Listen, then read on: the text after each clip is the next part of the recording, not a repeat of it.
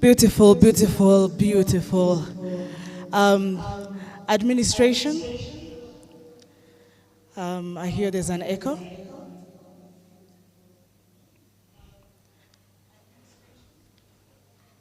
Sound team. All right.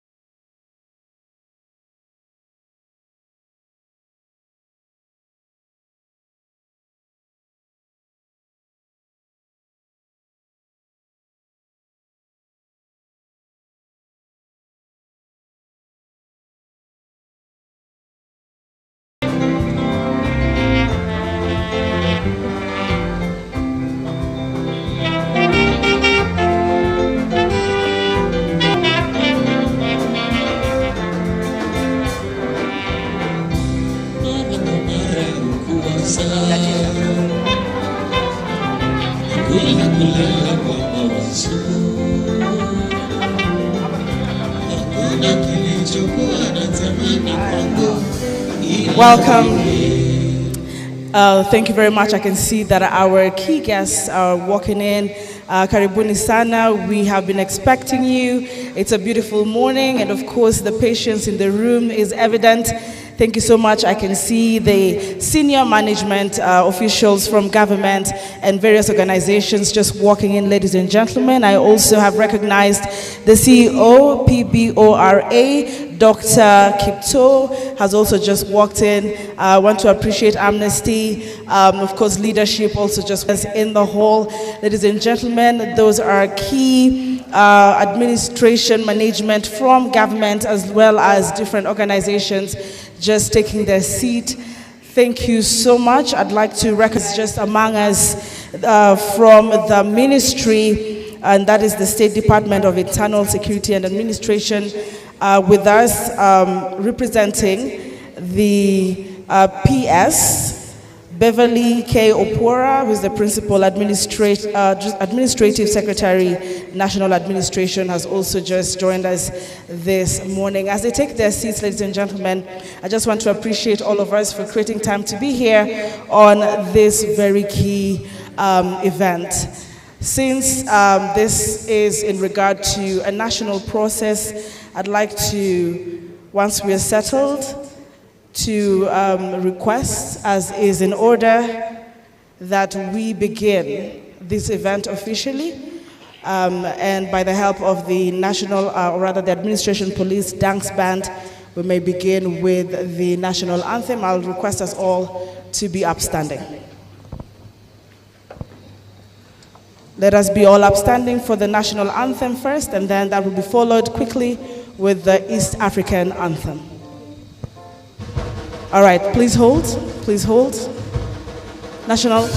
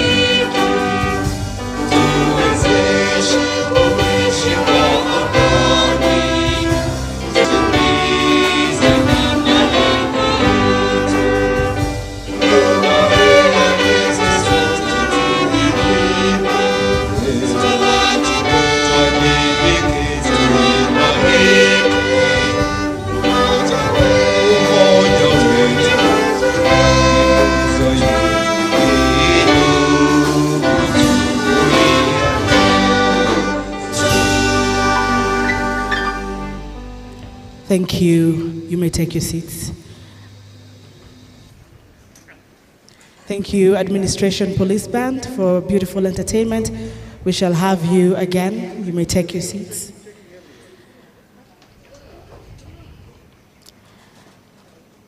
Senior government officials present.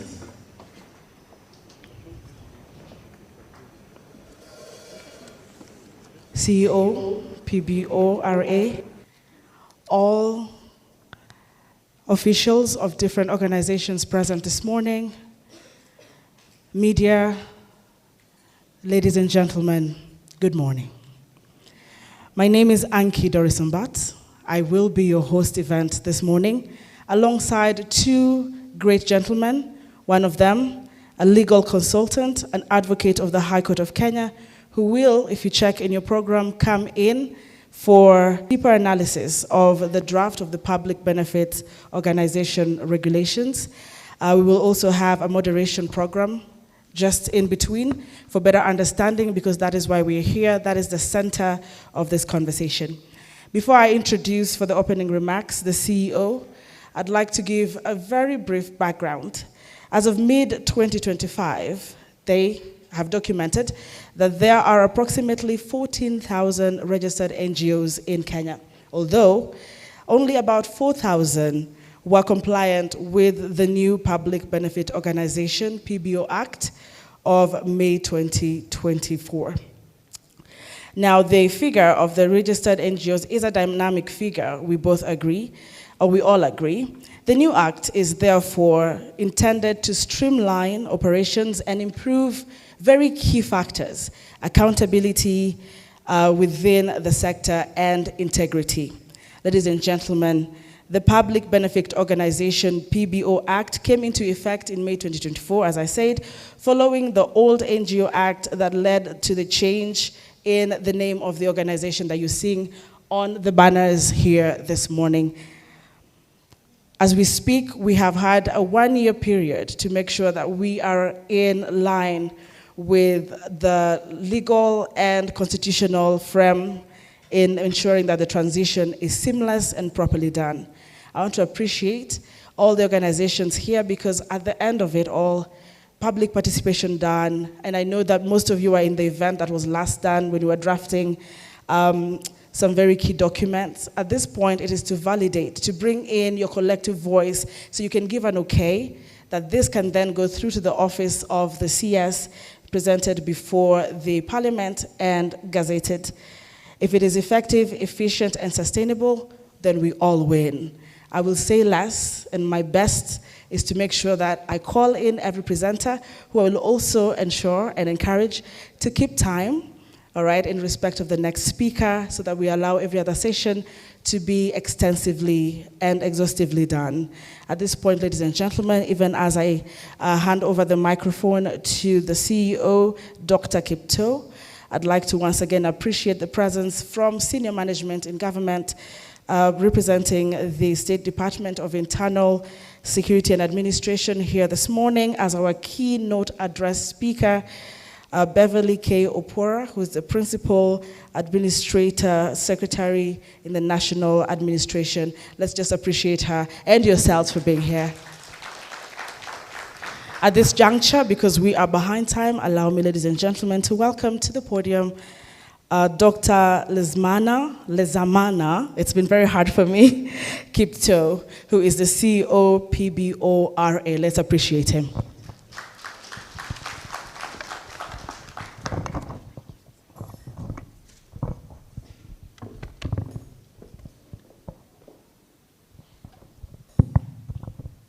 Our Principal Administrative Secretary, Madam Beverly Opora, who is standing in for our Principal Secretary, our development partners, representatives of the civil society sector, colleagues from government, the CEOs who are present from the different sagas, from the ministry and other ministries, the country directors of the various BBOs, ladies and gentlemen, good morning. Good morning once again. It's an honor and privilege to stand before you today as we convene to validate the draft Public Benefit Organization regulations and the accompanying regulatory impact statement. I take this opportunity to appreciate the Cabinet Secretary for Interior and National Administration and our Principal Secretary for Interior and National Administration for the support and guidance that they've given us as an authority in steering the operationalization of the Public Benefit Organizations Act of 2013. I equally thank all of our partners, both local and international, who have and continue to work with us in this journey. Your participation today reaffirms the shared commitment to build a transparent, accountable, and enabling environment for the BPO sector in our country. As we move forward towards full implementation of the BPO framework, compliance with the law becomes not just a legal requirement, but our shared responsibility. Current compliance levels among organizations remain modest, signaling the need for intensified awareness, capacity building, and collaboration. The authority is determined to work closely with all stakeholders to ensure that every organization understands and meets its legal obligations, from registration to governance and also reporting, annual reporting. Compliance, after all, is the foundation of credibility and sustainability in this sector. Beyond statutory compliance, we must also nurture a culture of self-regulation where organizations hold themselves and each other accountable. The authority will facilitate the creation and management of self-regulation forums and sector peer review platforms which are designed to enhance collaboration, improve standards, and amplify impact. These mechanisms will not replace regulations, but rather they will strengthen collaboration between government, the sector, and the public by showing the integrity is indeed a shared value. Ladies and gentlemen, the success of the BPO framework will be anchored in the agency collaboration. The authority recognizes the crucial roles of other government institutions, such as the Revenue Authority, the Judiciary, and the Financial Reporting Center, FRC, Office of the Data Protection Commissioner, security agencies, and other registration regimes. Together, we will streamline oversight processes, close compliance gaps, and ensure that legitimate organizations thrive while illicit financial activities are deterred. We are already developing coordination frameworks to strengthen data sharing, joint monitoring, and mutual capacity building. The development of both the draft BPO regulations and the regulatory impact statement has been undertaken in strict adherence to the BPO Act of 2013 and the Statutory Instruments Act of 2013. This ensures that our regulatory instruments meet the standards of legality, necessity, and proportionality with clear evaluation of the benefits and costs to the public and the sector. The authority remains committed to evidence-based regulation that minimizes administrative burdens while maximizing social and economic value. As we prepare to enter into the implementation phase, the authority is in the process of establishing a team on implementation of the BPO Act, comprising representatives from the government and the civil society sector. The committee will guide the phased transition of ASIC compliance milestones and help address the emerging policy or operational issues in real time. It will also serve as a mechanism for the implementation of the guiding principles of collaboration as envisaged in the BPO Act. This will ensure that the process remains both inclusive and transparent. In the spirit of the Constitution of Kenya, the authority took deliberate steps to foster inclusivity. During the public participation processes, inputs from all various stakeholders were carefully gathered, collated, and analyzed. And so as we validate these regulations today, we reaffirm that inclusivity remains a non-negotiable principle, one that will continue to guide the implementation and monitoring phases ahead. And so, ladies and gentlemen, in conclusion, I wish to assure all our stakeholders that the authority is fully committed to efficient service delivery and facilitative regulatory environment. We will continue to engage constructively, innovate and partner for the greater public good. Let us move from regulation on paper to transformation in practice, where accountability and service to the public goes hand in hand. And with those opening remarks for a fruitful engagement today, as we validate these regulations and the regulatory impacts statement. Thank you, and may God bless you. Asanteni sana.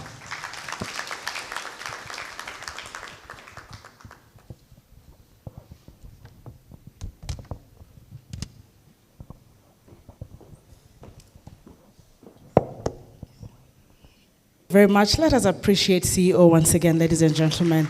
Asanteni sana. From where I actually sat, I thought he was going to welcome our keynote speaker today. I had thought he would do that. It is only in order. Thank you very much, CEO. Sorry, my apologies. I'm still getting used to these things.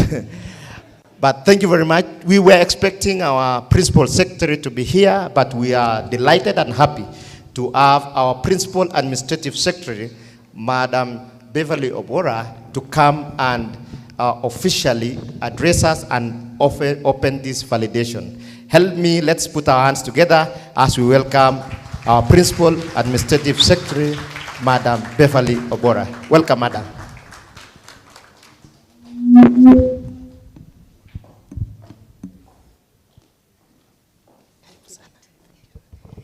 A round of applause for Daktari and our able MC for the day.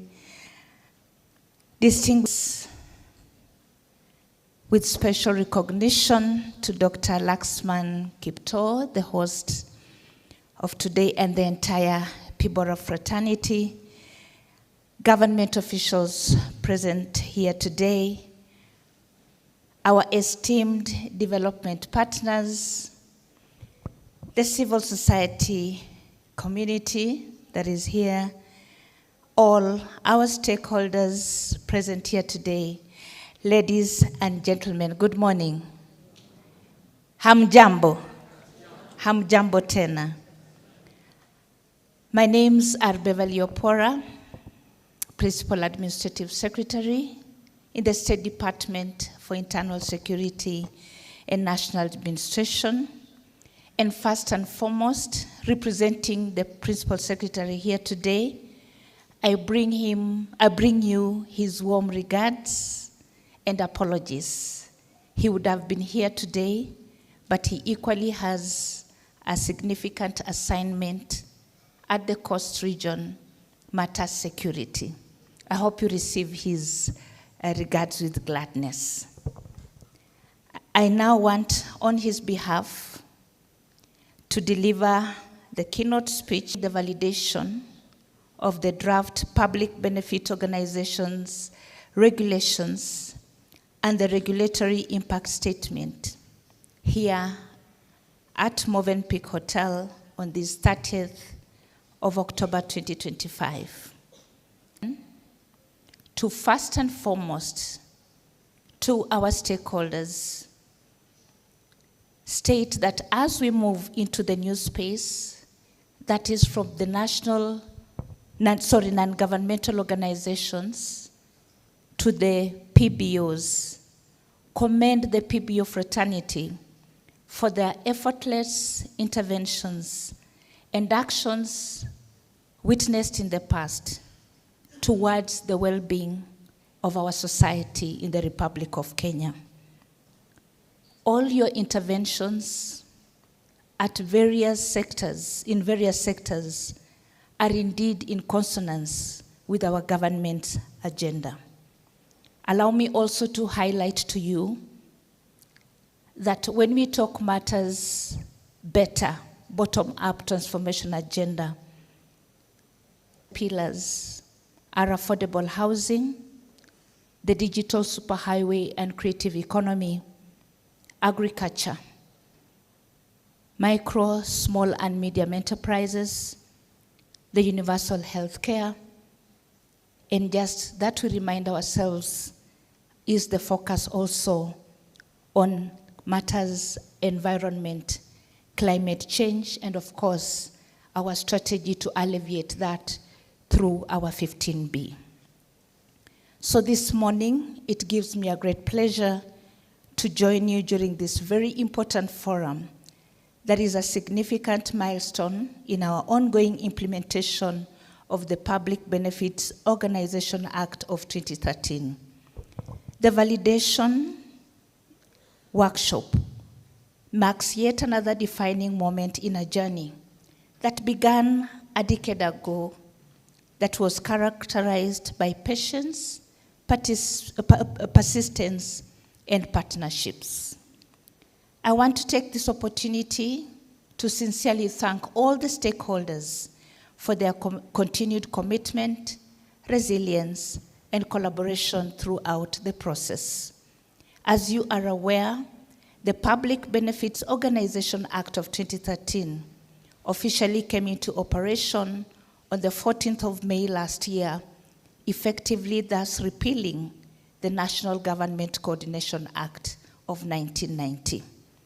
This commencement was not only a mere procedural step, but a bold declaration of the government's unwavering commitment of establishing a transparent, accountable, and enabling legal framework for the regulation organizations. We thank and commend His Excellency the President, Dr. William Samoei Ruto, and his administration for fulfilling a long-standing national and civil society aspiration, one that now positions Kenya as a regional leader in inclusive governance and civic engagement. Following the commencement of this act, the Cabinet Secretary for Interior and National Administration extended the transition period for all registered organizations and the authorities alike by 1 year. This extension was granted to facilitate a smooth, structured, and inclusive migration of organizations from the previous NGO to the PBO framework. The decision reflects the government's commitment to facilitate compliance, ensuring that no organization, whether large or small, is left behind in this historic transition. And I would like at this juncture to draw your attention to what the MC gave us as figures, the figures of 14,000, yet we only have 4,000 compliant. Ladies and gentlemen, the launch of these draft regulations at the Kenya Institute of Curriculum Development marked the official start of the public participation journey. I am aware that the authority conducted extensive nationwide public participation, widely recognized as one of the most inclusive and well-coordinated consultation exercises. I therefore commend the authority for its exemplary work. These engagements provided an opportunity for our citizens, organizations, and community groups from the capital to the remote parts of this country to have their voices heard. Notably, the inclusion of persons, our youth groups, and the international and governmental organizations indeed reflected the spirit of inclusivity as enshrined in our Constitution and the PBO Act.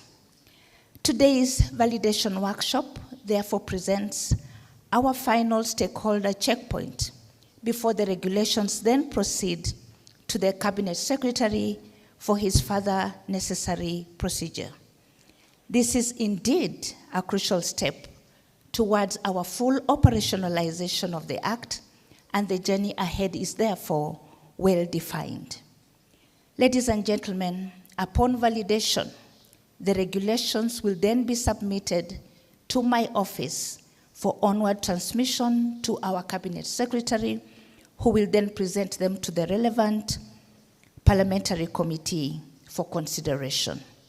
Thereafter, the Office of the Attorney General, before the regulations are finalized and published, will then officially publish the same to usher in the implementation phase, marking a completion of a historic legal reform process that has been in the making for over a decade. The validation of these regulations is not just a procedural formality. This is indeed a policy milestone. Ladies and gentlemen, these regulations will anchor an enabling regulatory environment for the PBO sector, thus strengthening capacity to contribute to national development, employment creation, and social transformation. They will also enhance public trust, accountability, ensuring that PBOs continue to complement government's efforts in delivering essential services, especially to the most vulnerable in our society. Indeed, no sector exemplifies the ideals of the bottom-up economic transformation agenda better, more clearly than the PBO sector, which touches lives at the very base of our social pyramid. And this is not just a statement, we can be able to exhibit this. I therefore urge you to continue tailoring interventions based on better and continue also to complement government's focus and efforts for the best of our society and beloved nation of Kenya. I wish to commend the authority and stakeholders, most of whom are here today, for their dedication, support, and commitment towards this process. The success we celebrate today is a product of collaboration, dialogue, and a shared vision. And indeed, your presence here today confirms that. As we project to the future, let us carry the same spirit into the implementation phase to ensure that this framework not only exists on paper, but also delivers real, measurable impact for our people. And I'm sure the authority is ready to hold your hand as we move into the next phase. Today, we stand at the threshold of a new dawn for Kenya's PBO sector, one defined by inclusivity, accountability, and partnership. Let us embrace this moment and work together to make the promise of the PBO Act a living reality for the people of Kenya. We, as a State Department and a ministry, we assure you of our continued support and urge you to engage our open doors. With those remarks, first and foremost, it's my pleasure and honor to declare this validation workshop officially opened and wish you fruitful deliberations and say, may God bless the work of your hands. Thank you all. God bless Kenya.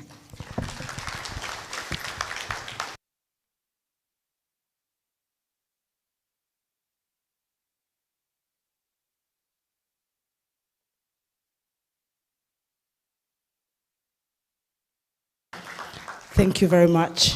Ladies and gentlemen, it's also very important for me to, as she takes her seat, to appreciate other government officials present.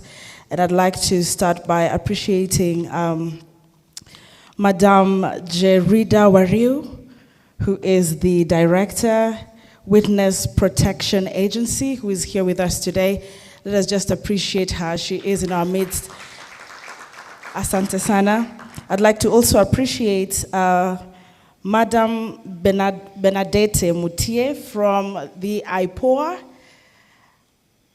Let us just give her a hand. I'm told that she is within. I'd like to appreciate Hannah Mbugwa, Madam Hannah Mbugwa from the Kenya Coast Guard Services among us. Let us appreciate her. Thank you so much.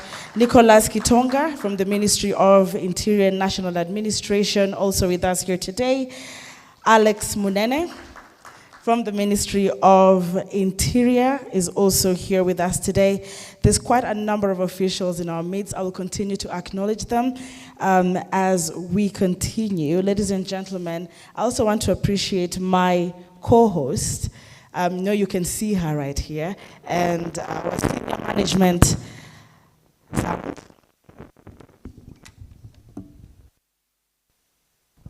Check. Thank you. Senior management, representative from the Ministry of Interior, Madam Pia S, has just spoken about inclusion, people with disability in this whole entire process. Allow me to appreciate my colleague who is right here with me. I'm just trying to get her name. It's very appropriate that I do so for those who are watching us and people with or living with disability. That is Agnes Nyawira on my far left. It is very important for us to have a legal breakdown of this process, this document. And in our midst is the advocate of the High Court of Kenya, who is also with the C&K Advocates, LLB, Wakili Joshua Kipto, who is coming in, and of course he should already be right next to me. The question that a lot of Kenyans would ask, before it gets to the courts and the judiciary starts questioning, are you ready to implement this? What was the process followed? Were the stakeholders and the public really acknowledged and their views considered? We'd like to know if this was done and if we are in the right track. Let us appreciate Wakili as he joins me on stage. Thank you very much, our moderator. Ladies and gentlemen, also observed, let me take this opportunity first to say good morning.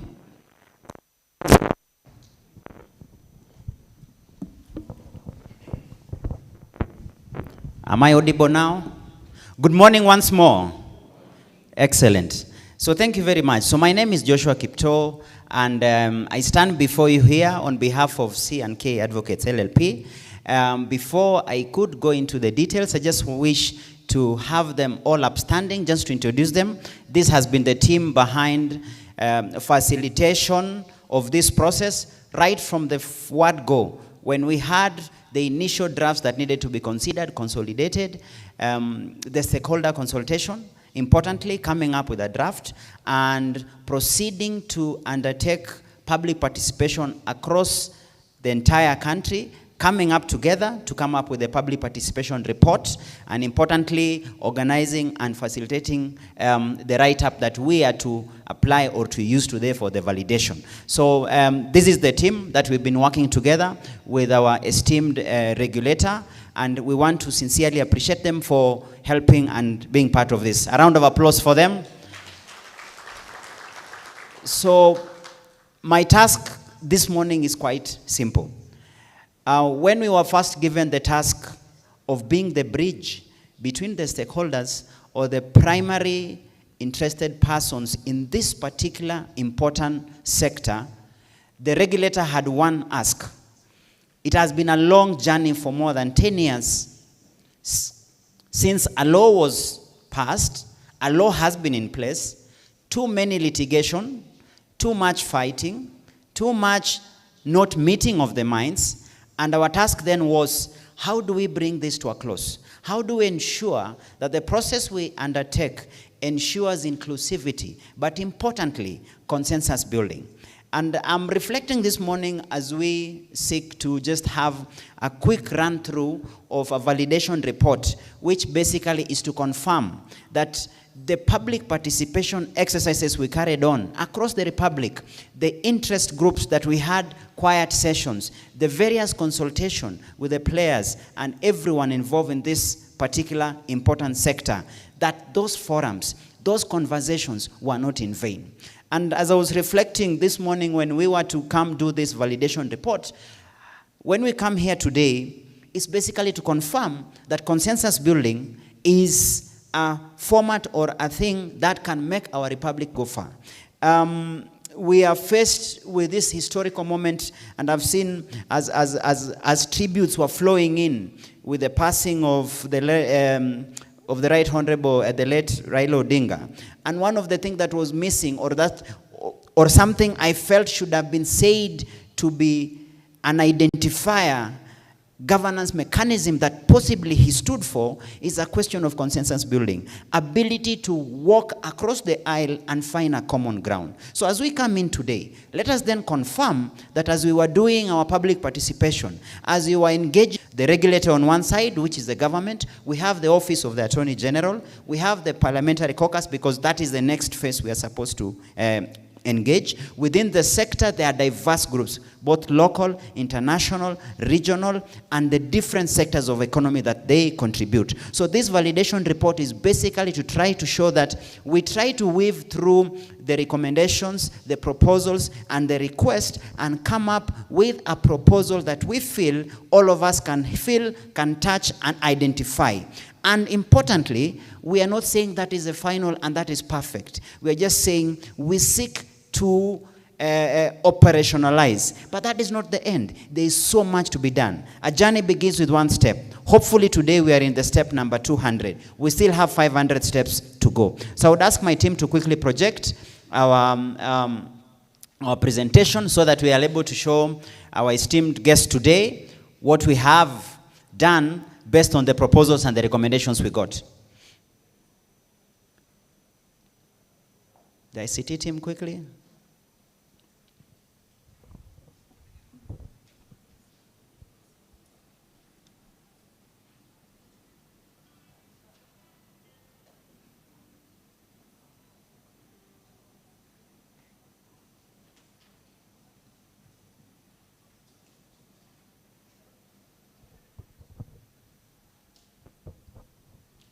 So we decided to do a bit of slides, and in our slides, we first take you through what we've been able to undertake. The first thing is to appreciate your massive contribution. We ended up producing almost a 900-pager public participation report thanks to the contribution that you're able to give us. So we are this morning recognizing our stakeholders who are our esteemed guests today here. We have the government ministry, specifically the Interior Ministry. We want to thank the Principal Administrative Secretary on behalf of the PS and the CS for supporting and being with us through this journey. We have the CSOs that are critical and a core component of this exercise. We have faith-based and community organization, private sector, academia, and every other person that. So our recognition is that this process would not be a success if not for your contribution and input.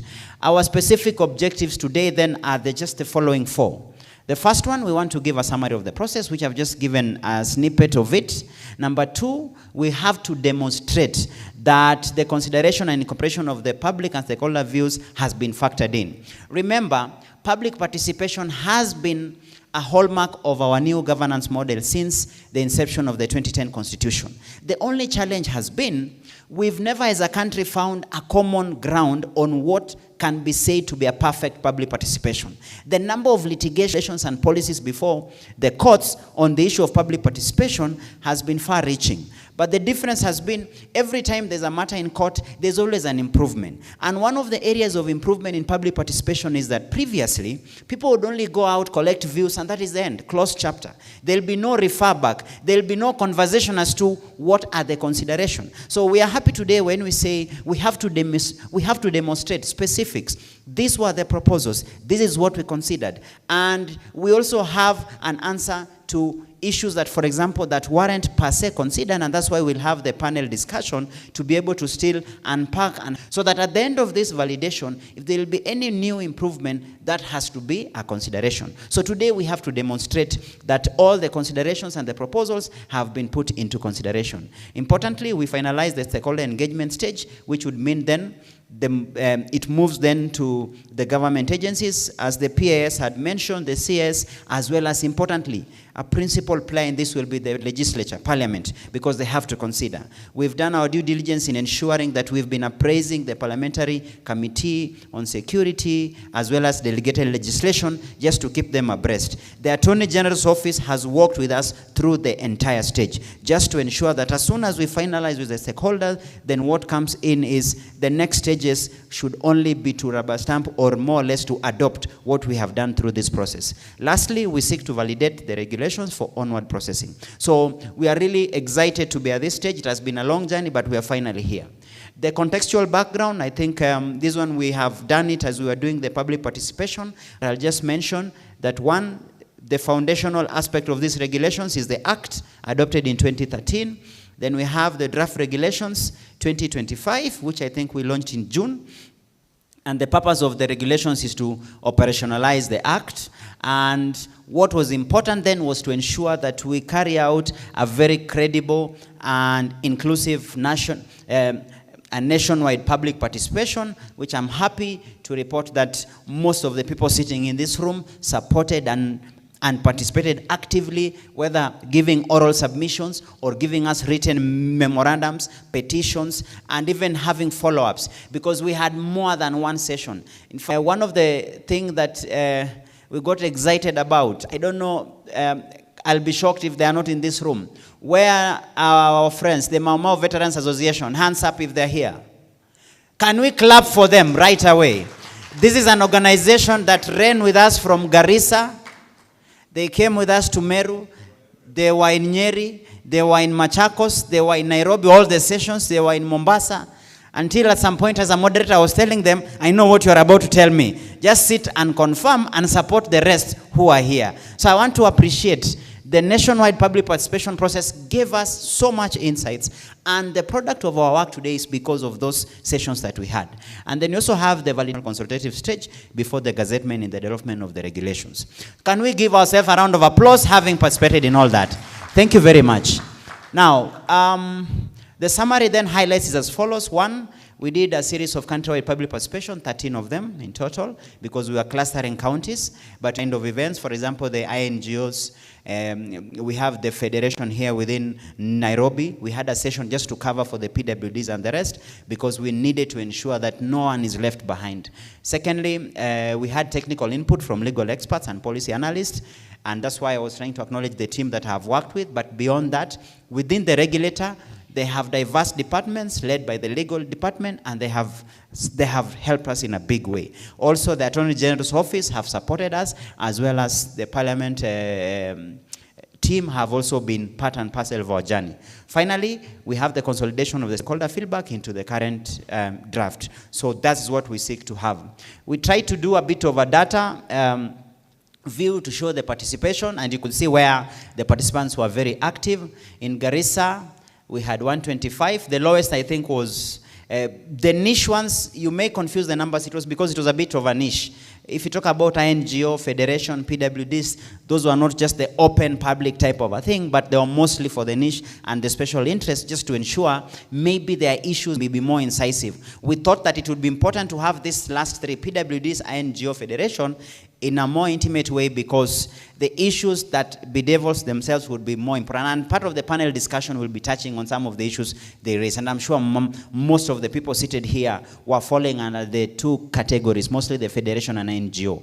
But for the mass public, if you can see, I think the most active for us was Eldoret. It was quite of a surprise. We had a hall that could not fit because the numbers were overwhelming until we had a spillover. We also had very, very good turnouts in Nakuru. You can see also in Mombasa and Meru, the turnouts were equally impressive. For the other areas, let's just go back. I was kind of impressed. We chose to go to far-flung areas. The biggest challenge in public participation is that when we cluster, there are counties that even if you cluster them, the geographical makeup make it difficult for them to make it. So for example, if you seek to cluster the North Rift and ask Turkana County to come all the way to West Pokot, it becomes impossible. If you choose to cluster the coast region and leave out and say, for example, we expect Lamu, which is an island on its own, to come all the way to Mombasa. So we decided to open it up a bit, and that's why our biggest appreciation was that when we were far-flung areas like Lamu and Turkana, the kind of comments, the kind of contribution we get was significant, and the numbers. We were being forewarned that you go to Lamu, maybe you get 10, or you address yourself as the people bringing the public participation, but you can see the numbers were overwhelming. So we want to sincerely thank, and this was just to showcase, we try to cover every breadth of the country. The next page, quickly. So our mode of our actions, or how we were able to confuse. One, we were doing plenary contributions. In the public participation, we give people to give us the views. We would only moderate and answer their questions. We also had the methodology of submission of view and comments via email, and quite a number of write-ups came through that. And then we also had submission of memoranda. Some came physically during the public participation, others transmitted through the mail, others sent them through the post, and those ones we were able to collect and come up with what we call the public participation report. The feedback, and this is how we are structured it. We have the administrative proposals, which touches on how the regulator is supposed to conduct its regulatory work and role. Then you also have legislative proposals on the draft regulations. We were getting specifics: delete here, change here, amend here, remove, add. Those are the kind of the things we were getting on legislative. Then we had editorial proposals, which I think is still an ongoing work, because even beyond this validation report, editorial will only cease as at the time when the gazettement is happening.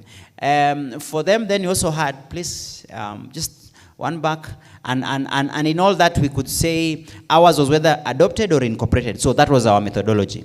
So quickly then, if I'm to go now to the themes that we felt were recurrent, because in all those sessions, there are quite a number of areas that were all over, and in every forum you'd always get the questions, and I think that is what we've given key consideration in our tabling. So we have these draft regulations in place, the same has been. So I'll start with the preliminary part, and I wish to bring to the attention of our audience that a principal player in this bit is the Attorney General's office.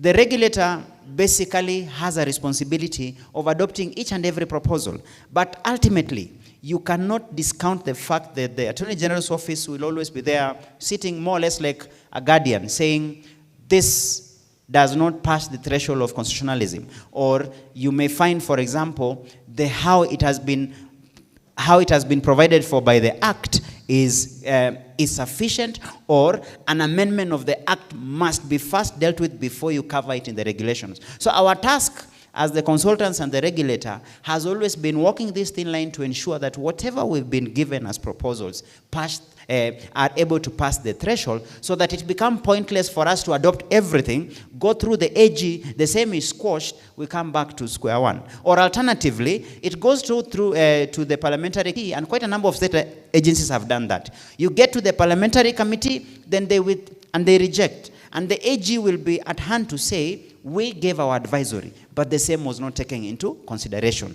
That's why I'm saying the theme for today should be, how do we find consensus and ensure at least the majority of our proposals have been taken into consideration. So starting with the preliminary, issues that were added. Number one, we have the word asset, and number two, permit for asset. We decided to expand the scope by providing, which includes movable and immovable property, cash, bank accounts, investments, intellectual property, equipment, donations in kind, and source of economic value. Secondly, for the permit, we also added it, which meant a permit of exemption from registration issued in accordance with Regulation 14. Please take key note of those. When you introduce terminologies, they have an impact in the content or within the sphere of the regulations as well as the Act. And we ensure that every definition we give tallies fine in the Act itself, because regulations flow from the Act. You cannot introduce new law through regulations if not covered by the Act. Next page. We had a proposal on the issue of registration of a PBO. We had a proposal to delete the term national from Regulation 7 and 8. Our consideration is that this has been adopted under Regulation 7 and 8 of the validation draft. The regulation provides for registration of PBOs generally and does not distinguish between local and national. This was a major request that we got through all the sessions that we had. Number two, we had a proposal to have the requirement for physical addresses be removed, and our considered opinion is as follows, which also came through diverse seeking of advisory from the AG and the other offices. The answer to that is that the proposal was considered, but it was resolved that a fiscal address is especially necessary for ease of regulation, monitoring purposes, as well as service of notices. If there will be another, if there will be any other conversation around it, I think the panel will be at hand to be able to address the same. The next one, which was also a serious recurrent area, was the bestowment of PBO status. We kept recurring it, especially when we went even for the niche sessions with the INGOs, Federation, and the rest. But there was a proposal to remove name reservation requirement for entities registered under other laws, as the same is redundant. This has been effected under Regulation 10 of the validation draft, where the requirement for a name search and bestowment of PBO status has been removed. This was a major ask, and we kept getting from write-ups, from oral presentations. So that has been taken into consideration. Number two, there was a proposal to provide clarity on which entities can be with PBO status and the criteria for bestowment.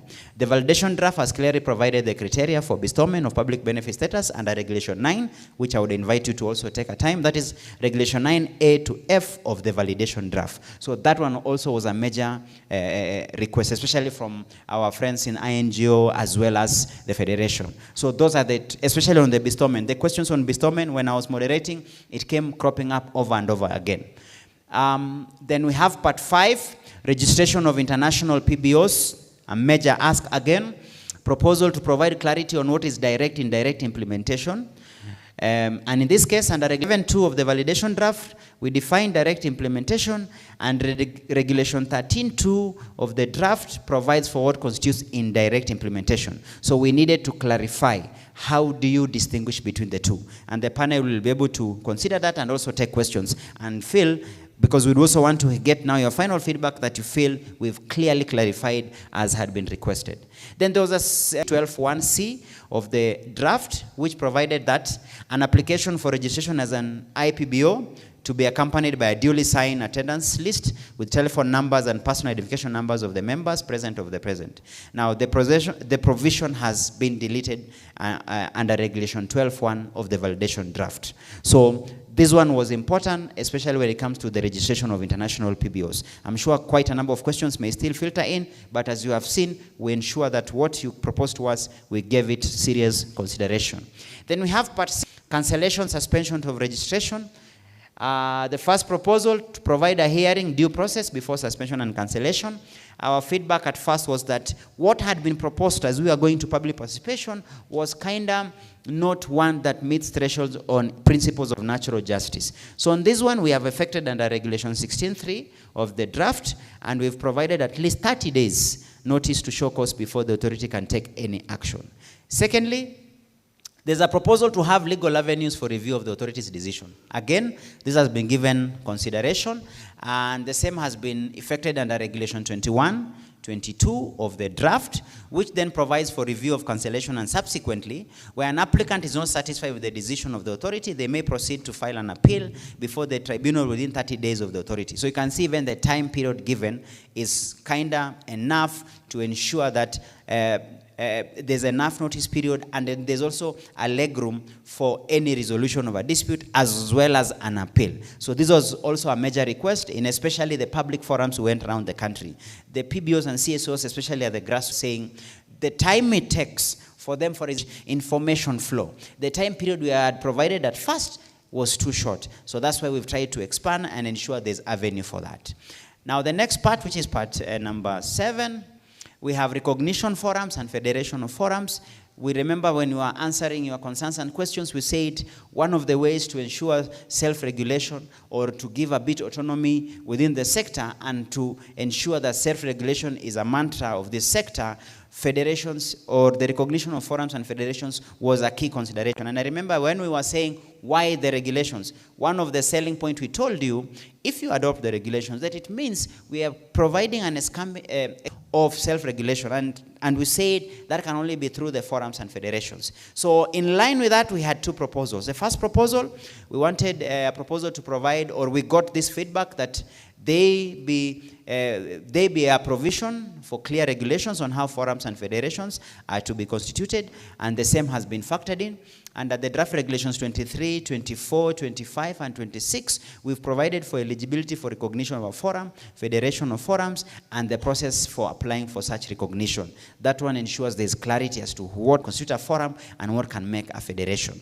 Secondly, there's a proposal to provide, or there was a proposal to provide both thematic forums as well as geographical forums, which was a much welcome proposal, which indeed under regulation 23 2B of the draft, we expanded the scope of recognition to include PBOs operating within the same thematic areas or PBOs operating within the same geographical area. So the new introduction was to ensure beyond the theme, there was also the geography in it. And remember, as the PAS had mentioned, it does not escape the attention of how much contribution and impact this sector has across every breadth of this country. In our sojourn, as we are going around collecting views, you can ascertain and confirm the place of this sector right into every household of this republic cannot be taken for granted. So in expanding this scope to beyond just thematic and geographic is because of appreciating that particular aspect, so that you make it easy if people want to come together as a forum, as a federation, if it is better for them within a geographical area because that's how they have structured themselves, so be it. Then we have part 8, which talks about obligations and material changes to the PBOs. We had a proposal to provide deadline for filing annual returns to be within 6 months after the end of each financial year.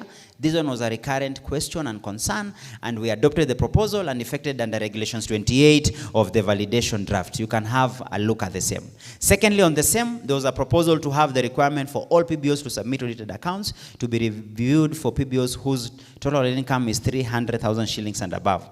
Now, this proposal was considered, but now this is the feedback. Section 31 of the Act requires all PBOs to file audited accounts and reports. The proposal is therefore not tenable for adoption in the regulations currently and is subject to the amendment of the Act. This is where now why I told you the Attorney General's principally is at the center of our process. Why? We cannot purport to create a law. We cannot purport to amend an act of parliament through regulations. If we go to parliament, this particular provision will fall as a first instance. Why? Because you'll be asked, where are you drawing the legitimacy and the mandate for such a provision? And one of the things that has bedeviled this particular sector, if we have the law as is, minus the regulations, even if you seek to do amendments, nothing much can be done because the courts were clear. Operationalize first. If there will be any concern, because it has been 10 or 13 years since the act was adopted. Much has changed. Legislations done within a period of a year or two always call for amendments. Nothing is unique for this particular act. Why it becomes imperative on us to just get to the finish line, have the regulations, I don't think our work will end there. This particular sector was a critical sector that played its role in coming up with our constitution. What is the best lesson we've learned since 2010 constitution? Is that the work never ended with the adoption of the constitution. Actually, the work started.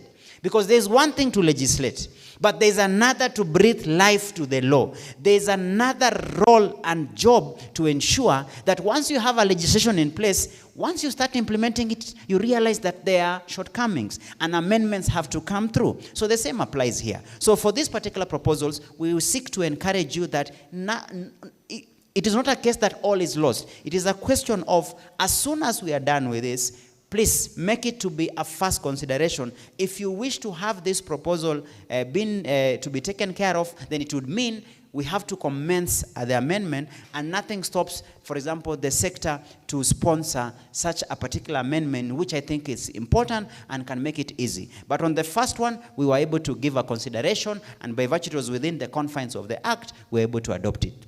The next proposal under the same, we still had a proposal to delete regulation 28(3)(b)(2) of the draft requiring PBOs to provide evidence justifying the material change, and this has been deleted under regulation 34(b) of the validation draft.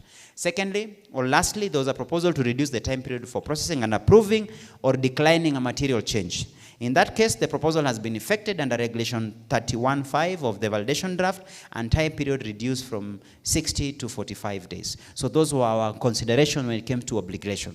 Now lastly, or among the last considerations, we have part 9, dissolution and deregistration of a PBO. Our key proposal there was to do 1B of the draft, where the provision was as follows: authority may deregister a PBO where a PBO is suspected to be engaging in activities involving money laundering or other economic crimes. And the same was adopted and the regulation deleted. That is Regulation 35(1) of the validation draft. Secondly, there was a proposal to increase the period of dormancy of inactive NGOs from 1 year, provided under the Regulation 32(1)(d) of the Act or of the draft. In that case, we adopted and effected it under Regulation 35(1)(d). In that case, the new provision then would be the dormancy period has been increased from 1 year to 3 years, regardless of the annual reports as required under Section 31. So we try to find a common ground. We encounter this mostly from PBOs, CSOs that have been affected by the significant funding cuts. And this sector operates on the goodwill of such donor funding. And this is mostly out of their control.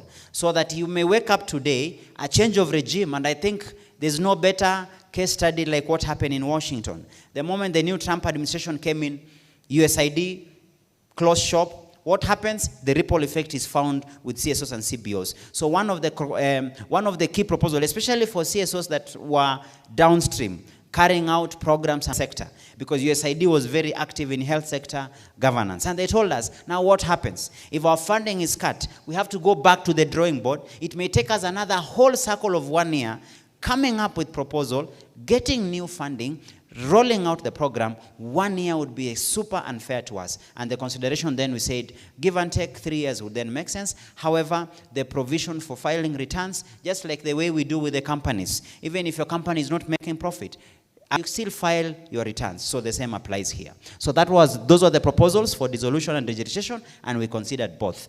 On top of that, there was also a concern or what mechanisms have been put in place for asset transfer in instances of dissolution. We got this mostly when we were doing our forums in Nairobi. This was a major question or asking we were given, and in that case, under Regulation 38 of the draft, which is the validated draft, we've provided for mechanisms for safeguarding PBO assets generally, in case of transfer, in case of dissolution.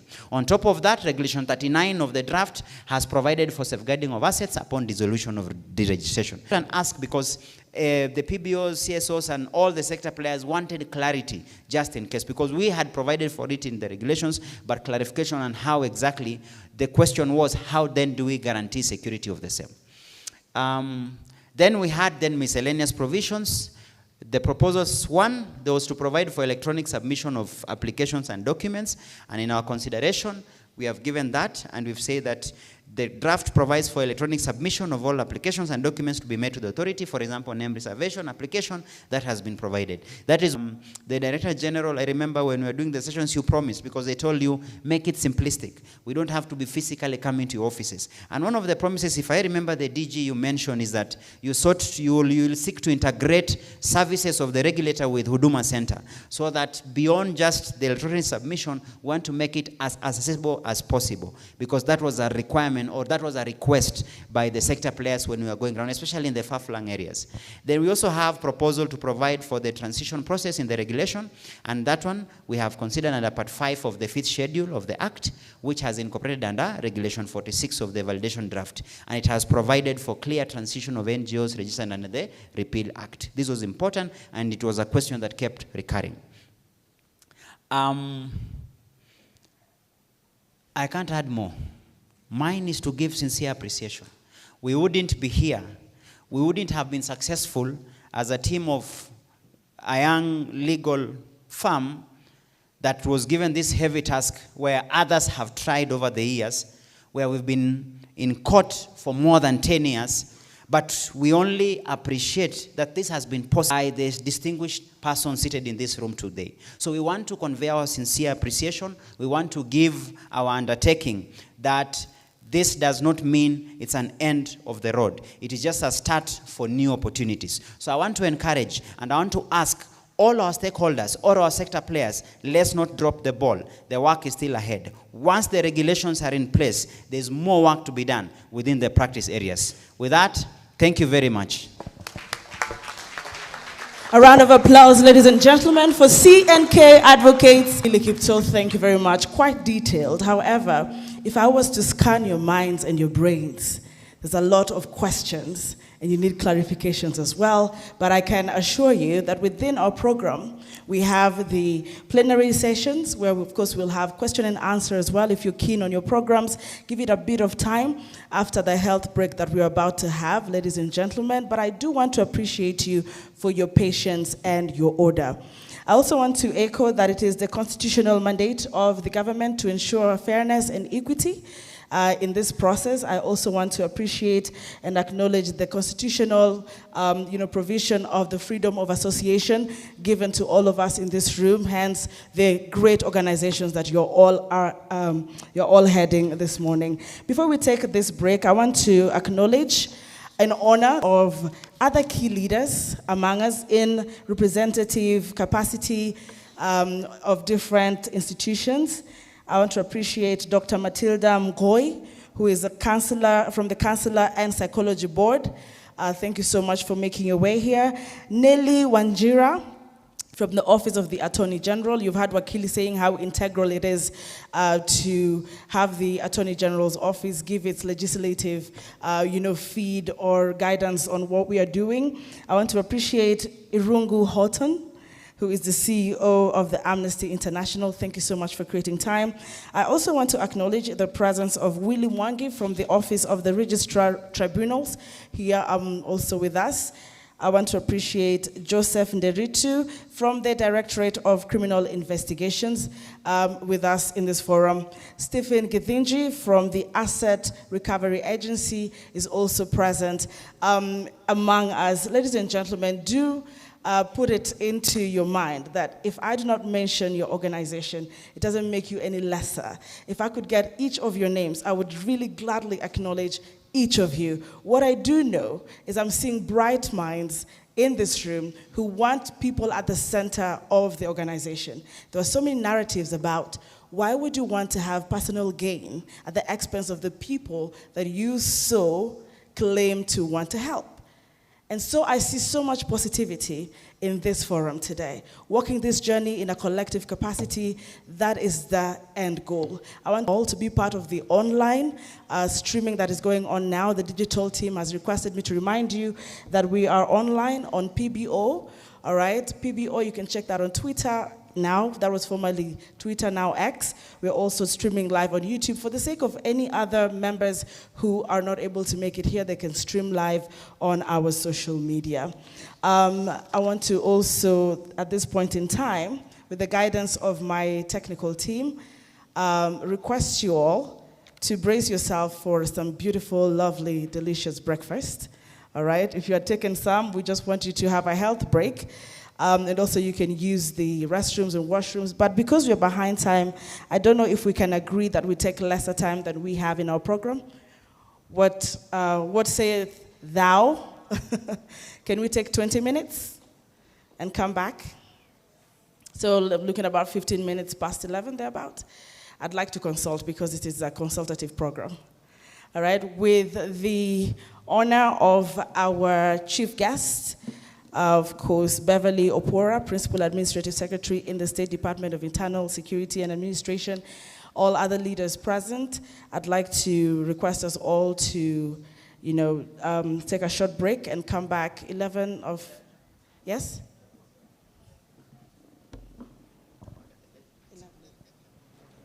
Thank you very much. With the guidance of our able CEO, I am advised to make it clear that we should be back in the hall by exactly 11 a.m. That is at the top of the hour.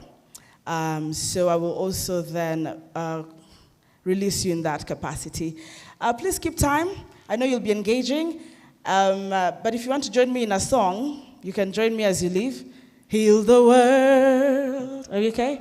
Make it a better place. You and for me and the entire human race. There are people dying. If you care enough for the living, make a better place for you and for me.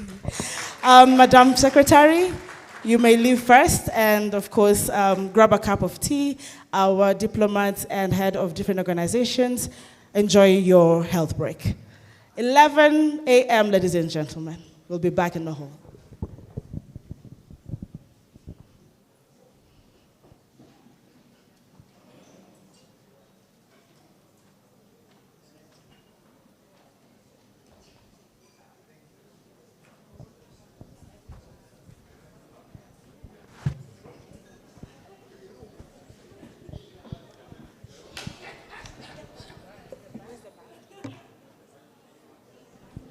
In the meantime, if you can hear me, Administration Police Band. If you can hear me, the Administration Police Band team, I'd like to have you on the set for the interlude.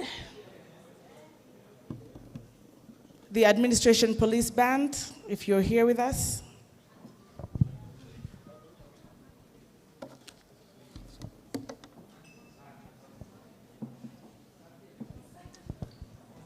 The authority is mandated to register and deregister public benefit organizations in accordance with the Act, maintain and register benefit organizations registered under the Act with precise sectors, affiliations, and locations of the activities, interpret the national policy on public benefit organizations so as to assist in its smooth implementation and observance by the government ministries, departments, and agencies at various levels, receive and review annual reports of public benefit organizations, advise the government on the activities public benefit organizations and their role in development within Kenya,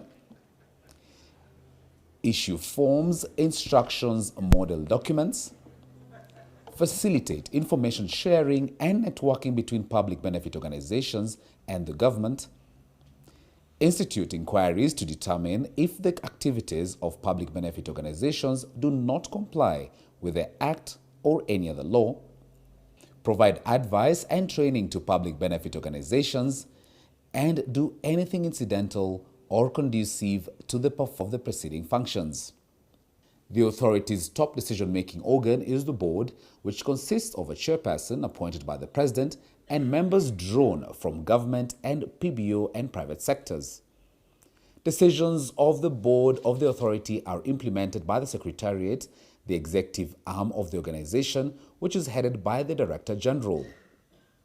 In an effort to improve service delivery to the PBO sector and other stakeholders, the authority has decentralized its services by operationalizing regional offices that's in Eldoret, Garissa, Kisumu, Mombasa, and Nakuru. Even though the PBO Act was passed in 2013, it was not implemented until May 14, 2024, following a directive by President Williams. The President, while addressing the 2024 United Nations Civil Society Conference in Gigiri, Nairobi, that's on May 10, 2024, announced the government's decision to implement the PBO Act fully with immediate effect. Politicians, those in government, those civil society, non-governmental organizations, into one space that then can figure out what is the future that befits all of us. Further, in recognition of the indispensable capacity of civil society sector in promoting education and awareness, inclusion, participation, and mobilizing collective action, we committed to operationalizing the Public Benefits Organizations Act.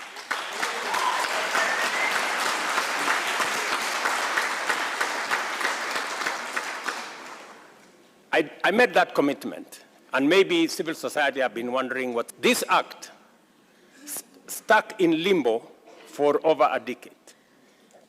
Yet it aims to expand the space for government and non-governmental organization partnership and collaboration. I am proud to announce to you that we have every intention of living up to our commitment. That is why yesterday, we executed the legal instruments to give effect as law in Kenya. News immediately started sieving in that the Deputy President, Professor Kithure Kindiki, who was the then Cabinet Secretary for Interior and National Administration, had announced the commencement date of May 14, 2024 through legal notice number 78 in the Kenya Gazette Supplement number 100 dated May 9, 2024. To fully operationalize the Act, there was a need to develop the PBO regulations, which are being launched today. This involved the harmonization of two draft regulations that had been developed prior to the presidential directive, one by the sector and another by the NGO's Coordination Board then, hence the reference to harmonized draft regulations. The harmonized draft regulations have been developed under the guidance of the Cabinet Secretary for Interior and National Administration, Honorable Kipchumba Murkomen, and the Principal Secretary, State Department of Internal Security and National Administration, Dr. Raymond Omolo, in consultation with stakeholders, especially the PBO sector. The Cabinet Secretary, Honorable Kipchumba Murkomen, puts the issue into perspective. We remember that His Excellency President William Ruto operationalized the Public Benefit Organizations Act more than 10 years since its enactment in 2013. His Excellency, in recognition of the work that is done by the civil society and the non-governmental organization, and in recognition of our constitutional rights on fundamental freedoms and rights, declared that the Public Benefits Organization Act must be operationalized to enable the institutions established thereunder to benefit fully from the robust legal regime that was put in place in consultation with non-governmental organizations and civil society. This act should have come into effect immediately in terms of all the sections of the act, compliance by the organizations, but from the request of the public and recognition of the fact that the regulations are not in place, I recently gazetted an extension of these regulations up to June 2026. This will allow us to have a robust engagement to make sure that the regulations that are put in place are responsive to the needs of the stakeholders and benefits the people of Kenya. This launch of the regulations is a very important step which enables us to have final engagement before the wider stakeholder engagement with the public, and thereafter the processes that involve Parliament will ensue. And as soon as these regulations come in place, I am confident that we will be, and that those regulations, when they come in place, will enable us to now fully require every public benefit organization to be compliant. And as a ministry, we are very, very cautious and careful to ensure that we are abiding by our constitution and we are protecting non-governmental institutions, civil society, and all public benefit organizations that are undertaking various responsibilities together with government and others also independently checking what the government is doing. The President's statement in Gigiri and in subsequent forums, including the United States, it has been clear that the government of Kenya appreciates the role the civil society plays in national development. Here is Dr. Raymond Omolo. Today we realize a kept promise in Kenya's governance journey through the operationalization of the PBO Act and the introduction of critical regulations that will shape the future of this sector. For years, the public benefit organizations have played a vital role in driving social development, fostering economic empowerment, and addressing humanitarian needs across the country. Their work, often in collaboration with the government, has strengthened communities and uplifted countless lives. It is in recognition of this impact that the government has prioritized the full implementation of the PBO Act. The operationalization of this act provides clarity, structure, and predictability in the sector, ensuring that organizations operate within a transparent, accountable, and well-governed framework. This marks an essential shift from fragmented policies towards a unified, streamlined regulatory environment that upholds good governance and integrity. The harmonization of the draft PBO regulations we are launching today are designed to facilitate organizations in line with the PBO Act, which focused on transparency, sustainability, and the greater impact on the communities that we serve. We welcome the beginning of a new chapter in the regulation of the PBO Act within the sector in the country. Dr. Omolo has overseen the transition to the new PBO regulatory framework journey, including presiding over a consultative meeting at Elementaita, which brought together government officials, the PBO sector, and development partners like the UNDP, Amkeni wa Kenya, to discuss the way forward. As a matter of fact, the PBO Regulatory Authority has involved various stakeholders in the development of the draft regulations, as the chair of the authority's board puts it. We are here for such a great milestone that we've achieved for the last close to 1 year. The president took a bold step to cassette the Act, the PPO Act. During the campaigns, His Excellency the President, William Samoei Ruto, made a commitment. And being a man of his word, he went ahead to cassette the Act, sometimes last year in May. We realized that we had 2 drafts of the regulations, and that has taken us at least some time to ensure that we have one harmonized draft. So we have gone out to engage the sector, who have been very supportive, and the government goodwill. We've walked this journey together as a board and with the management. We have very effective management led by my good friend, Dr. Kipto. They've also done a very good job to ensure that at least we have a harmonized or one draft. Now we are here because we want to launch this draft so that we go out there and subject it, because it's a requirement in the law. We subject it to the public participation.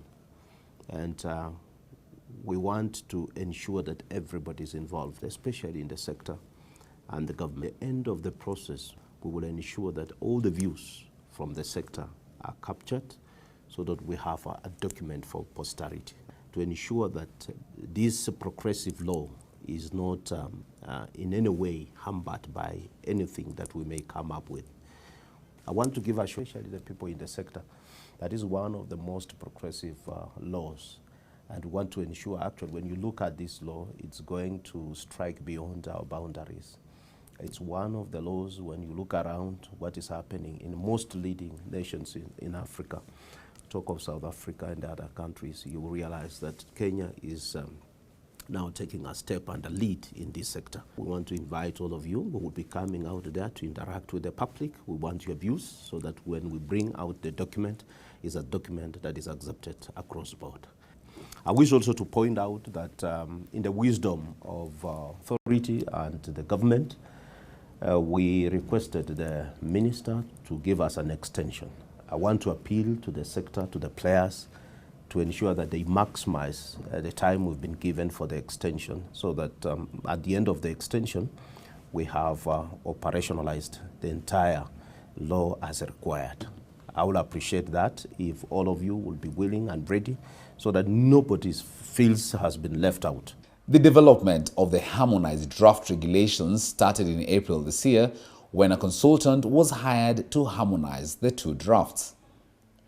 The authority's staff have also participated in this process. For instance, they recently had an opportunity at a workshop in Nakuru County to give their input, particularly on the harmonized draft regulations. The judiciary, through the Honorable Chief Justice Martha Koome, has already established the tribunal as required by the PBO Act. We are therefore today launching a product that has emanated from wide consultation and involvement of many stakeholders. Here is the authority's Director General. Take a look. Today we gather to reflect on the journey we have worked towards a more accountable, impactful, and inclusive PBO sector in Kenya. At the heart of our work at the authority is a simple but powerful belief that the strength of the sector lies not in the uniformity, but in the unity of purpose. It lies in the collaboration, in shared responsibility, and in the deliberate inclusion of every voice from international, national BPOs to the community-based organizations in the grassroots.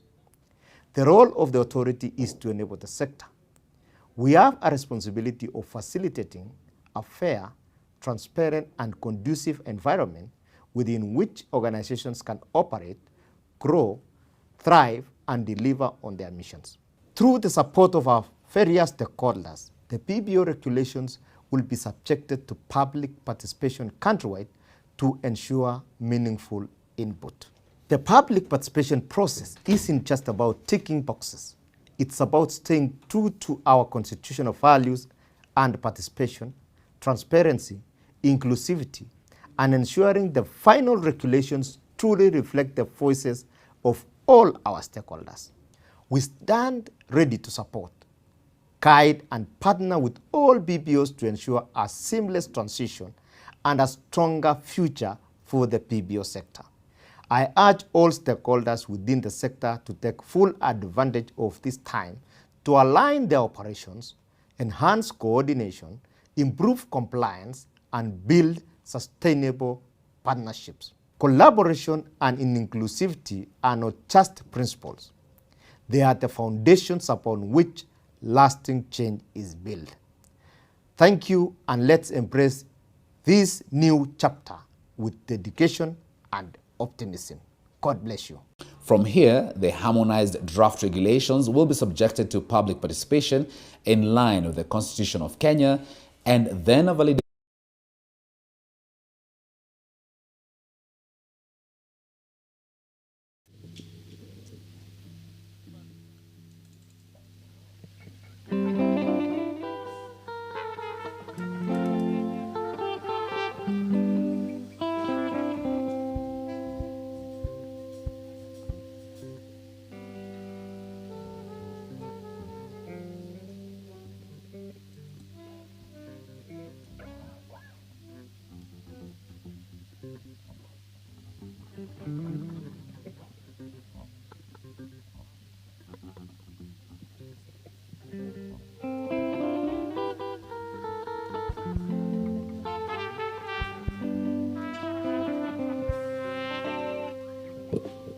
Nimekubali maneno yenu wazazi wangu, kuwa uzuri wa mtu sio sura, ni tabia.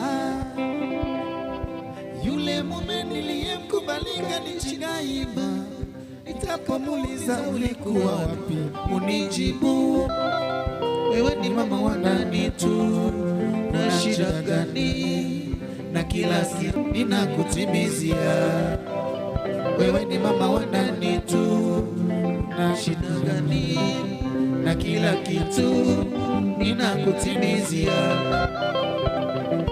Hata katujamba ndio warudi saa 6 za usiku. Hata kama mimi ni mama wa nani tu jamba, ndio warudi saa 6 za usiku. Kwa hiyo wazazi wangu, tabia hizo zimenishinda, ni bora tu. Kwa hiyo wazazi wangu, tabia hizo zimenishinda, ni bora nirudi kwetu.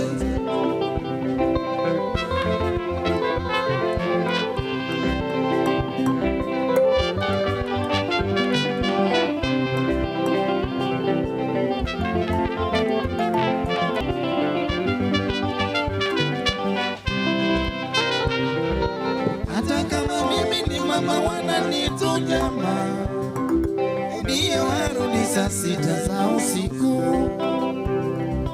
Hata kama mimi ni mama wananitujama, ndio warudi saa 6 za usiku. Kwa hiyo wazazi wangu, tabia hizo zimenishinda, ni bora nirudi kwetu. Kwa hiyo wazazi wangu, tabia hizo zimenishinda, ni bora nirudi kwetu. Aha, kuna tabia nyingine zinatushinda.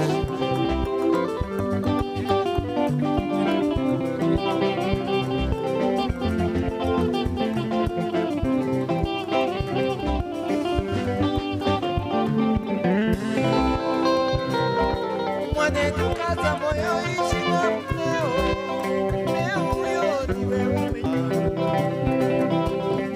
Tukaza moyo ishi na mumeo, Mneo huyo ni wewe mwenyewe uliyempenda, usimkatae. Tukaza moyo ishi na mumeo, mumeo huyo ni wewe mwenyewe uliyempenda.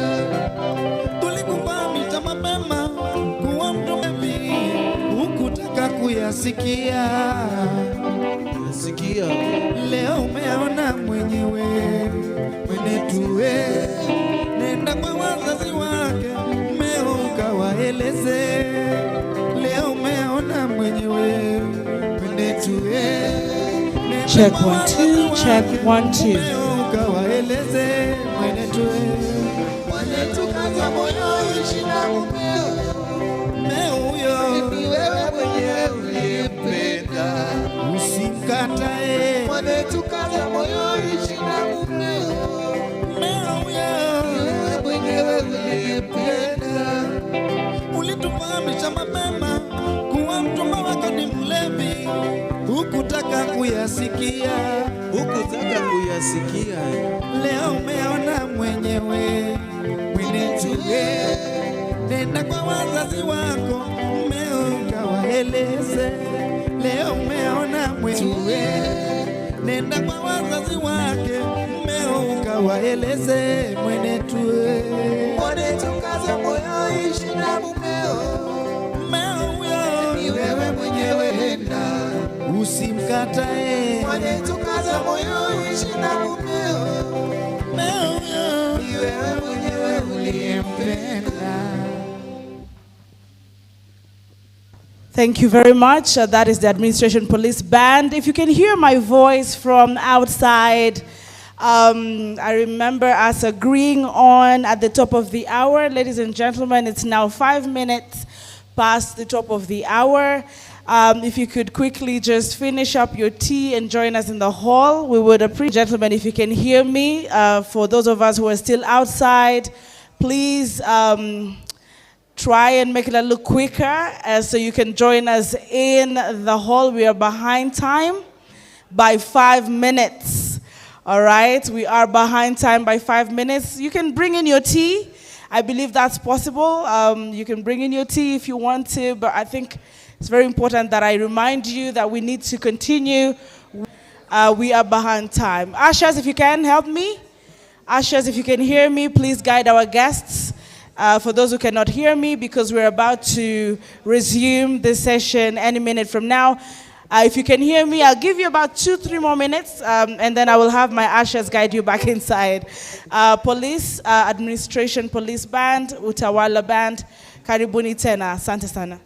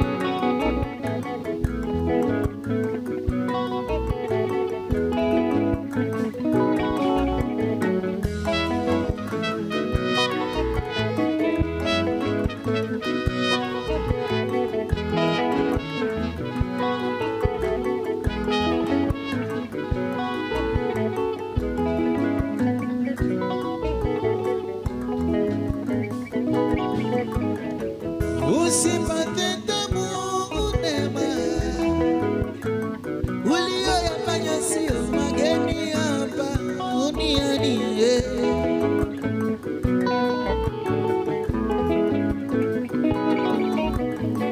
Ikiwa ni kupendana mama, wako waliopendana kama watoto wapacha mambo.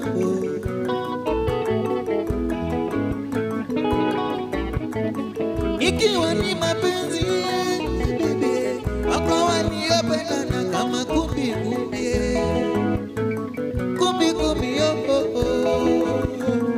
wanapendana sana, hata wakati wa kutembea usawaona bibi mbele mwana nyuma,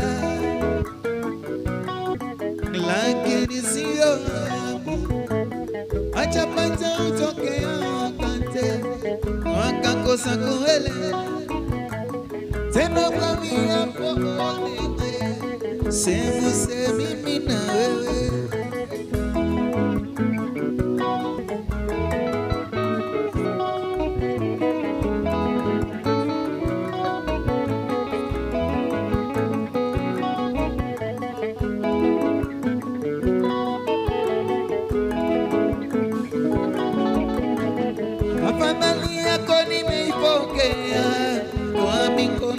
viwili tena bila ya kinyongo moyoni mwangu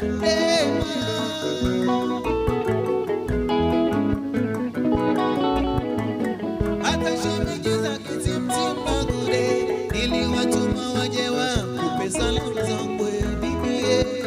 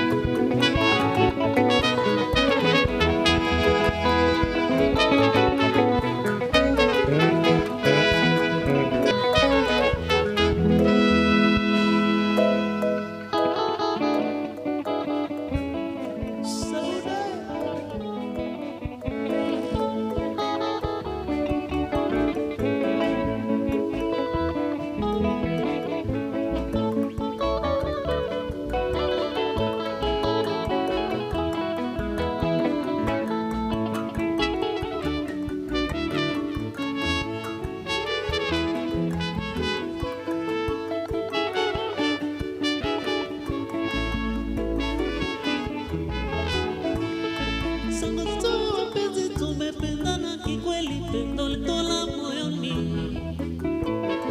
Tangu tuwe wapenzi tumependana kikweli, pendo litola moyoni. Beto tusibadili wangu kipenzi dada, tuepuke ushauri. Beto tusibadili wangu kipenzi dada, tuepuke ushauri. Wamasidi wapenzi, oh sauda, wamasidi wapenzi dada, wamasidi wapenzi, oh sauda, wamasidi wapenzi dada sauda.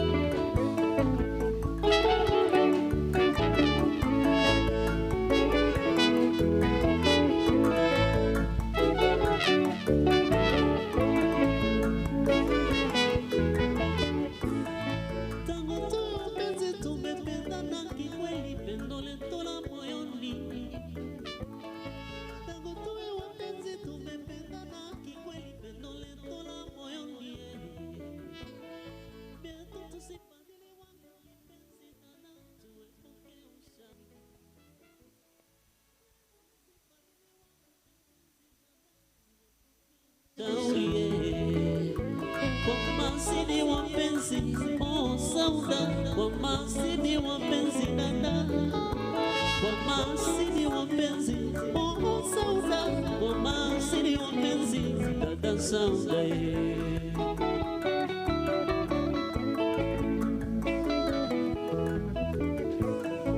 Sauda oh, sauda oh, mama. Sauda oh, sauda oh, mama. Embi mapenzi, meli ya wapendana.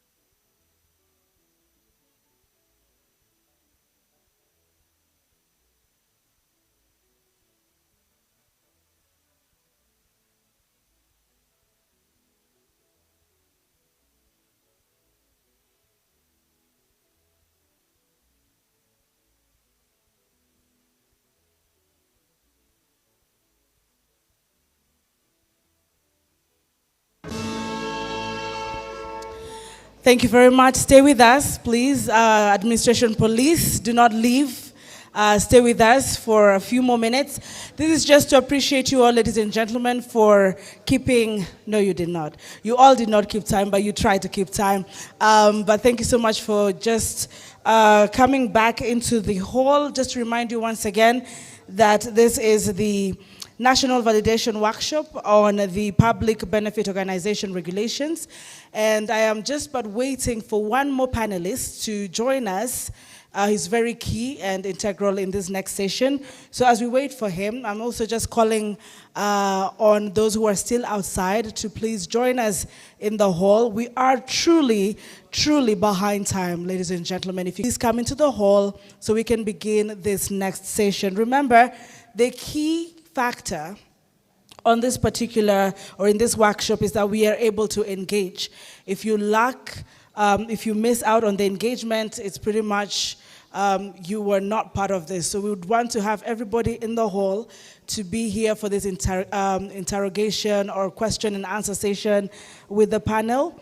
My co-host, if I call him that, or moderator of this panelists, is already with us, Brian Kimari, and he will be coming up shortly, just to let you know that we are all ready, and I can also then see that the final panelist for this first session is already in the hall.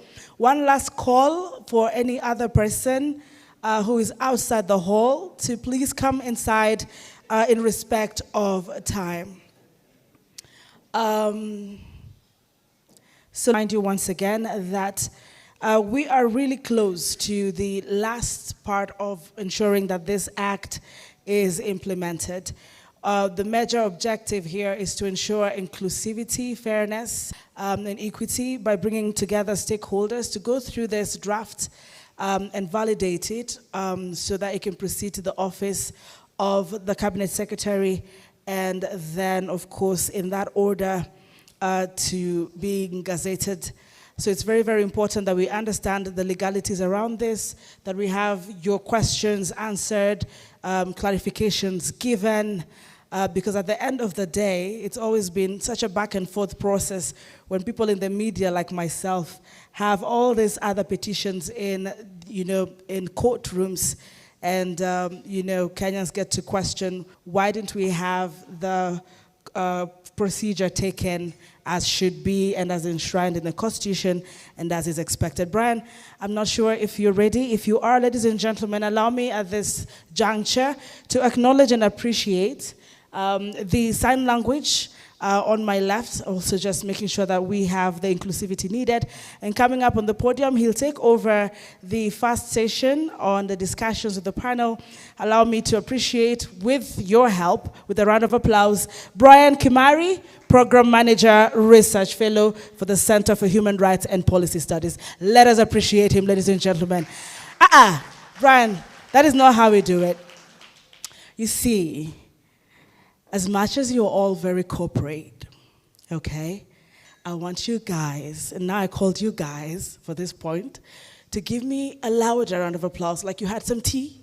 Is that possible, ladies and gentlemen? This gentleman is going to go through fire on this panel.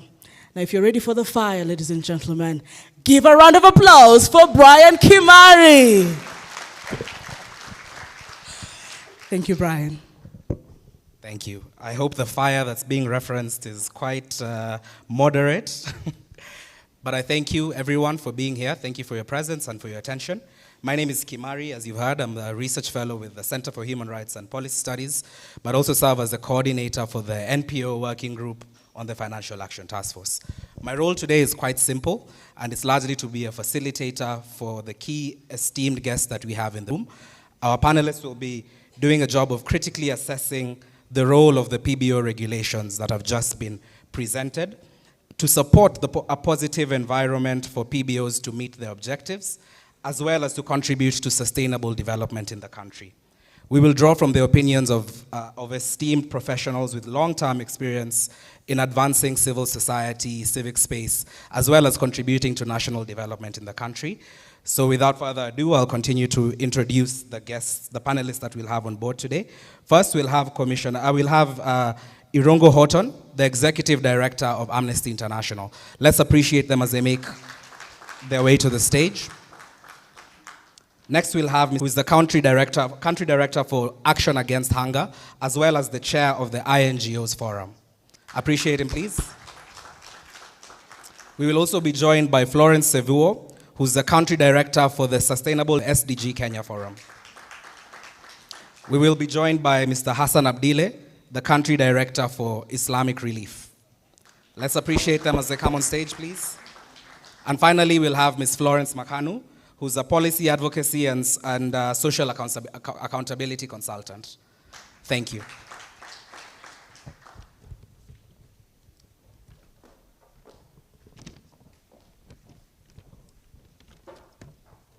Great. We need some mics on stage. There's one here.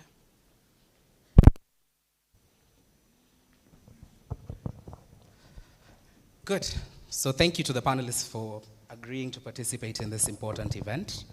My first question will go to Mr. Irongo, and the question here will be around the importance of inclusive and conducive regulatory environment for PBOs. That the Director General just briefed us on their plans for multi-stakeholder collaboration in the future, including a joint committee that will be looking around these regulations. I want you to, touching on your decades-long experience in the sector, highlight the importance of having such a conducive environment. Thank you. So good morning, everybody. Allow me just to take us back to 1991. I just joined the sector. The NGO Coordination Act was being rammed down the throats of NGOs. At that time, we were discovering the term NGOs, so it was a very early formative moment for the country and, of course, for myself. What I've seen in terms of the Act and also the process that we've just heard has been followed on the guidelines is a sharp, distinctive difference from what we saw back in 1919. So I think we need to congratulate ourselves collectively, not just state agencies, but also public benefits organizations and the development partner community for really pulling off, I think, a great participatory process. I was struck by, the hill-based consultation in Nairobi. Usually what you have is 50% of the consultation takes place in the capital and the rest is spread across 47 counties. We didn't see that this time. In fact, we saw places like Nakuru even having higher involvement. So I think that's the first point. The second one is that, as Amnesty International, we have always held that the operationalization of the Public Benefits Organization Act in the spirit of the right to association and the Bill of Rights is one of the best ways of enhancing Kenya's status in terms of the Financial Action Task Force and the current grey listing of Kenya. It's one of the best ways of bringing Kenya back into a better category than restricted in the Civicus Civic Freedoms Index. It is one of the ways of lifting Kenya higher towards the countries that are not at the worst offending levels of the Transparency International Corruption Index. And lastly, it is one of the ways that we can actually get a better rating within the World Bank Ease of Doing Business. If you want to add one more, which is important for many of the human rights organizations in this forum, the UN Human Rights Council-led process called the Universal Periodic Review. But actually implementing the Act in the spirit of the Act is one of the ways that Kenya can actually do very well globally. Lastly, I think the fact that the validation or the verification of this, the regulations based on the recommendations we've made is a very good step towards trust building and also creating an environment in which there is what you would call self-accountability. There is accountability where we hold ourselves to our standards rather than expect the state to be looking over our shoulder and correcting us when we go wrong. Thank you. Thank you very much, and thank you for keeping it quite brief. He's really touched on a few important elements as far as contribution of the our own posture in the sector as far as being more transparent and more accountable. And I really welcome your conversation and the points that you've just highlighted. My next question will be to Mr. Keith Doyle. And here we'll be noting some of the key provisions that have been highlighted of the regulations, including sections on the bestowment of PBO status, as well as clarity on direct and indirect implementation. So noting this, how do the regulations facilitate INGO operations, as well as collaboration with local PBOs in Kenya? Also noting your very important of the regulations. Thank you very much. It's an honor to be representing the INGOs here in Kenya today. Before I begin, though, I would like to thank the PBO Regulatory Authority for the entirely constructive and inclusive process. It's been very much appreciated by us all, so thank you very much. We see the new regulations as a framework on how we're registered, governed, and held accountable. It helps us define and qualify what a PBO activity is, setting the standards for transparency reporting and governance. It also helps us align our work with national priorities and the SDGs, and we'll get to that next as well. It helps us, in terms of INGOs, facilitate our operations. It gives us clarity that we need of our board members that are Kenyan and resident here in Kenya. This encourages local involvement and oversight. There's provisions for income-generating activities, and this also helps us at a time in need where we need to diversify our funding and enhance our sustainability. The framework also allows us for tax exemptions and other incentives, and also gives us clear pathways for resolving disputes. These are procedures for appeals and reviews which are fair and transparent. I will acknowledge that there's still some confusion from the INGO perspective, but that's normal. And we look forward to continued engagement with the regulatory authority to navigate that going forward. In terms of partnerships and collaboration, the regulations formally recognize forums and federations. Today I'm speaking on behalf of the INGO Forum, and that gives us an opportunity to be formally recognized with the authority and to have a stronger voice in the future of our work in Kenya. And that's a very, very positive thing that we really embrace. It's still early to assess the full impact, but it will make it easier for us to coordinate, share knowledge, and advocate collectively. As Joshua said earlier today, this is probably step 200 of 500. It is. We have a lot more steps to go. We have opportunities for further improvement, such as simplifying reporting requirements, improved digital systems.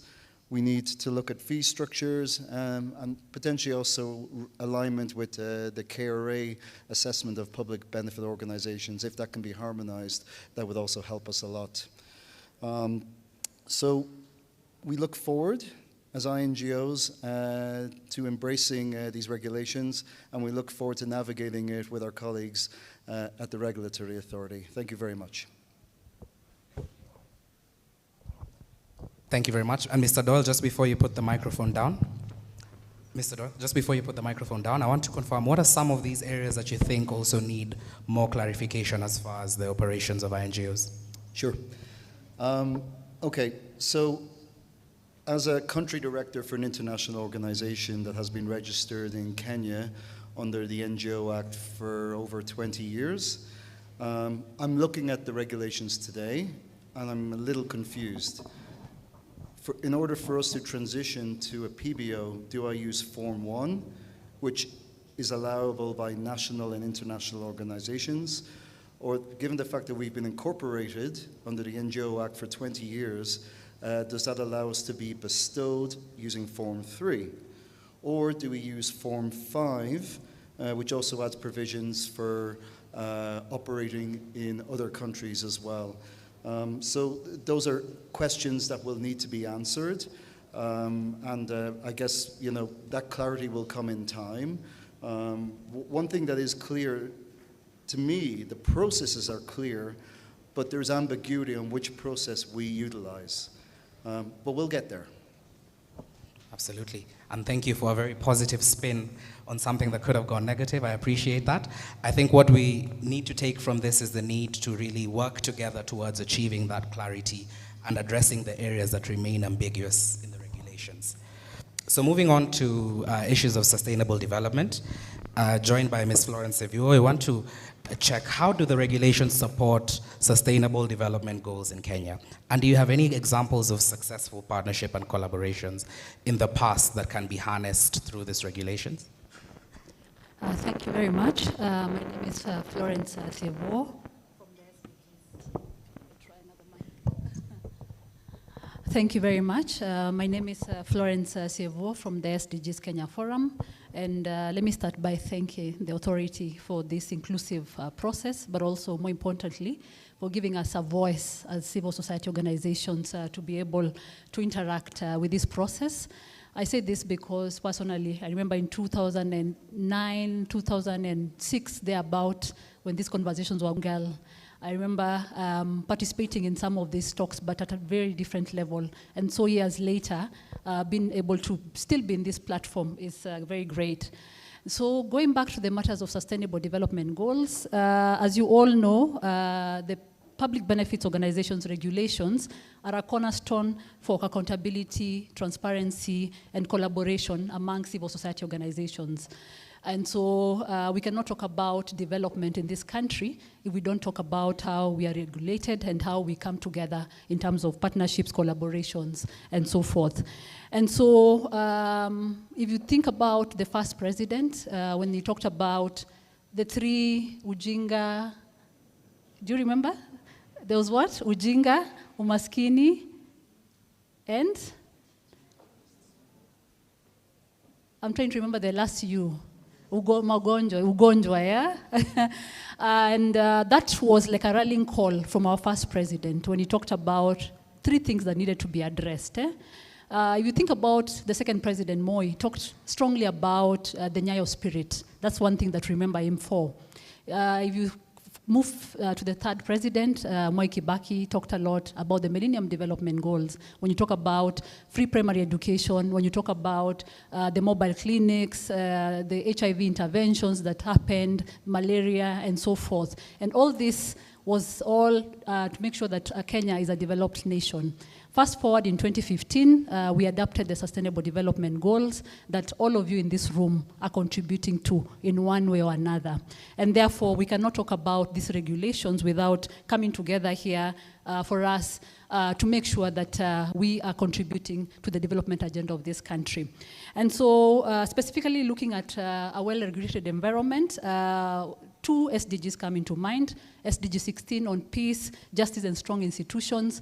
When you look at a lot of, we cannot, for example, achieve development without peace, justice, and strong institutions. When we talk about our own regulations, again, that's about how we regulate ourselves, how we conduct business on a day-to-day basis. And so this becomes very prominent, and this is a cornerstone of what we are doing. And then, of course, SDG 17 on issues of partnership. It's about partnership, and that's why the national government has brought all of us here together to be able to advance how all of you, or all of us here as non-state actors are contributing to the economy of Kenya.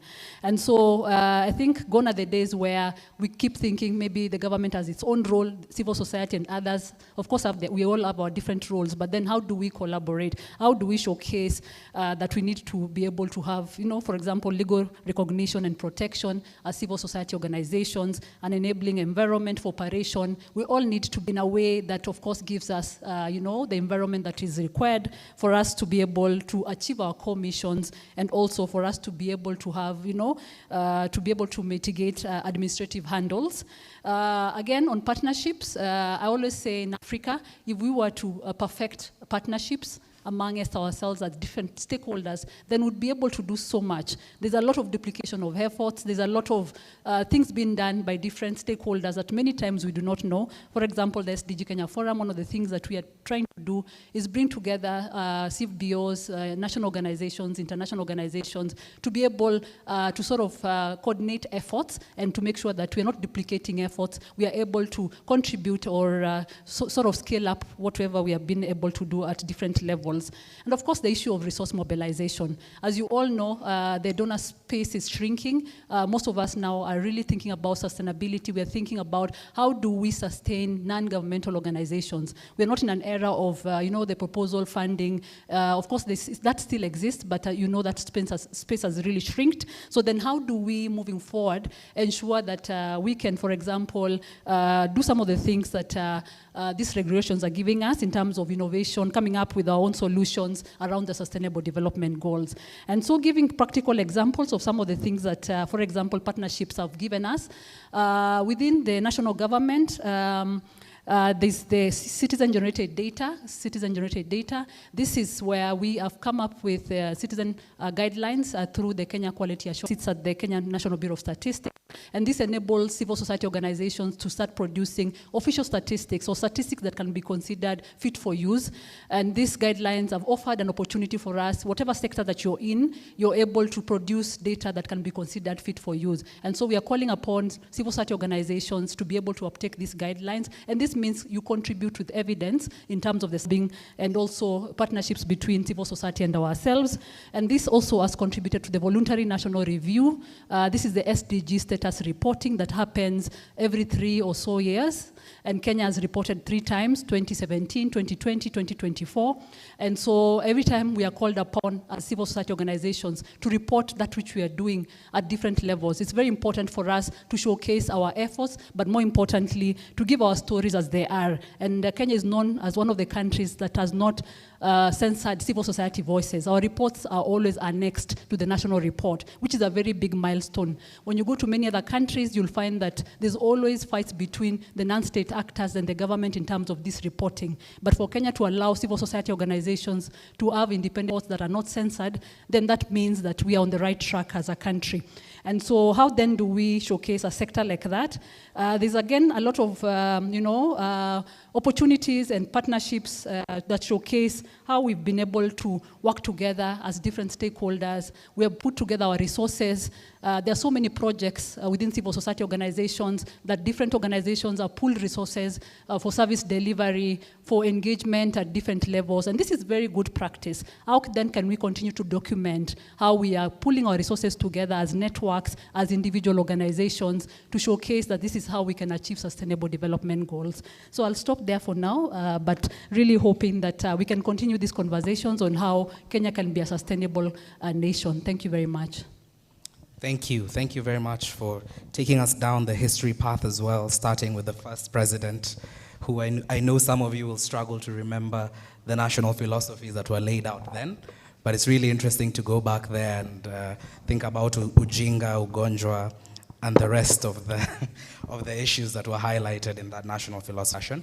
Another crucial thing that's been pointed out by Ms. Florence Yevuo is the various opportunities to contribute to the realization of sustainable development goals, including various partnership and as well as collecting credible data, human rights data, supporting the SDG status reporting, and pooling resources to achieve the sustainable development goals. And this helps us to move to the next question with Mr. Hassan Abdile, just trying to understand some of these positive examples that have been drawn out by Ms. Yevuo as well, and thinking around how these regulations can then also support community development and social welfare. And also if you have any examples on how, on the potential for growth, sustainability, and effectiveness of PBOs from these regulations. Mr. Abdile. Thank you very much.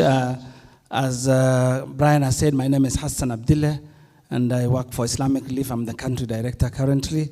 Let me start with one of the things that happens within the Kenyan society in terms of civil society is we contribute about 170 billion annually into the economy of the country. So we in that sense, it means we have an important sector, and we must be able to thrive within the country. So this is very, very necessary. And if we are contributing 170 billion within our country, I think the necessity is those sectors, the sectors of education, health, water, democracy, all these sectors must be able to thrive. And we want to thank the authority for giving us this opportunity this time, basically, to participate in our processes. Initially, I think the processes were very top-down approach. You know, we had the authority or the NGO board giving us more instructions than allowing us to participate. So very, very happy to be here and to be able to participate in our process. Hardly have we ever had a large crowd like this in Kenya who are meeting around the issues around NGOs. So I think HECO to the authority for doing all these issues. So and asking us to, you know, to discuss about issues that really, really affect the sector. So precisely, I think in as much as we contribute to the economy of this country, I think there is need for us also under the guidelines to be able to be accountable and to be able to be transparent in what we do. And as a sector, I think that is very, very important. And I'm glad these are mentioned in the guidelines, that we must be able to self-regulate ourselves and also allow the authority to regulate us. So it is in this area that we really, really need to improve on. We cannot be holding the government accountable when ourselves are not accountable.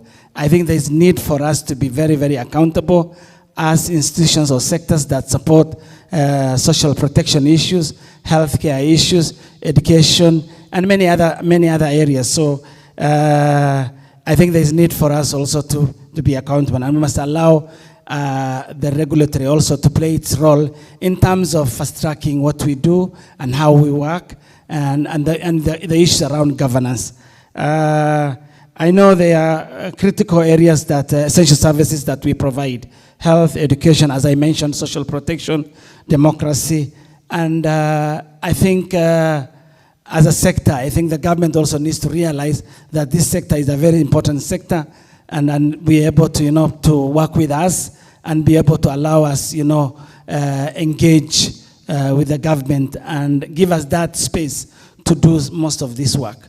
I think we also, in the guideline, there are issues mentioned, which is very good, the issues around forums. I think the forums will allow us to self-regulate ourselves.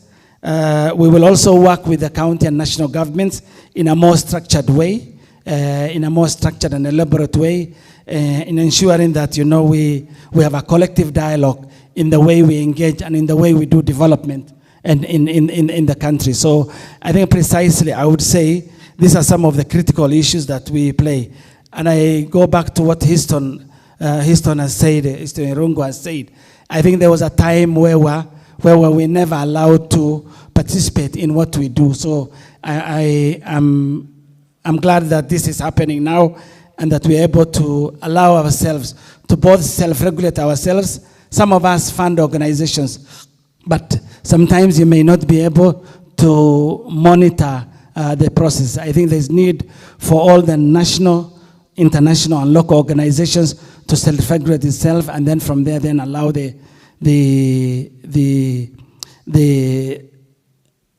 authority to play its role. It's also one way of strengthening our democracy when we participate in these processes. So I think in a nutshell, I want important sector. We must be able to regulate ourselves. We must be able to use the guidelines in a very positive way. They're very clear. The guidelines are very clear. And we also, you know, we've been waiting for this act to come on board from 20, and we thought it was a very progressive act. So we must be able to participate in anything that really affects us, particularly how we use the act and how we self-regulate ourselves, and how we can really, really engage with the government, and knowing that we are, as I told you earlier in my preamble, we contribute 170 billion to the country economy and in different sectors. So I think there is need for us to really, really be allowed to participate in our processes, and I'm glad we have these guidelines. Thank you very much. Thanks a lot. You've really pointed out some crucial statistics as well as needs for the sector. We understand now that we contribute 170 billion Kenya shillings annually. And this is also an important consideration now that Kenya is on the grey list for reasons including failure to regulate the NPO sector effectively. The PBO Act offers numerous opportunities to ensure that this regulation is done in a positive and risk-based way, and also presents an opportunity to, to highlight, to continue mobilizing the CSO sector to be more self-regulated, to be more accountable towards its people, and also to comply with the guidance from the Financial Action Task Force. So next we'll go to Ms. Florence Makanu, and here we'll be touching on issues of social accountability as well, and understanding what are some of the gaps and opportunities for policy advocacy to promote PBO growth, sustainability, and effectiveness. Thank you, Florence. Thank you very much. My name is Florence Makanu.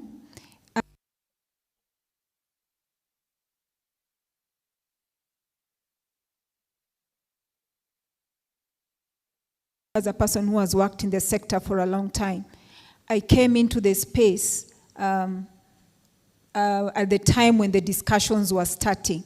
So for me, it's exciting to see how the whole process has unfolded, and I'm glad that I'll be able to exit the space when we have actually come to an end to it. For the sector, it is quite a milestone. I have worked with quite a number of organizations supporting various civil organizations while at NCCK, Pact Kenya, ACT, and we have supported quite a number of organizations. So what I would say for the sector is that we have actually been preparing. There's quite some work that has been done with the help of some of our partners. I worked with Viwango Kenya, where we were able to develop standards to be able to see how the sector can be more accountable, can be able to regulate itself. And we've worked with quite a number of networks. This was all in preparation on how do we implement. I'm glad that in terms of preparedness for the process, we may be at different levels, but I think the wait is long gone. Now we can start off and kick off on a very positive space. For government, it's interesting that this is a validation of our partnership. For those who have been in the space for quite some time, we know what we have been through. And today we are here seated in the same room, both the sector and government, just validating on our partnership and working in the social accountability space. I think it's gonna make our work a little bit easier when we speak from the same side rather than speak from different areas. So we recognize that government is here to support us, and I beg that you get into this with a lot of empathy, because I can attest to the fact that not all of us are at the same level. We have grassroots organizations, we have mid-level organizations, maybe operating at county level, and we have the more mature ones operating at national level. There is a lot of work that needs to be done in terms of onboarding all of us, just understanding what is needed to come into this space. So we beg for your empathy in this process, because some of the struggles that we had in the past is the lack of understanding of government of the sector. But I'm glad this is a validation of a way forward. As a sector also, it gives us an opportunity to actually validate some of those frameworks that we have developed. We have developed a lot of tools, a lot of frameworks.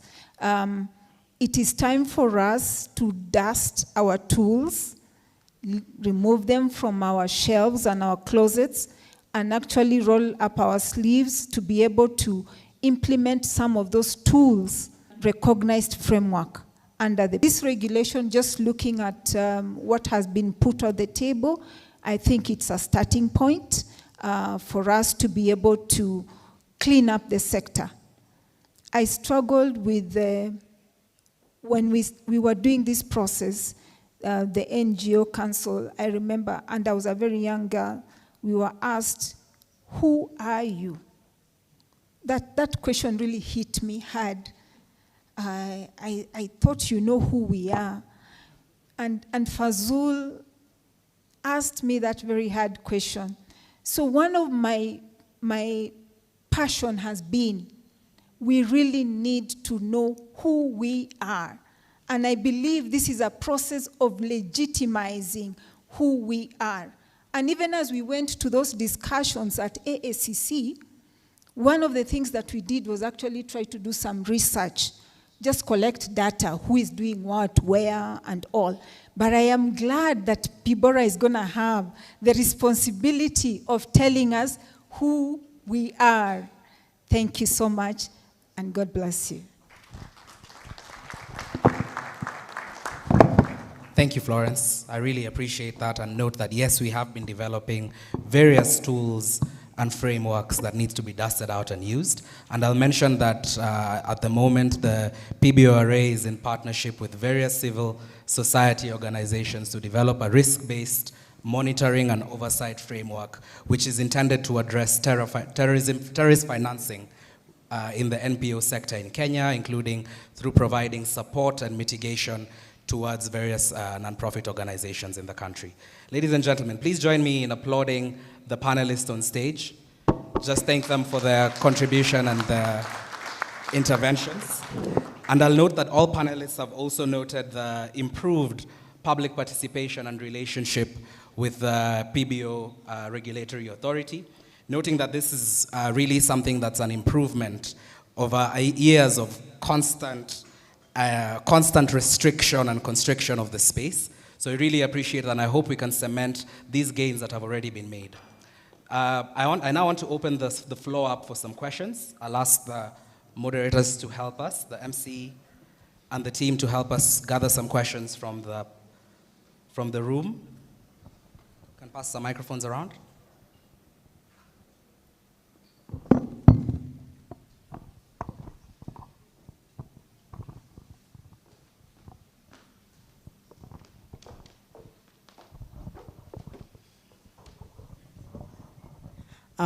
Thank you very much, Brian. And I just want to, of course, introduce Wakili here.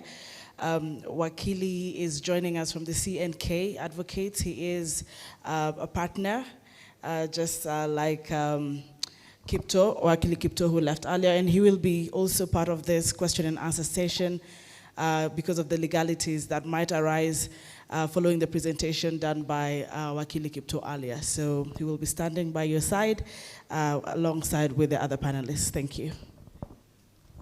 Thank you very much for the introduction. So I will lead the next, like he said, my name is Victor Mbongi from CNK Advocates. So we'll take the next 15 or so minutes to take a few questions, but we want to limit all the questions to perhaps to the presentations that we've done here, the process that we've explained, because most of the other issues I think have been addressed in previous forums, and because we are also limited in time, we'll take a few questions, we'll have them addressed, we'll address the legal issues, and administrative issues will be addressed by our colleagues from PIBORA. So for those of you who have questions, you can raise them, comments, but let's keep each comment to maybe a minimum of 2 minutes so that we allow as many people as possible to give comments. So I'll begin by addressing the first question that was raised by one of the panelists, Kit Doyle, about clarity on the process. Provided in the regulations is application forms for new organizations that intend to register as public benefit organizations. So new organizations will use the forms. For organizations already existing, there is a transition process that is already provided by the Act and the regulations. So the authority will provide administrative guidelines for all existing organizations on how to transit. As you all know, this process was taken through a court process, and the court said every registered organization is deemed, so there is no need for new registration. What needs to be done is to guide them administratively on how they will be onboarded into the new register for public benefit organizations. So I think that's an important clarification.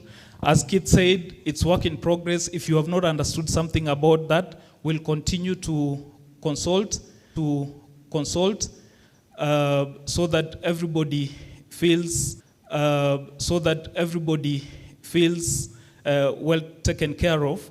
Period. So let me just move directly. By show of hands, I want to see how many have questions that they want to raise this morning.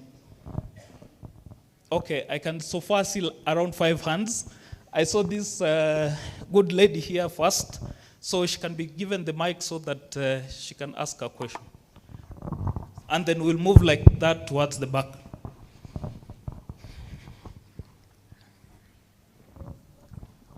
Good afternoon or good morning or good evening.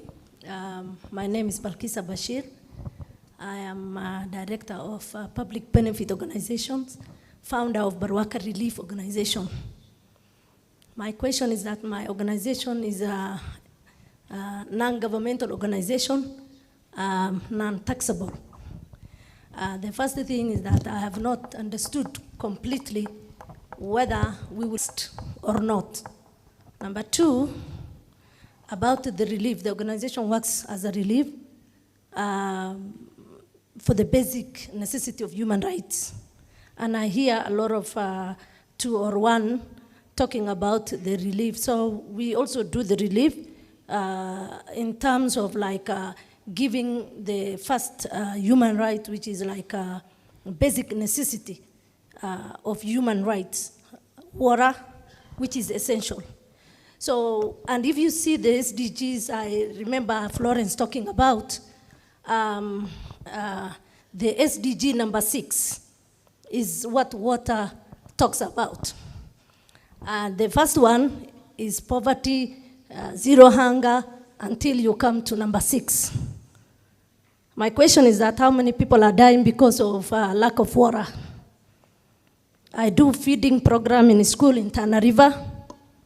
I do program of relief, and there are many other things. So recently I came from Tana River, which the school insisted that I should come and provide a relief food because there was no water. So the only thing that they can eat is just like for them to do the exam and sit for the exam for these people. Therefore, they must get food to make sure that they can be okay for a while. So how are we going to change that narrative of relief to bring water, as you know that water is essential for our body and for our health and for our development? How are we able to bring that positive of giving the water as a first priority to this kind of vulnerable communities, since I deal with indigenous, marginalized, vulnerable communities, especially women. Girls are left out because of, they're dropping out because they don't bath themselves. Thank you. And that is very crucial. All right. So I think our first concern was about taxes. She runs an organization. Before you sit, Mama, perhaps you can tell us you are registered under which regime? If I have understood your question. An NGO. I am NGO, yes, right. Non-governmental organization. So our concern is whether under this new regime, organization will be taxed for the activities that she does. So thank you for your questions. That will be addressed. And the other issues may not be addressed exhaustively in the forum, but you'll probably get some explanation from the panelists as we have a break. There was a question here. Kindly, let's confine ourselves to presentations that we've done, especially on the regulations, because we are very strained with time. Good afternoon. My name is Annette Mumbi. I work for an international organization called Done Church Aid. And I want to thank you, first of all, for a very inclusive process. I think it's the first time we have given a lot of input and we've seen it being presented here, and actually you've listened to us and addressed those areas. So CNK, you talked about everything apart from fees, which is my question. And Florence there spoke about different organizations, and people are in different times and spaces and financial capability. We have grassroots organizations, mid-level, international NGOs, and in the work that we do, we are donor funded. People do not have money to pay for governance issues, as an example, because that doesn't fall under direct program implementation. And again, we are not for profit. So just making a quick comparison, when you look at fees, for example, registration is 25,000, and even a company limited by shares, the registration is actually half of that, 10,000. And in this space, I don't know why that would be double. And I think if we are going to look at the work that we do and the level of, imagine a CSO or an NGO somewhere in Turkana, someone with a very good idea wanting to start a local organization and they need 25,000 to register. I think it would have been something to look at. Change of officials, 4,000, change of agent, 20,000. So could we please look at that?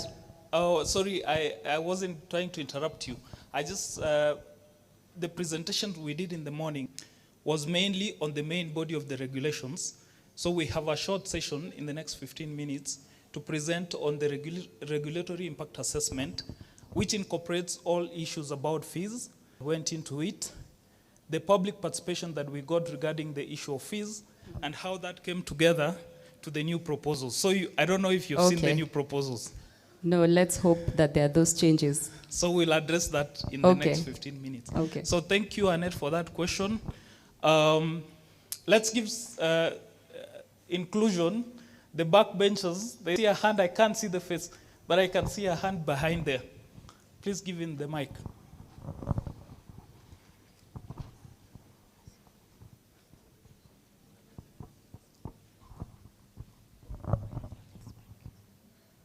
Yeah, is it? Yeah.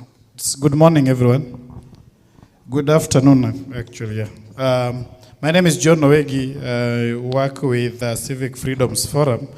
On the presentation done by the consultant in the morning, I just needed to seek some clarifications.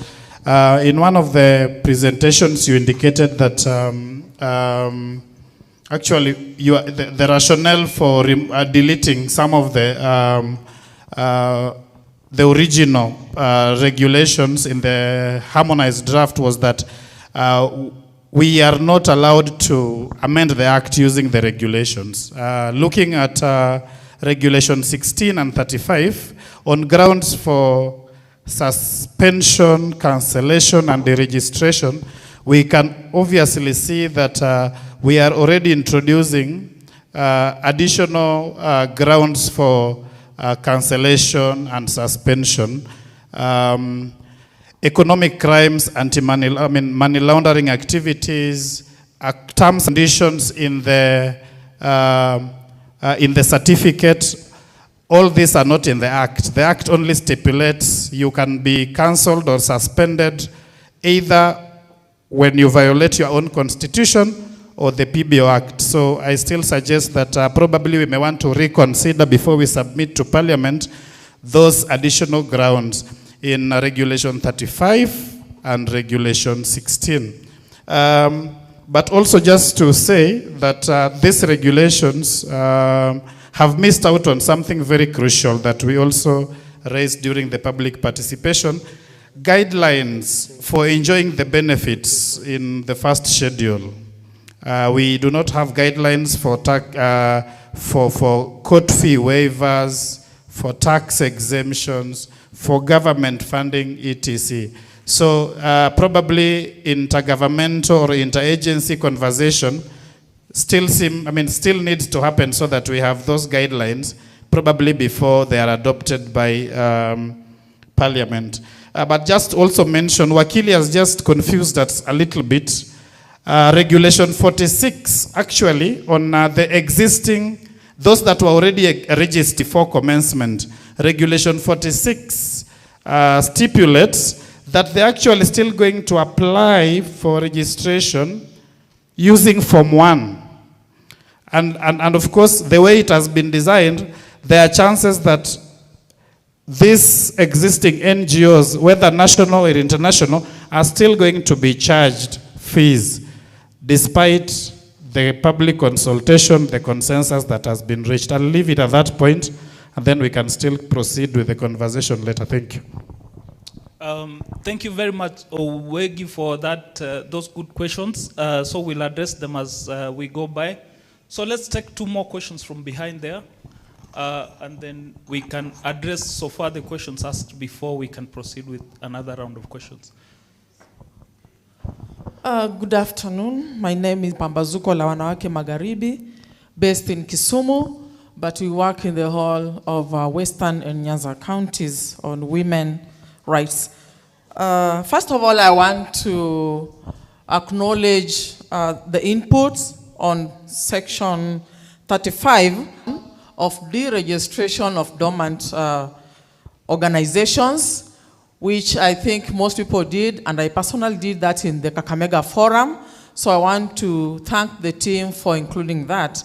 And then Section 28, where they says, where we say that we would love the annual reporting to be extended the line to 6 months.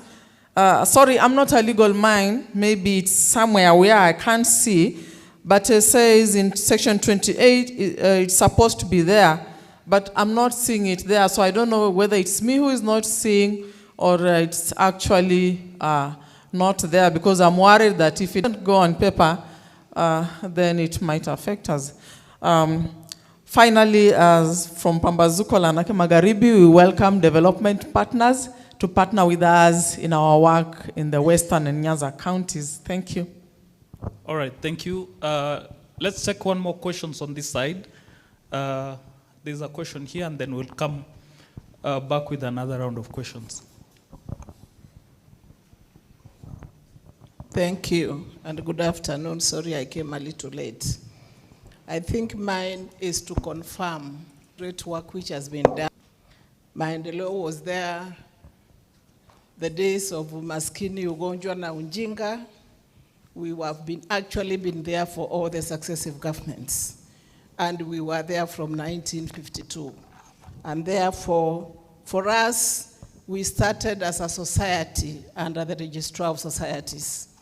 And that was about 30 years we were in the registrar. In 2004, we moved to NGO. And we've been there until we have now moved to Pebora. I think the lady spoke about a question of who are you and what do you want. We want to thank the DG. You've come after many others, but you have been courageous to just do what needed to be done. Why Maendeleo then becomes this Maendeleo is because we are old enough, we are 73 years old, and we realized we needed to work with the government of the day. And that then started the friendship of Maendeleo and the government over the last 73 years. So we would lobby quietly, different from the other civil society.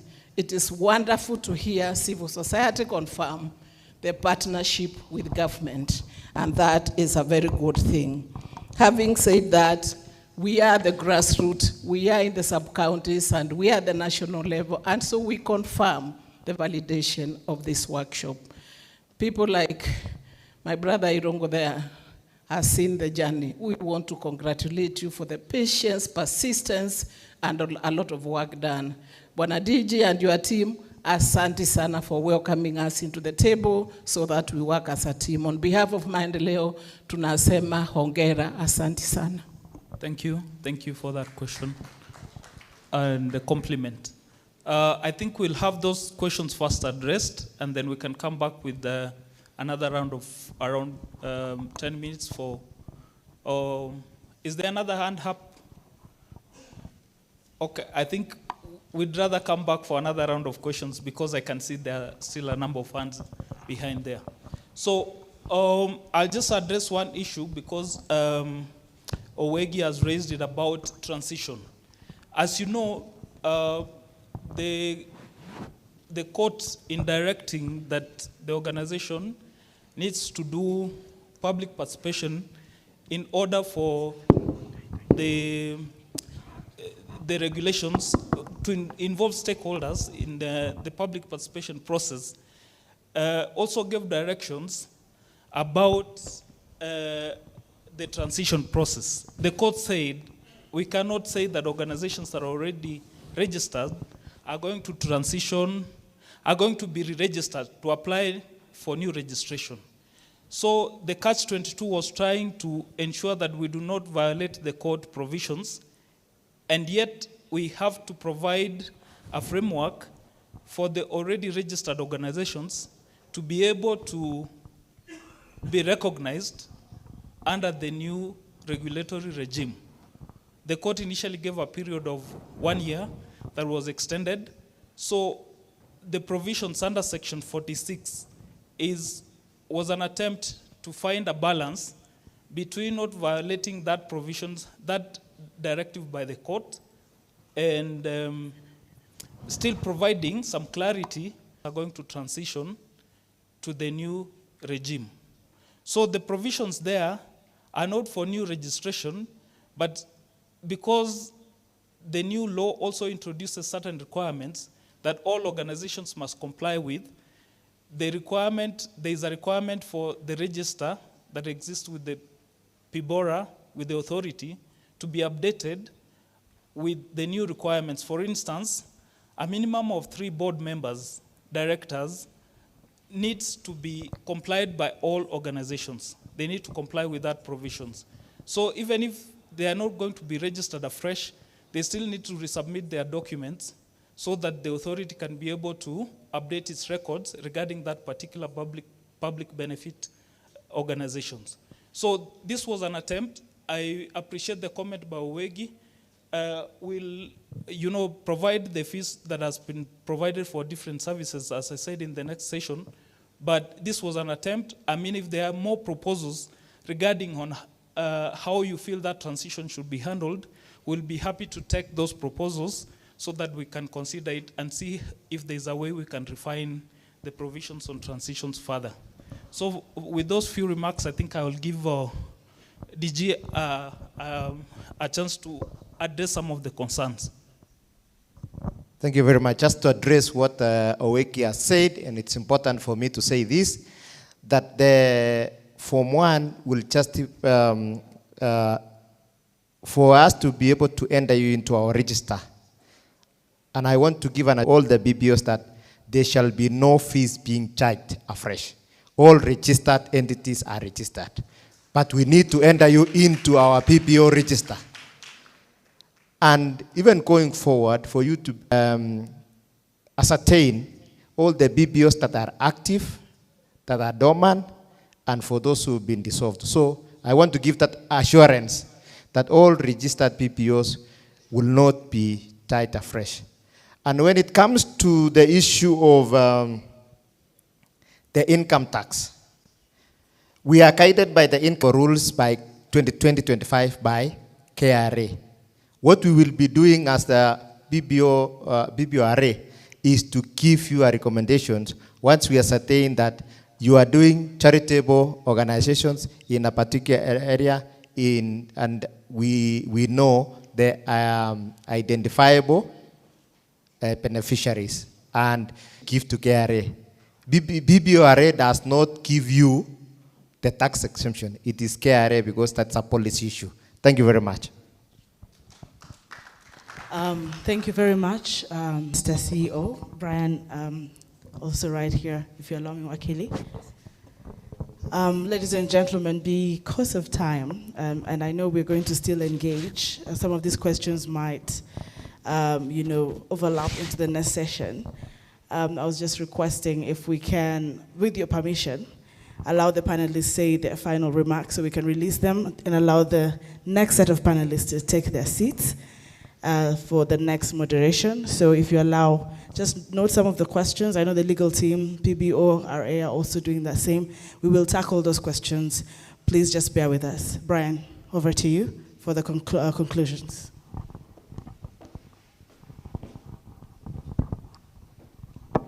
Thank you very much.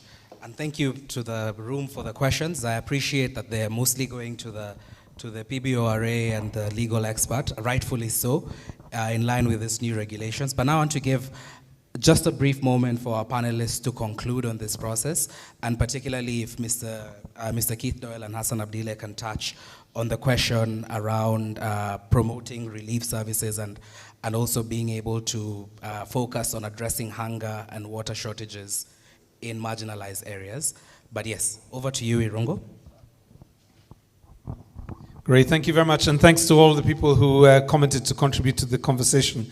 I think two reflections. One, again, just to thank the Public Benefits Regulatory Authority for doing what I think is a first-class public participation exercise. It is much easier to implement a law, a policy, a set of regulations when people feel that they have created it and are committed to it. One thought, the reporting clause, I think it's Article 26, I'm not sure, but there's reference to audited accounts. And I think what would be useful there is to have an explicit standard named in the audited accounts, I guess, standards that we will be using. So I think I would recommend either we go with the International Finance Reporting Standards, or begin to think a little bit towards the new framework that's being developed called the International Non-Profit Accounting Guidance, INPAC framework. But I think working with ISPAC, we should be able to create that so that we don't have too many different types of reporting requirements, which of course take up time and use.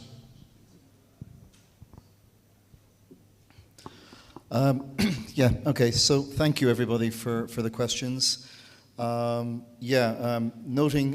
Article 6 in the Act, there's a good bit of clarity there on how we're going to be transitioning, and I'm very encouraged to hear that we're not going to be charged fees for that transition. Thank you. Again, I want to reiterate, the taxation side of things as well. I would expect that if we are recognized as a public benefit organization by a wing of the government, then that recognition should extend to KRA, and it shouldn't be two separate processes to evaluate our eligibility as a public benefit organization. I know it's a challenge, but it's something that we should work towards. Good point on the fees, and I know we're going to get to that, but it is a good question on the fees, and I'm hoping that question is addressed in the next session. And I do also acknowledge that the 6-month period for the returns is not actually explicitly stated in the regulations as well, so, or I missed it as well. I think it's meant to be under 28, but I missed it. It is there. Oh, it's in the Act, so that's sufficient then, of course. Okay, and then finally, the recognition of forums is going to be very powerful through this Act, and also the National Federation when we come to constitute that. These fora will help us on a thematic but also on a geographical level to ensure, in certain areas of the country where there is marginalization, maybe there's not enough health services, water services to these people. We need to make sure those forums are strong, they're well representative, and they have a voice. And also sit at the representative level in some shape or fashion at the national federation level as well to give that weight. So a journey to go to get there, but I do believe we have the tools to do that. Thank you very much. It's very good to see great interest around the room. So my first, just something I remembered, and maybe you can clarify the lawyers, participation, public participation online, virtually. I know a lot of civil society organizations gave in submissions through email, but also virtual participation. I know that some of us organized for those. So was that factored? That's just a question. I could, because I saw the figures and I didn't see anything about virtual participation. My parting shot to all of you would be why this process to all of us as civil society organizations, as public benefits organizations. According to a recent report by the African Development Bank, July this year, please look it up, it says Kenya needs about $11.6 million. That's about, I can't remember the figure very well, it's about, okay, an amount like that, $11.6 million for us to achieve the SDGs, or the Sustainable Development Goals, by 2030. And so this clearly tells you this cannot be done alone by government, the government of Kenya. And that's why this collaboration is very important. That's why we are here, and also for the government to see why civil society organizations, why non-profits are very essential towards development agenda processes. And so it's not, this regulatory process should not be about control. And I know many of us have asked, is this about control? I know that's a question that is always at the back of our minds, but this is about collaboration, one. This is a shared prosperity, but also the accountability process. Thank you very much. Yeah, thank you very much. I think I just answered the lady who asked about tax. I think the tax issues is a rigorous process. I think you need to, it's not only the PBO that's supposed, the PBO can only give you a letter and tell you that you do these activities, but I think the other rigorous process with KRA, so I think there's need for you to engage with KRA and maybe connect with the authority about what you do, and they will be able to support you. That's precisely what I will say about tax exemption, because I went through that process and I know what it is. Secondly, my parting shot is, I think I've already said we're an important entity, an important sector. We want the sector to thrive and thrive, and I think it will not exist without us. So it's important the authority gives us that process of thriving, ensuring that, you know, we work together, collaborate together, do great things together in a nutshell. And thank you for the authority for initiating this process. Initially, the way I said, it was a very top-down approach. When you hear about the NGO Coordination Board, you get scared about the whole things you're doing. I think in essence, this is a milestone, and I want to congratulate the Director General for initiating this process. Basically, I think the most important thing is we are one, and we must work together, and you allow us to, that's my parting shot, is to allow us to thrive. However, as NGOs or as PBOs, I think the most important thing is we must be accountable also. As a sector that does a lot around humanity and human rights, and you know, the issue around rule of law and democracy, let's be accountable, because we hold government accountable, we must be able to also hold ourselves accountable. That's my parting shot. In my parting shot, I would like to reference the legal consultant who said that the validation process is not an end, but actually a beginning. Actually very glad to hear that, because as one of those who was part of the public participation process, just preparing the sector to look at the document and give input, we still have a lot of questions. We still have a lot of issues that we feel need to be clarified. Just to make us at peace, I'm glad that those doors are still open, so that together we can build a more transparent, coordinated, impactful, and let me add, sustainable sector in the country. Thank you.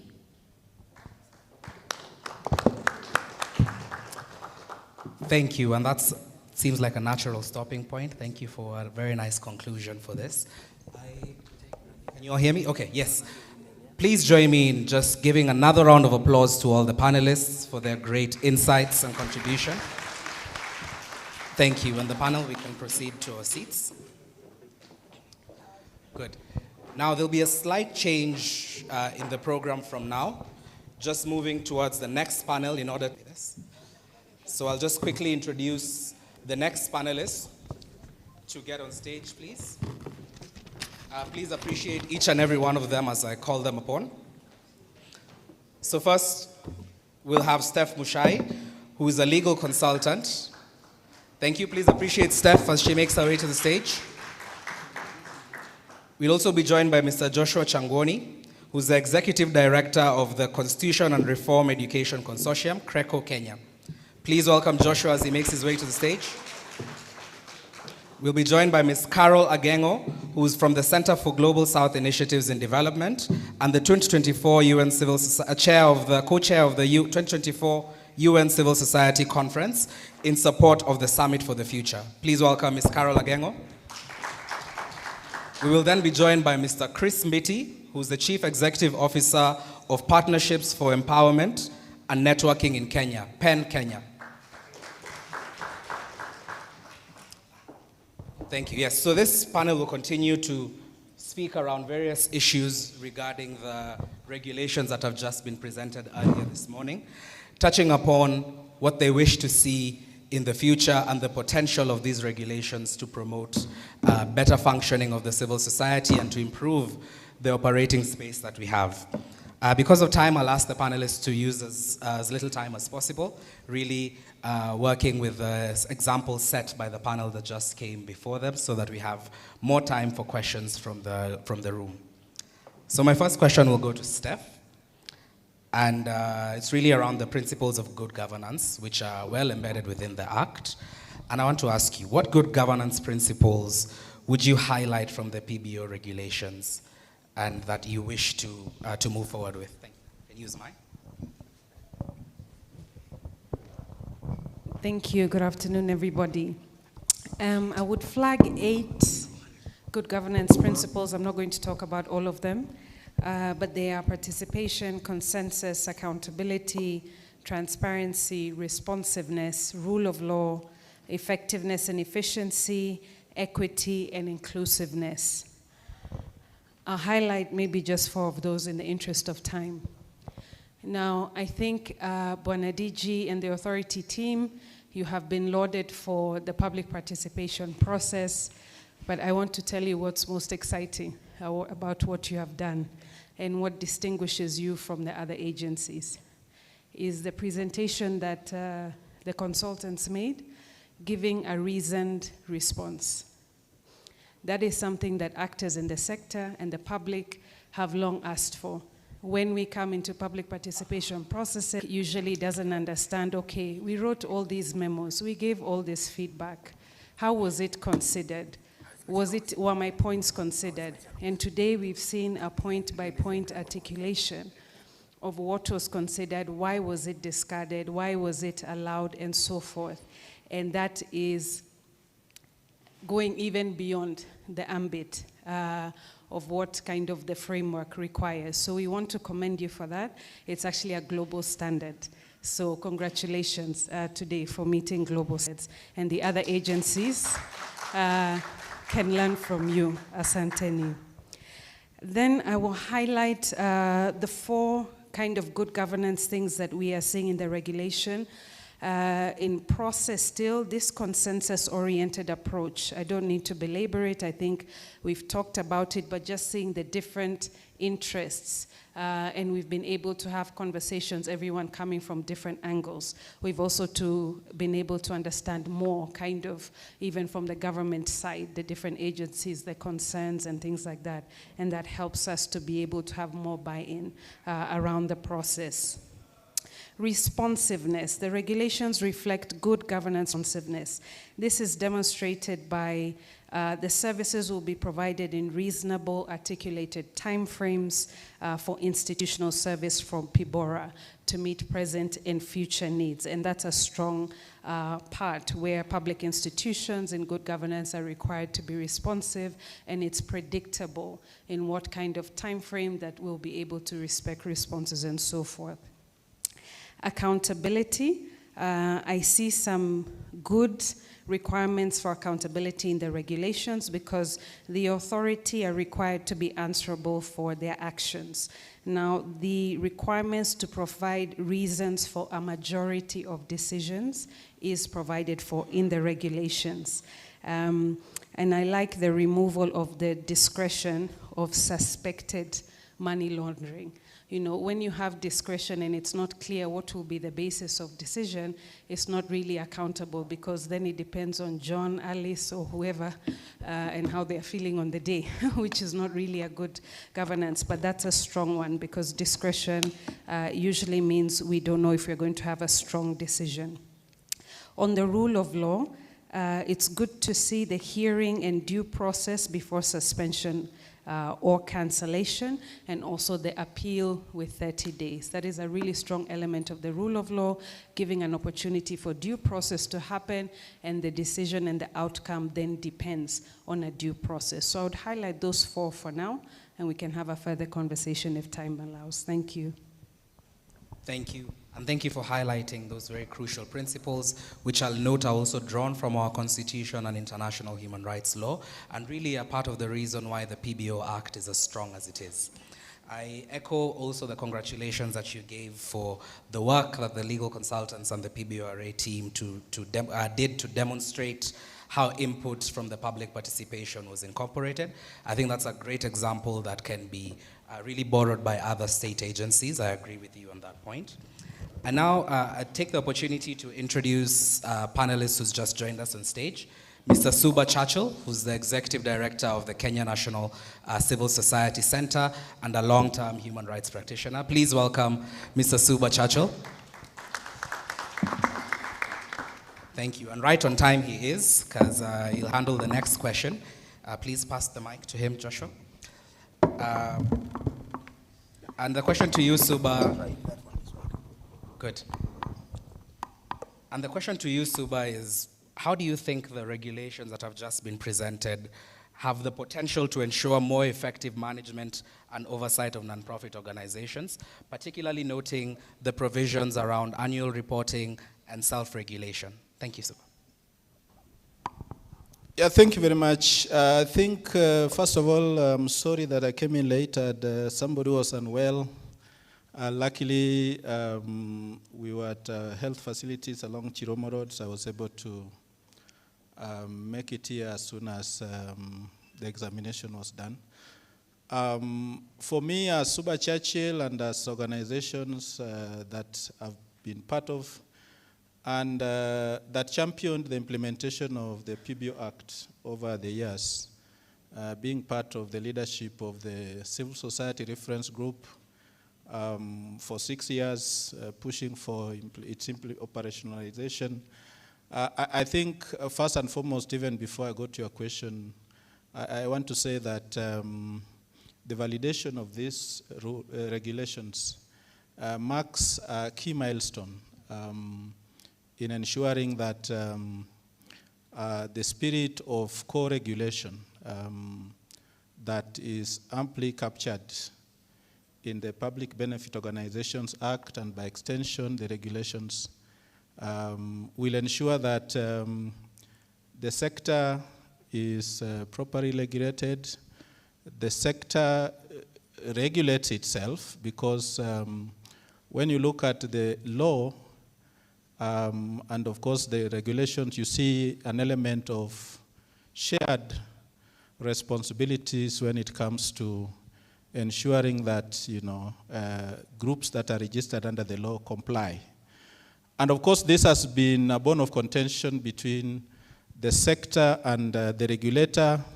There have been concerns that only a paltry 3,000 or slightly above out of the over 12,000 that are registered under the Act, file returns, for example. A basic procedure that, individuals and organizations should find easier, but which has not been as easy as said. And so I want to believe that the regulations, together with the law, will trigger a renaissance, so to speak, in terms of being compliant. And as they said, the goodness of the pudding is in the eating. And I think the adoption of these regulations throws a challenge to the sector, not just to continue whining, but to seek to take advantage of the enabling environment that this new law, or the PBO Act is not, of course, not so new, together with the regulations present to us.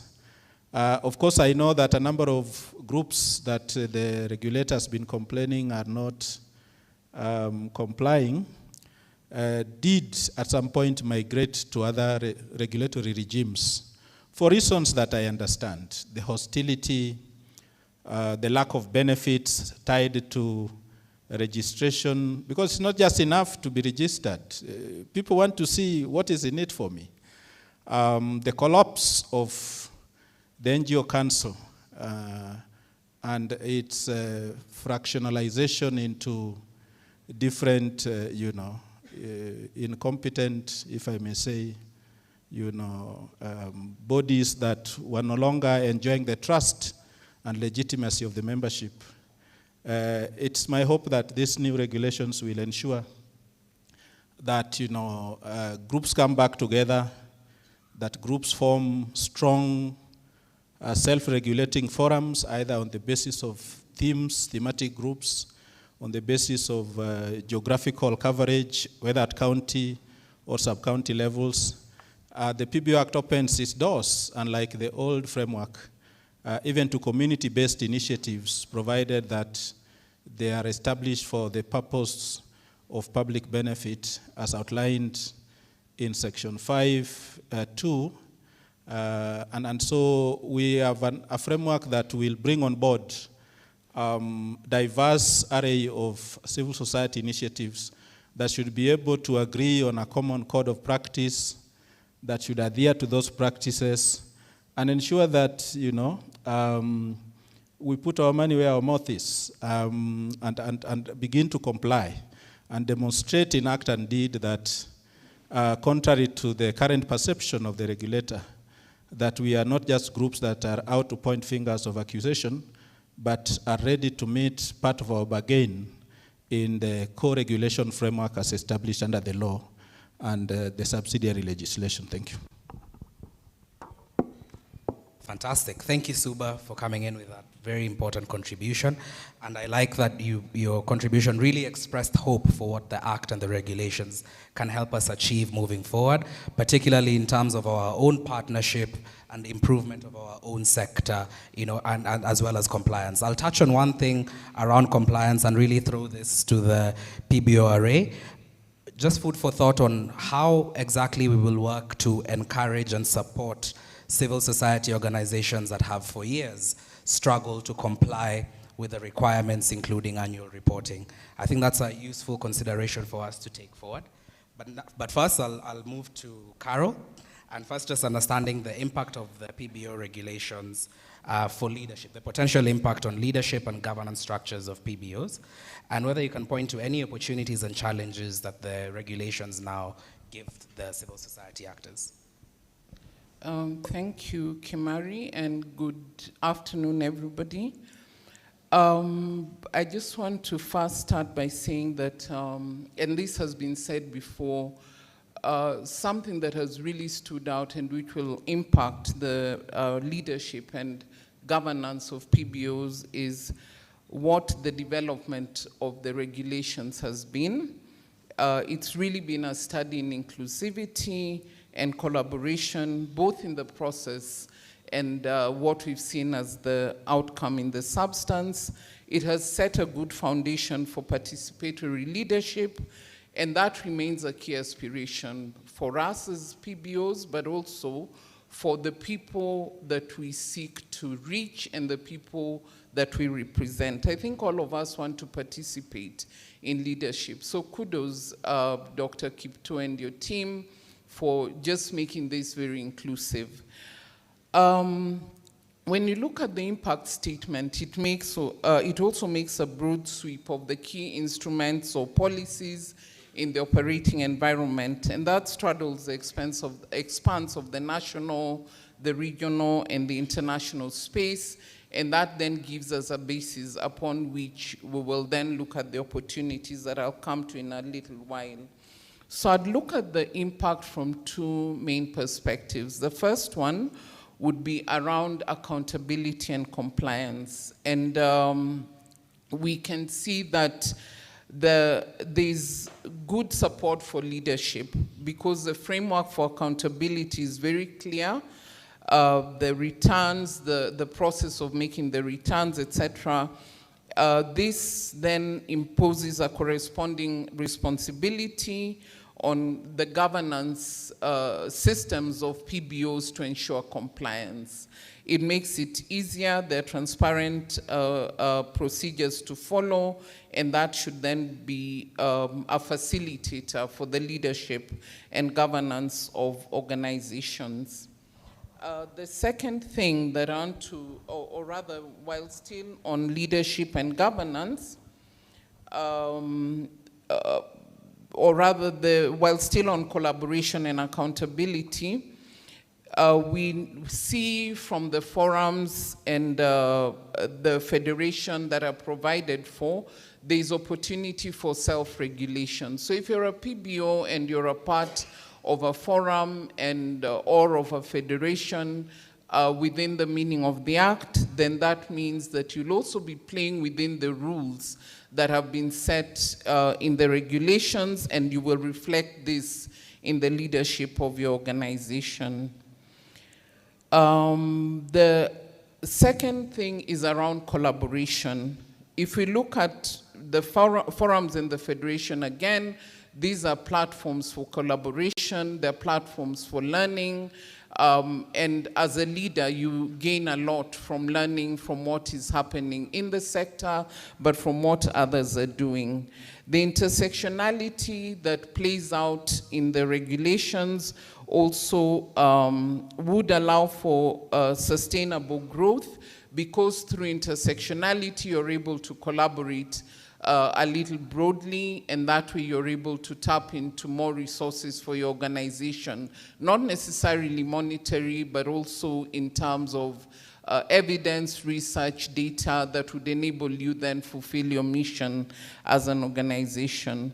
The other instrument for collaboration, a register of NGOs, would allow you to collaborate strategically by mapping out the areas of the organizations. This is a register that would be available publicly, and that would then help you as a leader or in the governance board. The interagency collaboration reinforces the frameworks for accountability as far as these agencies are concerned. But while I have the mic, I'd like to speak to a question that was raised by Owegi. I'll put on my lawyer hat for a few minutes. His question was around I believe it was Article 19, but I think it must be read together with Article 16. Here we're talking about issues of compliance and accountability. Article 16 of the Act gives reasons for not registering an organization.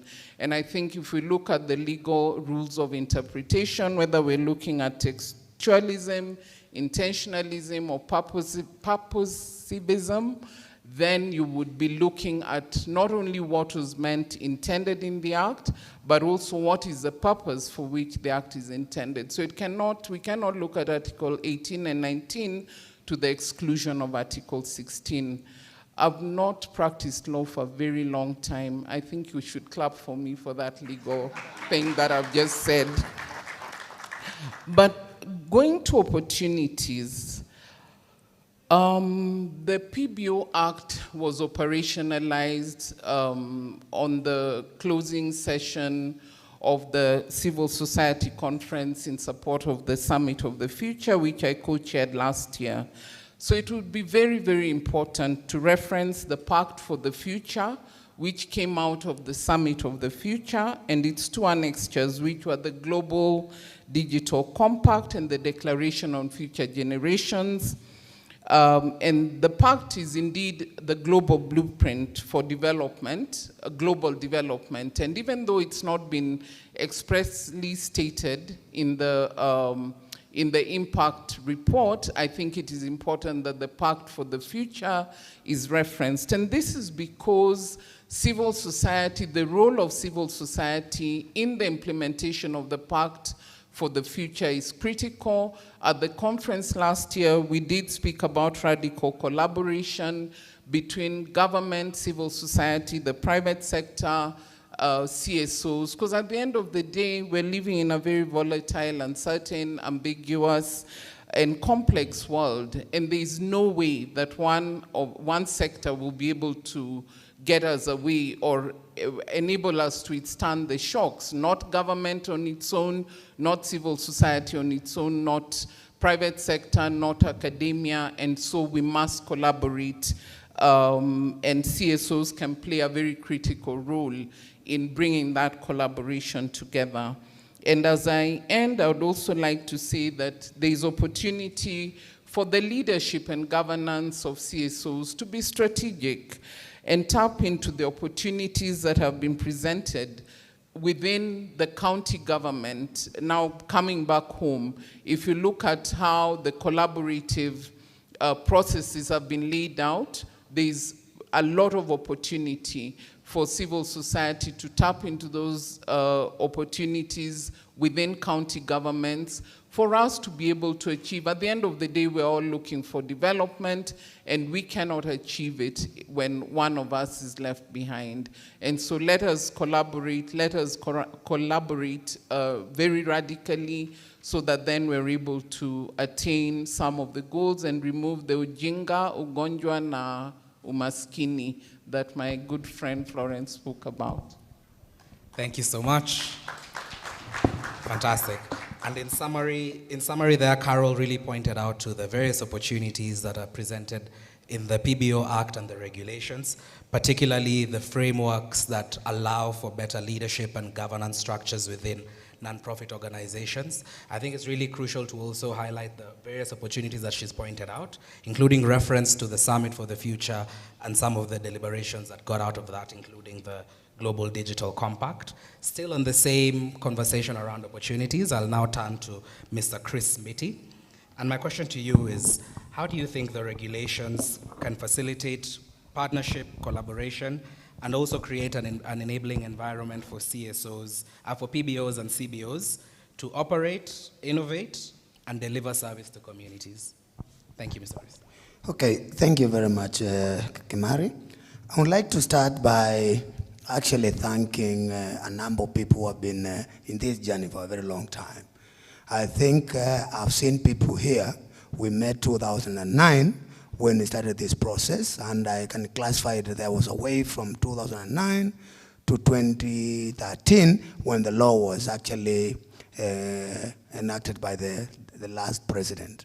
And then there is another team that came in 2013, the team I usually call the ACC team, the ASCC, and I can see a number of them here, and I really want to thank you for being patient. It has been more than 15 years anyway, but we are still in this journey. And I would like to say that one of the things why we think this law will create that enabling environment is around the issue of ownership. We members of this sector, we feel this law is ours. And if you all remember very well, actually this went to Parliament as a private member's bill. I remember very well the team that was preparing the act worked tirelessly and brought on board Honorable Sophia Abdi, who really took the challenge and took it to Parliament. So I see from the start, this is our law. And I remember we had a long discussion with some of the members from that time, the NGO board. And they used to tell us, ile sheria yenu. See, they used to call it our law. And I think this is a great moment for those of us who have been in that journey to congratulate ourselves and work together. With the authority now, it has taken them a year to be here we are. And I think that is a good thing to say. Thank you and congratulations to Dr. Kipto and his team. We have really pushed it. We thought it will not be possible, but at least within a year, there we are. So that is about the issue of inclusivity and the way you have really done the public participations. We were not expecting we will go to the 13 forums in the countryside. We expected to do it in Kisumu, Eldoret, Mombasa, and Nairobi. But here we are. We went as far as Lamu. And I think it's a way of ensuring everybody's voice is heard and ensuring even those far-flanked PBOs have also had their say in this law. So if your voice is heard, then you don't have any problem when the law is operationalized. And I think we are going to work the journey together. The other thing I would like to bring on board is about the clarity and safeguarding on registration, deregistration, cancellation, and a mechanism of appeal. For those of us who tried to register NGOs in the 90s and even 2000, it was almost a nightmare. You are not sure if you are going to be registered. You don't know how long it will take.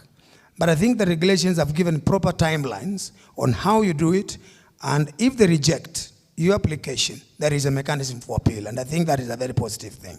Yeah. Okay? Then, in the same act, there is the issue of a joint committee to make sure that the law is implemented to the letter. We also applaud that, and the only comment I need to make there is, if the regulations are not even bringing out, how do we formally join this committee? And I think the committee should be in operation now. It should have been part of this process of actually developing the rules and regulations. Should be part of it, but that's a good thing. All right, and the other thing is about, initially, it was a challenge to undertake as an NGO at that time, social enterprise, or to get into business, and what to go about it. I think the regulations have brought out how a PBO can embark on doing business, but clarifying very clearly that you need to plow the surplus to the NGO. And I think that's a very good clarity.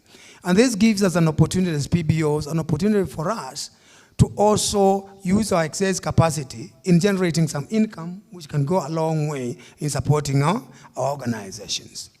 And then the final thing is about, it gives the NGOs an opportunity to form forums where we need to control how we operate, regulate ourselves without so much intrusiveness, rather than waiting for government to regulate us. And that's why Mr. Suba was calling co-regulations. We need also to be guardians of ourselves and keepers and brothers keeper. You need also to look what is happening in other organizations.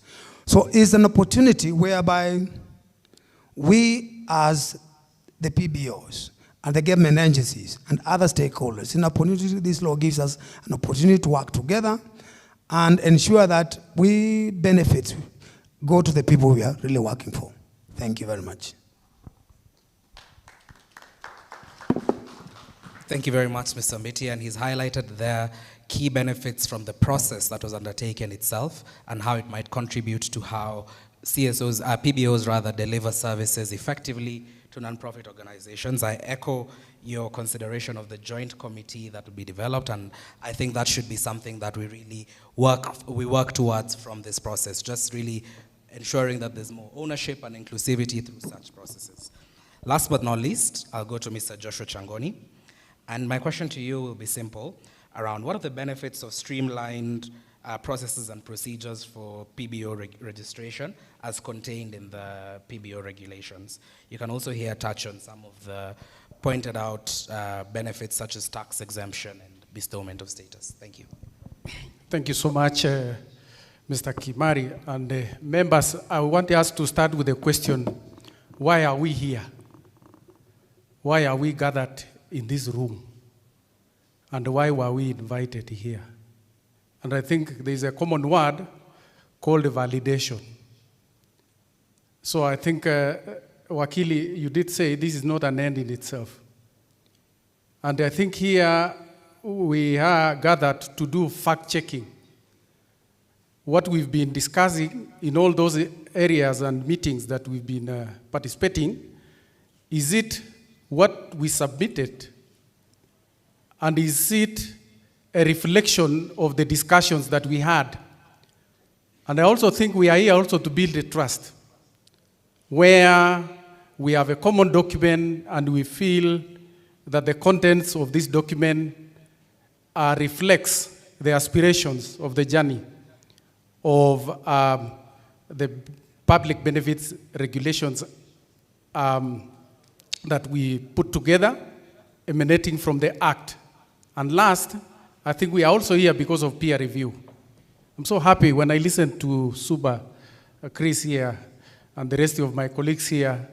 I mean, there's a lot to learn from each other, whether you are in government or you are in non-government sectors. But you've asked me a question that, I mean, the benefits of being under the authority or being governed by this law. For me, when I listen to the conversations, I think we are part and parcel of the implementation of the Constitution of Kenya 2010, and specifically Article 10 on national values and principles of governance, because the law is very strong on a framework that governs ourselves and also regulates ourselves. Secondly, registration, which in the past has never been a guarantee. There's never been a systematic way on how you present yourself in terms of your idea and interest, and your expectations are managed within a given time. Now, we have 60 days. In the past, it was the prerogative of those who are there, and you are in anticipation of whether something will come or it will not. But now it's definite, it's explicit. I mean, it's well defined in this law. Then the governance aspect of it is very strong. Strong in the sense that as an entity that formed the public benefit organization, how do you govern yourself? And even how does the regulator also govern itself? And how do we engage in conflict resolution? If there is a dispute, are there mechanisms that are put in place in a way that there is fair hearing and there is safeguard of justice? Then accountability, as well as also the oversight aspect of it. But ladies and gentlemen, we have to safeguard the principle of plurality. This law does not give the authority the monopoly to regulate the sector. We have also other alternative spaces where organizations can also register. But the authority is also given the mandate to safeguard relationships with the other regulators, whether it is business registration services, the Register of Societies, and other registration regimes that we have in our country, so that we have a relationship building, because we all do the similar work. And I will be coming to the topic of bestowment, because I think that is where a lot of our interest is. So, but part of the benefits that have been put in place in this particular law, including tax exemption,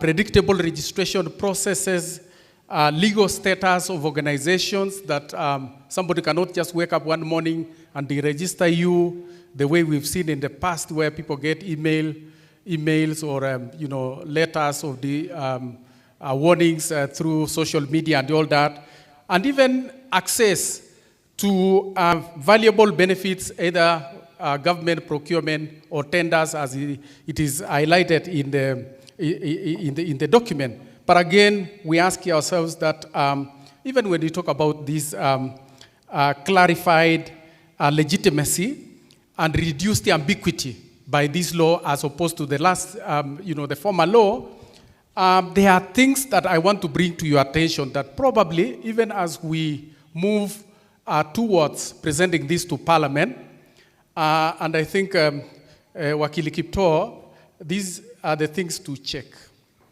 One, the authority has done very good in terms of use of technology. Whether it is public participation, we all acknowledge they did live streaming. They did open up channels of communication where people would submit via email.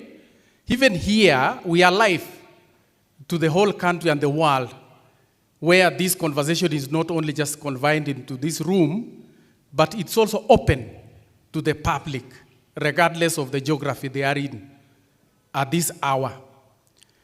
Now, the emphasis on the physical address in this law, let us be the entity and the body that will set an example that there is also development and growth of digital public benefit entities in our country. And we've seen people who've come together to do a good job online. And for them, a physical office doesn't matter. I mean, for them, it is about just having a website or a platform or a tool. So probably from your legal perspective, you can also guide on that, and let's be the first one that can also champion in this country that there is adoption and utility of technology. And even government has also set an example. Quite a number of services are now found in eCitizen. Whether it's KRA services, you wake up in the midnight, or at what point you can still apply and get whatever that you want. So even here, I don't think we can confine ourselves to only just those physical addresses, but let's have a framework how digital public benefit entities can also be incorporated in this law. The second point that I want to make is that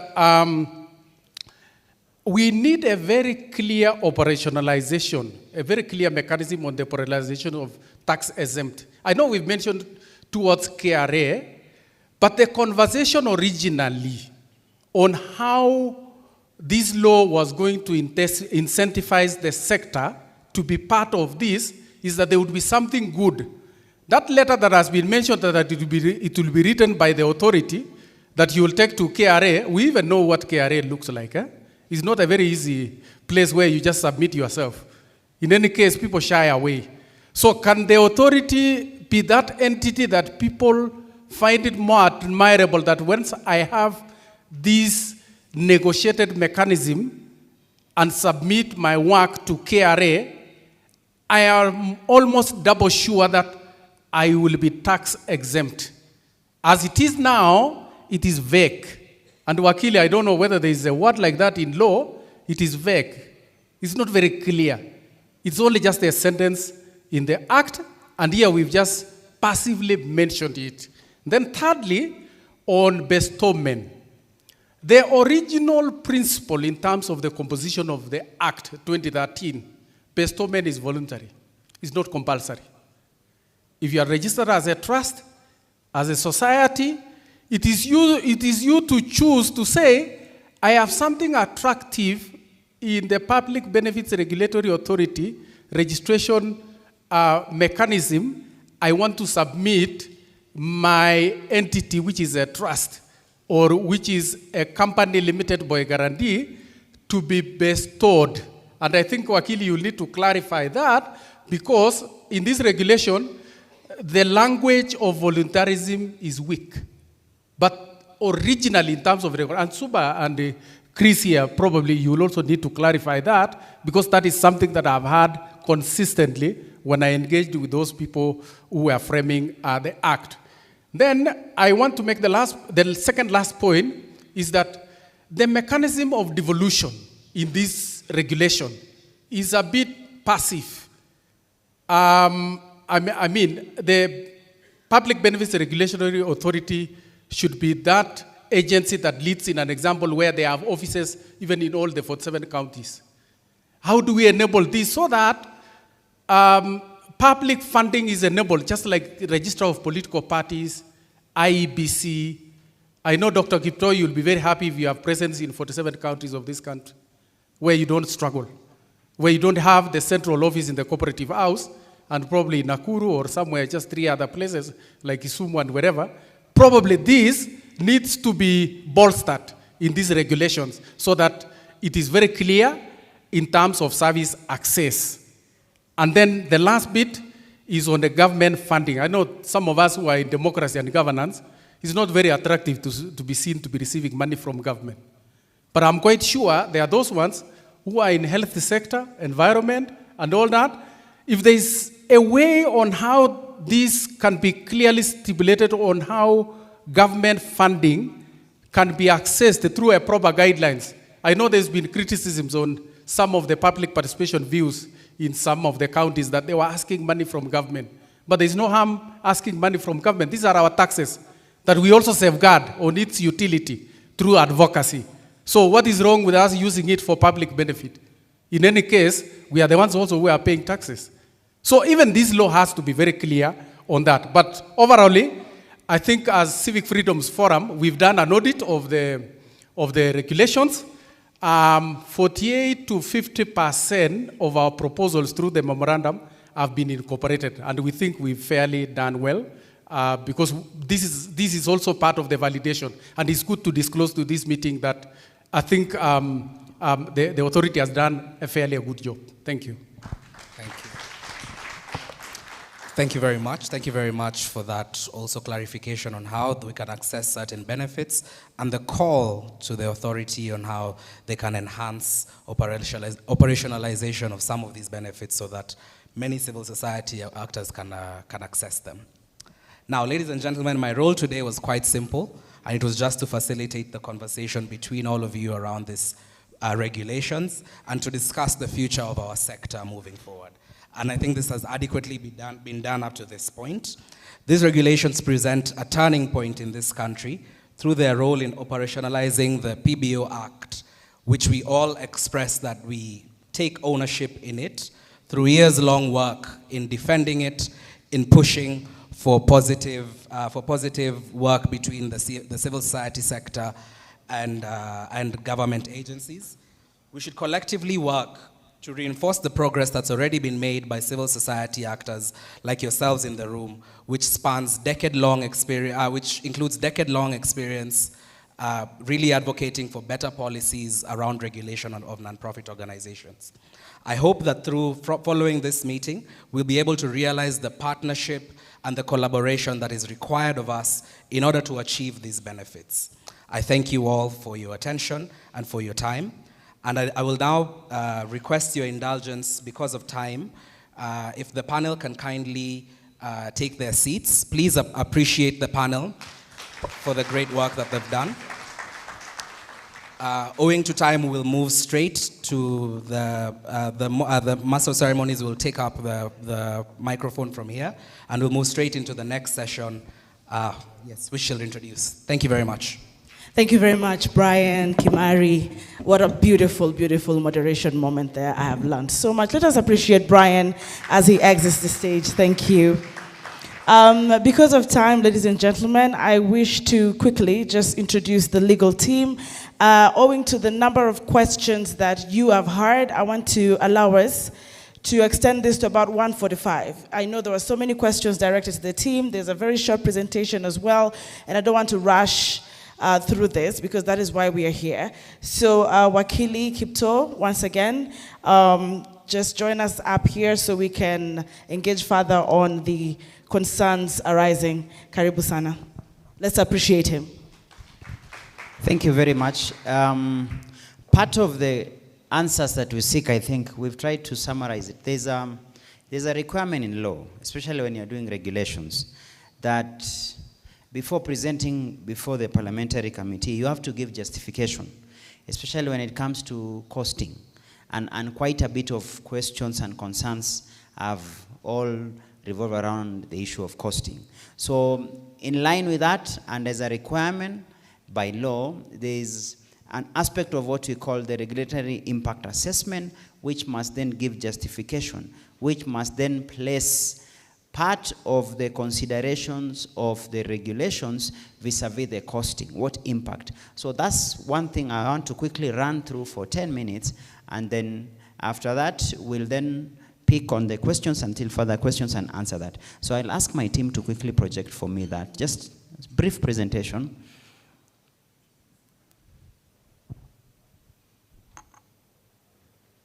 the regulatory impact assessment has become a mainstay. Previously, quite a number of entities or state agencies never used to undertake it when they are doing their regulations. But as at now, it has become a mainstay, and Parliament will not agree to any regulations adoption unless this one is done. So I just want to first, we did a bit of a webinar on the same, but we felt it was important to still bring it on this session because we didn't get as much. There was an issue to do with there was an issue I think we would have captured in our earlier presentation. One of the panelists had sought to ask whether online petitions or memorandums that were shared, in fact, we have a number. Out of the 63 memorandums, 40 were online or were sent via email and interview, and they formed the core of our work. So now, on the regulatory impact assessment, just a brief of what it is. It's a systemic approach that critically assesses the positive and negative effects of a proposed or existing regulatory or non-regulatory alternatives. So that you have to say, why is it important for you to come up with regulations? We try come up with scenarios. Absent the regulations, what are the impacts? What is the situation? With the regulations, what then changes? What are the impacts? And in this case, we look at both social, economical, and water view. So this one is set through the Statutory Instruments Act, Section 6, 7, 8, and 9. And as I've said, it has become important. You cannot face the parliamentary committee, for example, on delegated legislations, if it is not accompanied by this regulatory impact assessment. And it becomes important also for us, as we are trying to appraise our regulations, as we are trying to appraise the impact, this then focuses us on the specific data on that.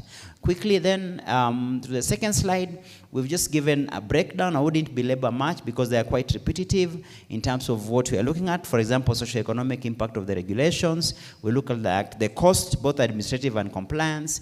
Then we also look at the cost and benefits of the regulations. And then finally, what are the alternatives? That then helps us make a honest or more or less a balanced view.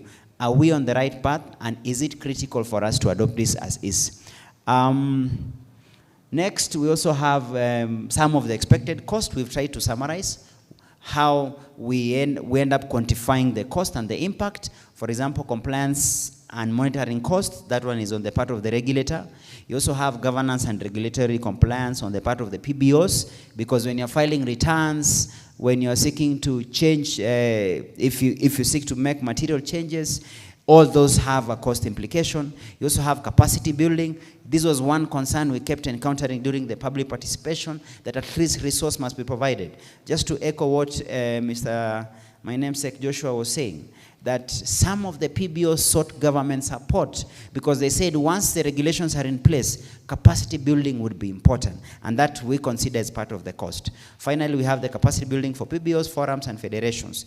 This being a new emerging area where there's excitement around self-regulations on forum and federation, capacity building will be a critical component. Next, we also have benefits, which I think we have previously mentioned. Why we were doing regulations, the question that we are asking, why validation, but importantly, why the regulations. We've just tried to summarize them. I wouldn't wish to take a lot of time on the same things to do with enhanced compliance, modernized oversight, alignment with national policy goals. I think when the past made her speech here, she emphasized on the issue about better. Every government has its own manifesto, and for this current government, theirs has been better. And I think if you have donors or representative of donors in this room, they may recall that 2-3 weeks ago, the government, through Treasury, as well as the Council of Governors, organized a roundtable with the development partners, and one of the key asking for government and the donor and the partner organizations was, how can we align priorities around better? So we felt that it is important to have this impact assessment so that we have such alignment. And finally, donor confidence and partnerships, because once you are able to get the regulations in place and improve governance, then hopefully we feel one of the impact would be more donor support. Apart from that, we have access to incentives, things like recognition, tax exemption, which I think has come up during this panel conversations. They need to clarify how CBOs, CSOs, and the rest can be able to benefit from such. We have legal certainty and protection. I've heard it from the panel, and I want to appreciate the panel, because what previously were considered to be an administrative fiat by the executive or by the government can then be crystallized into a legislation. And that's why I say it, as I presented in the morning, the work then begins from there. Once you have regulations in place, the act has been operationalized, then the work then becomes, how do we breathe these regulations into life? Which in this case, with the certainty and protection that the regulations have offered, it becomes a plus. On top of that, we have improved self-regulations. I think we've said that. Strengthened governance in terms of compliance and what have you. And finally, reduce administrative burden. And that was the last point I think I picked from here. And I think the regulator, the DG, in our sessions we went around, you kept emphasizing that the regulator would want to be in a space where it makes it easy and simplistic for this sector to apply, especially within the digital space. Just to wind up on the same, next slide quickly. We also have continuity of support, financial protection, improved service delivery, social cohesion, community empowerment. I'll just pick the last point there. Community empowerment. Local organizations gain recognition under the PBO Act, enhancing community voices in decision making and strengthening grassroots development. One of the major wins that we feel these regulations has or must deliver is how do we ensure that the voice right down up to the grassroots is felt. And we felt when you have such regulations in place, the benefits that it is accrued to the community, and I think from experience, we have several and so many grassroots-based organizations. So when you have a case whereby they are empowered, then it becomes better. And that's why it was easier for us to consider or to give a consideration on the proposals, even as regards in cost, because for them, it touches up to the grassroots organization. Justification for the proposed fees, which I think we have also done a table to try show how and why. For example, we've given national registration that was increased in 2012 for 16,000. That has gone to 25,000. And that is justified by higher service delivery cost, inflation, and perpetual registration, because you register once. You don't have to register over and over again. Part of the proposals that we were being told to delete was on the issue of registration and bestowment, where you don't have to start again, and the DG has given his word. Those that are already registered don't have to pay again. But for the one that registered for the first time, the justification is these are one-off payment. Number two, we have bestowment, a fee introduced of Kenya shillings 20,000, and the same synchronized with the 5-year tax exemption. So that synchronized, and it was important for us to liaise and get a buy-in for KRA for the same. And then we have international PBO registration increased from 30 to 45,000 with exemption from registration capped at 75K, which is basically to mitigate regulatory risk. Finally, the other two that I think we mentioned, annual returns, it was retained at 2,000. And this one was based on the request or the proposals we got during the public participation. We have to mitigate the grassroots PBOs and cushion them. And then finally, material changes differentiate in line with the various categories of material changes so that it can't be one size fit all. There's a table that we've tried to make it simpler for us to be able to follow. If you look at the table we've given here, the several items, proposed fees, as well as the reviewed fees in the validation. So quite a number you'll see reduction. A few have a marginal increases. For example, number 3, application for registration, which I think we just factored in inflation, but we didn't want. At first, when we came, the proposal for some were way higher, but we ended up bringing them down. For example, you have application for recognition of a forum of public benefit from 20,000 to 10,000. Some were maintained, for example, application for exemption from registration, capping it at 75,000. So the marginal increases are only for number 3 and number 5. We're talking about application for registration as an international public benefit organization. So we needed to be as practical as possible. The table is longer than this. If you look at the other items, we've tried to break it down because we have to justify for each. And quite a number, you'll see it's a case of bringing it down or maintenance. Just a few, actually, if you pick the items that have gone up, it's only 2. change of name for international public benefit organization from 15 to 27,500, but the rest, it's a climb down. Amendment of constitution, which I'm sure for organizations, it will be critical with the regulations in place for you to be compliant. You may need then to have to consider amendment of constitution. So being a mass exercise, then we felt it would be critical to make it as affordable as possible, and you could see the climb down. Same with material changes in a forum or federation or forums. Again, it will be an important step, and we anticipate that quite a number of entities will engage in that, and that's why it was important to consider that. Same with filing of annual return. Our proposal, I remember people are giving ranging from 1,000 to 2,000 to 3,000, which was a median mark, which should be 2,000, basically to accept and to ensure what people gave as proposals were considered. So this table, finally, we then give, for example, either items, replacement of certificate.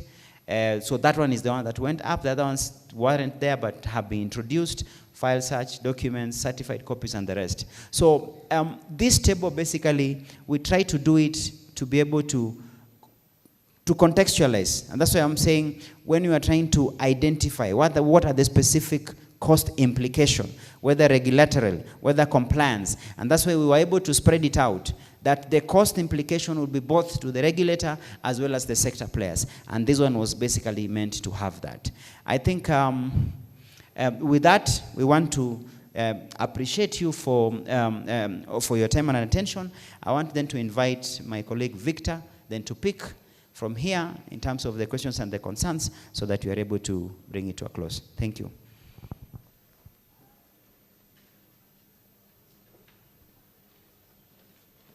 Thank you, Wakili. Let's appreciate him once again. I know you're hungry, but this is very important.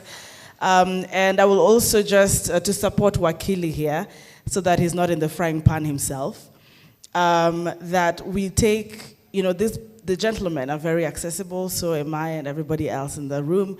Even over lunch, you can, interrogate further. But for the sake of this forum, Wakili, if we could only take at least 3 very burning questions. I don't know if we're in agreement with the room. As many of the opinions say aye? Aye. I'm sorry, Banadiji, they seem to be on the nay side. As many of the opinion that we ask only 3 burning questions, say aye. Oh, as many of the, how do you say it?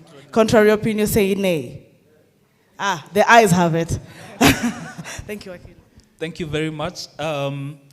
So to begin with, so that we are fair to Annette Mumbi, she's the first person that raised a question about how we came up with the fees and whether we've addressed it. I hope the presentation by my colleague has addressed your question. Or you still have a question? Okay. So we'll be fair to her because she will to address the question she had earlier.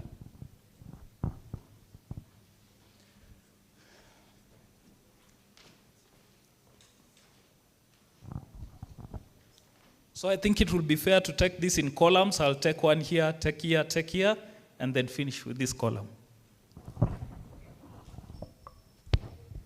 So thank you for the presentation, and I don't think it's still justified, the high fees, because the justification is that it's a one-off payment, and there are people who, 25,000 to be honest is very high. I think the areas where you've increased is what is very critical if we want to empower in the spirit of localization, and also giving other lower NGOs a chance to start off PBOs. I think it's still high. So I didn't hear much of a justification why the high fees. So it would be good maybe to just mention on that one part in terms of registration, and also comparing with other BRS services. When I know it's completely different, but it's comparable. It's half of what you're talking about, so it will be good to get that clarification. So we get it, you think it's still high.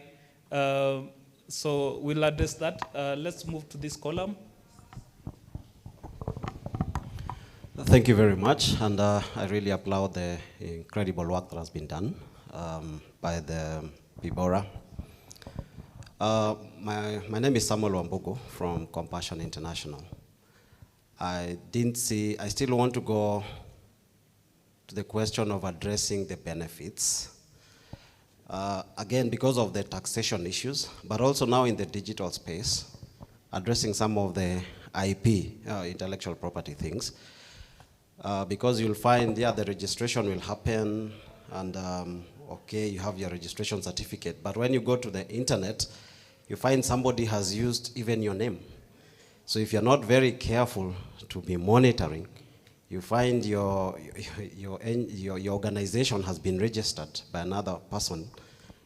And so I want to emphasize on the need for inter-agency collaboration, so that even when it comes to registration, those things are also addressed.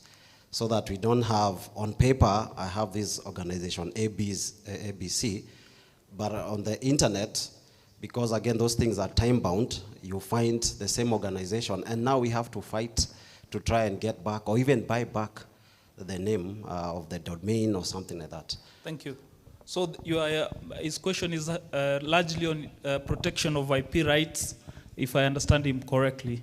And the tax benefits, please, those ones we are still having an issue. Right now it's just a statement, yes, and it's not helpful at all. So I believe if there will be another meeting to see whether the PBORA can actually help organizations to get tax benefit. Once you get into KRA, it's another animal, and it can take you years. Thank you. I think that has been an overwhelming concern. So for gender parity, I'll take the question from the lady in red. Good afternoon, everyone. Good afternoon. I'll tell you my name after you ask my question. My question is more important. Well, first of all, I appreciate the panelists. I appreciate all the people who have been participating in this. I've not been able to participate before because I had a lot of cobwebs on this regulatory act. First, when we have a regulatory body, it's supposed to foresee what is happening on the ground. So, according to this act of the explanation we've got, the regulatory body supersedes the identity of the public benefit organizations. We have the CBOs, which are public benefit organizations. We have CSOs, which are public benefit organizations, and the NGOs. So most of my colleagues, when you ask them, which organization are you running? It's not like before where you will say, I run an NGO by this name. We don't know whether to say, I run a public benefit organization. Is public benefit organization supposed to take our identity, or is it supposed to regulate our activities as NGOs, CSOs, and other public benefit organizations? That is my, my question. Then, the oversight body. I have not seen anything about the oversight body. Like the way we have the Political Parties Act, we have the oversight body. There's nothing about the oversight body. So is the government supposed to oversee the running of non-state actors? I am Emily Mkomnene.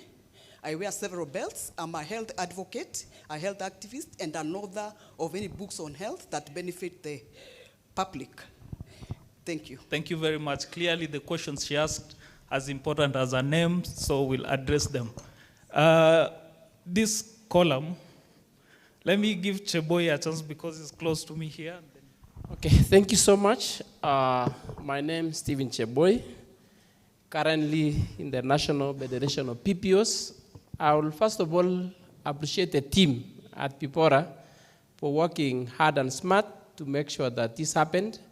Two, appreciate the consultant. Thank you so much, Joshua, for your great effort.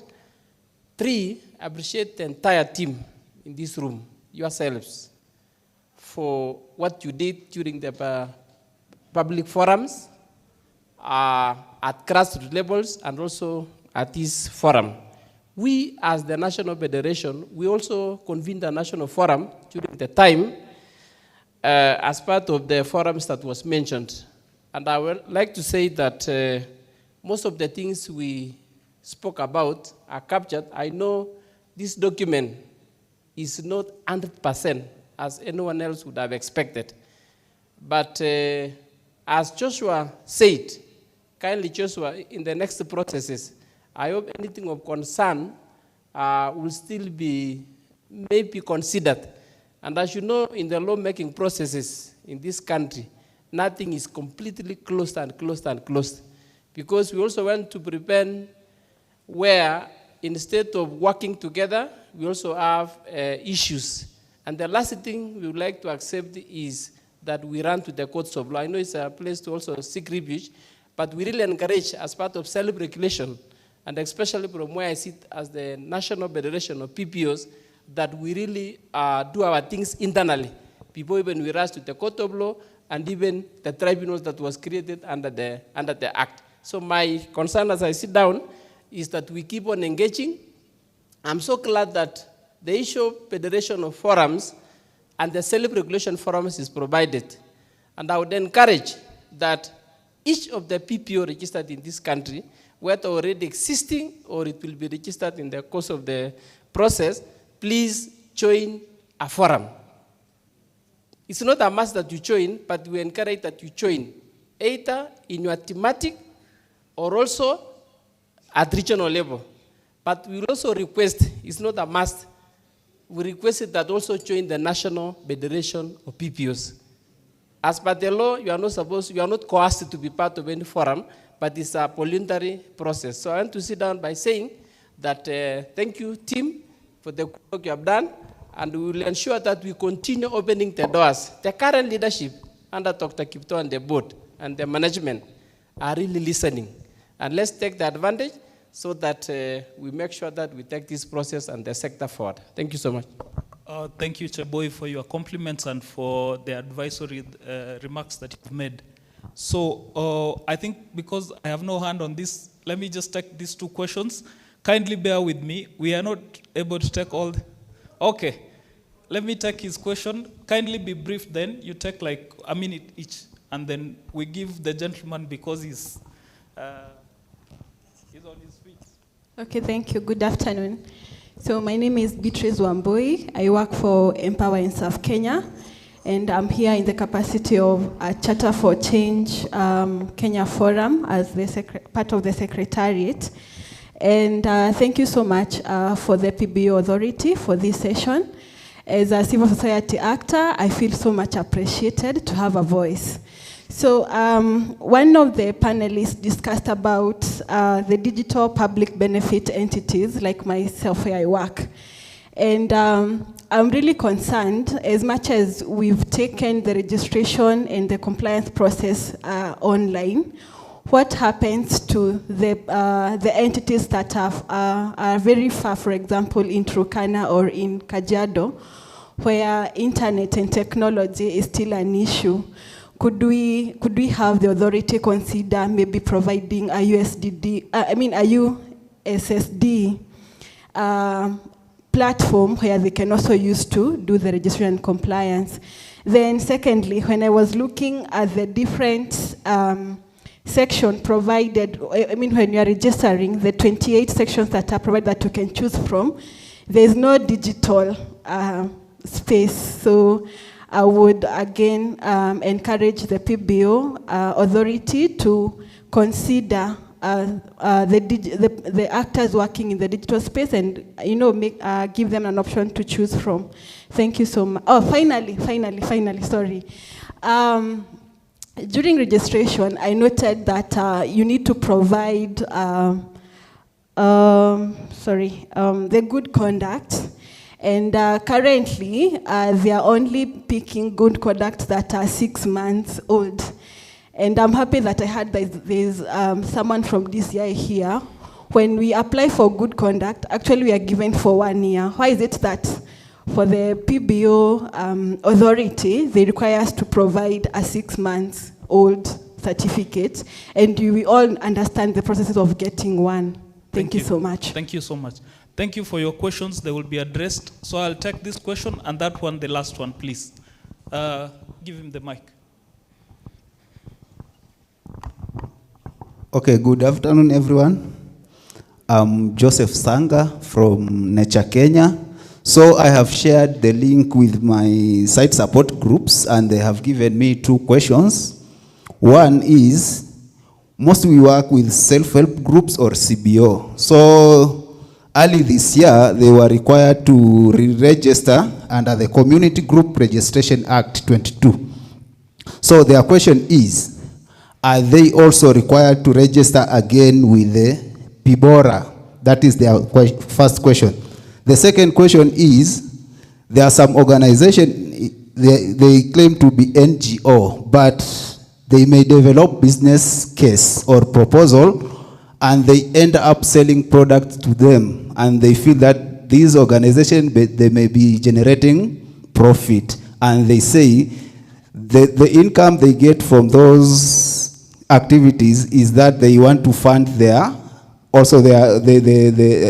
activities. So their question is, how is PIBORA shielding them, or what is the way forward for such business case? Thank you. Thank you. So the last question, and then we can address them. Thank you so much. I'm Jacob Ngumi. I was a former executive committee member of the National Council of NGOs, and I'm the Secretary General of Kenya Devolution CSO Working Group. I have two questions. One, I want to thank you for the good work you have done, but there are two gaps in the current regulations, which I saw. Out of the memos we submitted, we have seen a gap.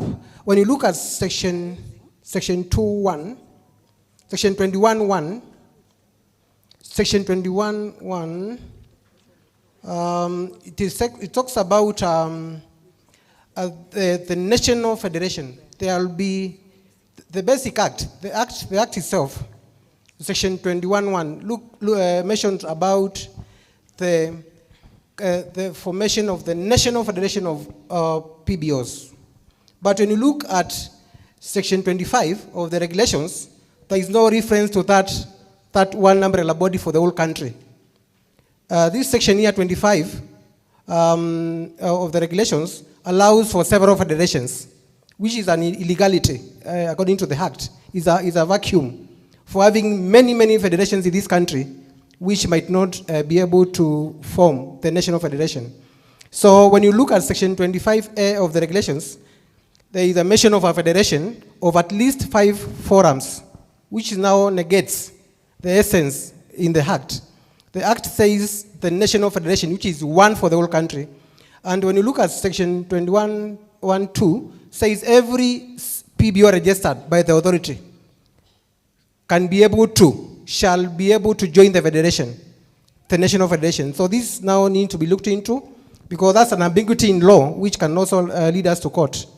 Because when you have many federations, they will be able to fight for that space, which is the national, which is not mentioned in the regulations. Then you also look at 21.7. My point number 2 is, that was point number 1. Point number 2 is about 21.7. This 21.7 of the Act talks about the regulations, the regulation of the National Federation, how they run their affairs, elections, and all that. But when you come to the regulations, it doesn't refer anything about the elections. So these regulations is a missing part, or whole section, which is about elections of the National Federation.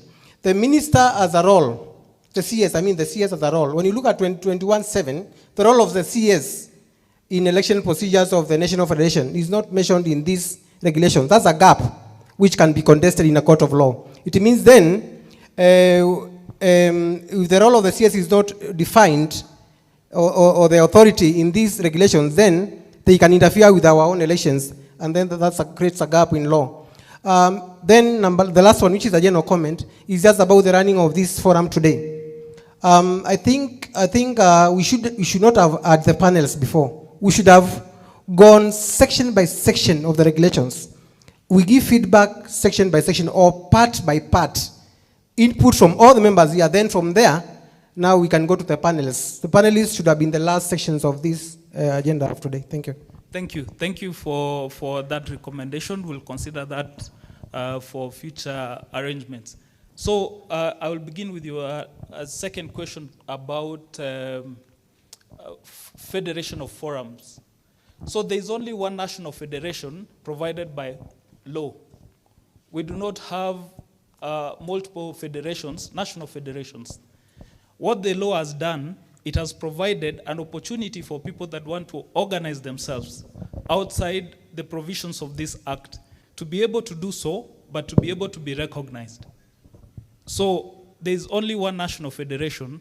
If forums come together and then they form a federation, that will not be the national federation.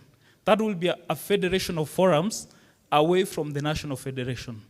So that has to be clear.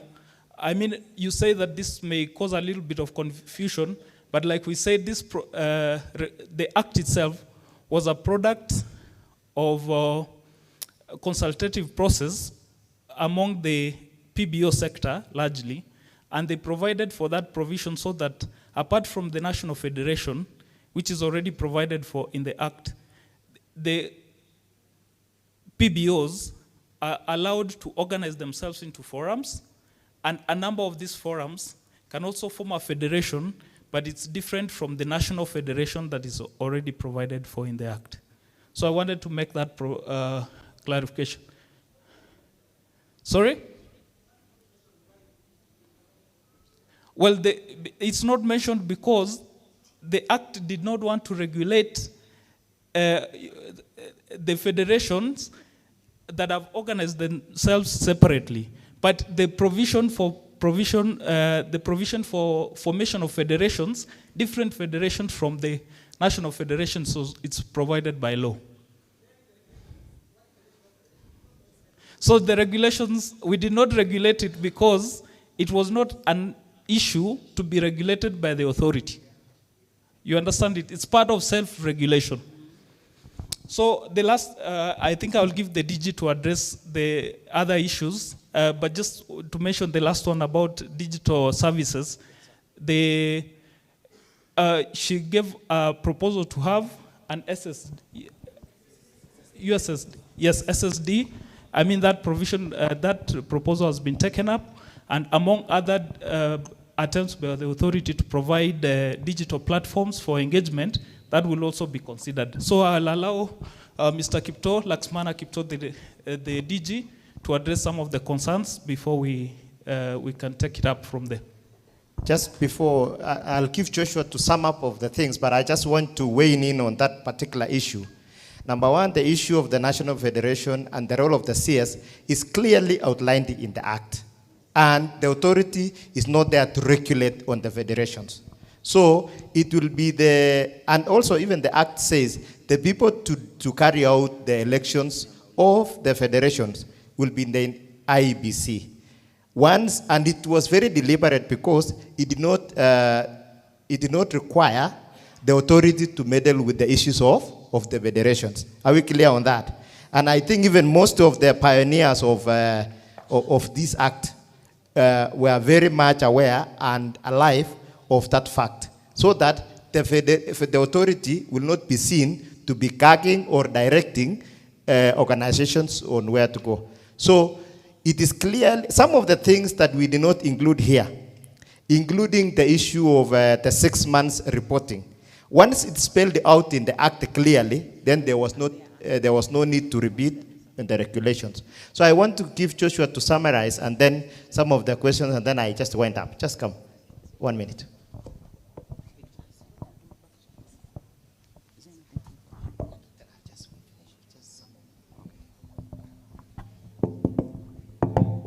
So thank you very much. I think he's answered some of the things I wanted to answer. There was a question on whether PBOs are supposed to take up the identity of PBOs or to register, which in this case wanted to know the regulatory body. So we said PBORA. Number two, we have given a test, and the test is the public benefit activity. That is the bare minimum that you need to consider. The regulator in this case being the Public Benefit Regulatory Authority. So I think there was a question by Emily, that's what I get. Number two, there was also a question of whether should CBOs and self-help groups, which is attached to the same, should CBOs and self-help groups register with PBORA? Again, as long as they are undertaking public benefit activity, then it will be advisable, or it is within the ambit of PBORA, or it is within the ambit of what these regulations seek to achieve. And then there's a question is how the regulator shields organization with income generating activities. One of the benefits we kept saying about these regulations is that the regulator therefore, or through these regulations, the PBO, CSOs and everyone have been given a right and a reason to undertake income generating activities. So that one has been provided for by these regulations, which is just a plus. With the experience that I mentioned, whereby overly dependency on external donor funding makes or kind of exposes the organization. So for this particular issue about how it shields, rather, I would say, the regulator then has a responsibility to facilitate. And if you look at what provisions the regulations has given on income generating, as long as, again, they are within the ambit of the law. Because, for example, if you seek to do a business, there are other regulatory rules that come from different entities, not necessarily PIBORA. If, for example, you seek to undertake work within the health sector, then it would mean there are some licenses or there are some provisions that you have to adhere to, for example, by the Pharmaceuticals and Poisons Board. Nothing to do with the regulator. The regulator is just here to cross-check and ensure that you are fully licensed, you are compliant, and the job then of the regulator is say, please, you are free then to undertake income-generating activity, unlike before, that was not provided here. Maybe again, I hope I've not lost anything. I think we have mentioned about National Federation and the Federation, and the DG has clarified the same. There's a question of justification on high fees. I wanted to make this comment. If you look at the regulatory impact assessment, there are a careful balance of three things. One, you have you as a sector, in this case the CBO, the CSO, seeking a service. But at the same time, you have the regulator here who's supposed to carry out, for example, to ensure compliance and to carry out regulatory services. And then you also have other agencies involved, for example. If you talk about tax exemption, then you bring in KRA. So one of the things that we are doing as we are trying to come up with the fees, we ensure that whatever we have proposed, we run it together with KRA so that we have an interagency agreement. So there's that a case of give and take. And that's why if you see the table I was giving, some, you see, they kind of go up a bit and some go down. So we take seriously that particular comment that we mentioned, that we look at the spread and the nature of the service so that the grassroots-based CBOs are kind of not put in a difficult position when it comes to the cost. But what we've tried to do and to ensure, and in this case, we are trying to balance off, also trying to see the other. There was someone who mentioned about the other BRS services. So we tried to showcase the difference between us and the other BRS services. For example, if you register, you're registering one-off. But at the same time, to ensure that the recurrent services, things to do like compliance, things to do like audited accounts, we ensure that at least if you look at the table that were presented in our regulatory impact assessment, there was a drop. And some, there was either a maintenance. So it's not a cut-paste job, it's a work in progress. And that is why you always see reviews happening. Today morning, I thought I saw the president being forced to drop charges on renewing of ID. Yet the Citizen Services PAS and the rest of the team were quickly launching and say, now we are going to cost this. But you see, government has to be responsive to the needs. So my take would be, as we close on this, is that when it comes to fees, it is not something that is a one-stop shop. It's an everyday improvement. There are those that have already been factored in, others have been maintained, but it's a continuous work in progress. The best camaraderie that we got from our engagement today is that an agreement of partnership between regulator and the sector. Hopefully, through such cooperation and agreements, it can be easy to smoothen out more concerns that may arise as we implement the regulations. Thank you, and I wish then to hand over to Anki and wish you a more important, vigilant process as these regulations come to force. God bless you. Thank you, Wakili. Thank you very much, C&K advocates. Let us appreciate them. I know it's not as exhaustive as you all would wish it to be, but allow us, ladies and gentlemen, to close. And Police Administration Band, I know you're on standby for beautiful music, but I just want to make a few announcements. Our able CEO, as I also welcome you for your closing remarks and the way forward. While we're breaking for lunch, ladies and gentlemen, I know that you have been seeing meal cards being passed around the tables. In case you haven't received one, please pass by the registration desk. It's right outside. They'll be able to give you one, so you're able to have lunch. Also, if anyone amongst us has not registered at and with the registration desk, I urge you to please do so before your departure. It is more than important that we document your attendance. That is the most important thing, that you are part of this great process. Without any further ado, I'd like to appreciate Dr. Kipto. We call him Mr. DG, and the CEO of PBORA. Karibu, sir. Thank you, Angie and Joshua, for the good work you've done. I also want to extend my appreciation to all our panelists who were here, and thank you very much for your positive compliments on this process. I would like to just request you, before I give my closing remarks, last week, all of last week, and this is important for all of us.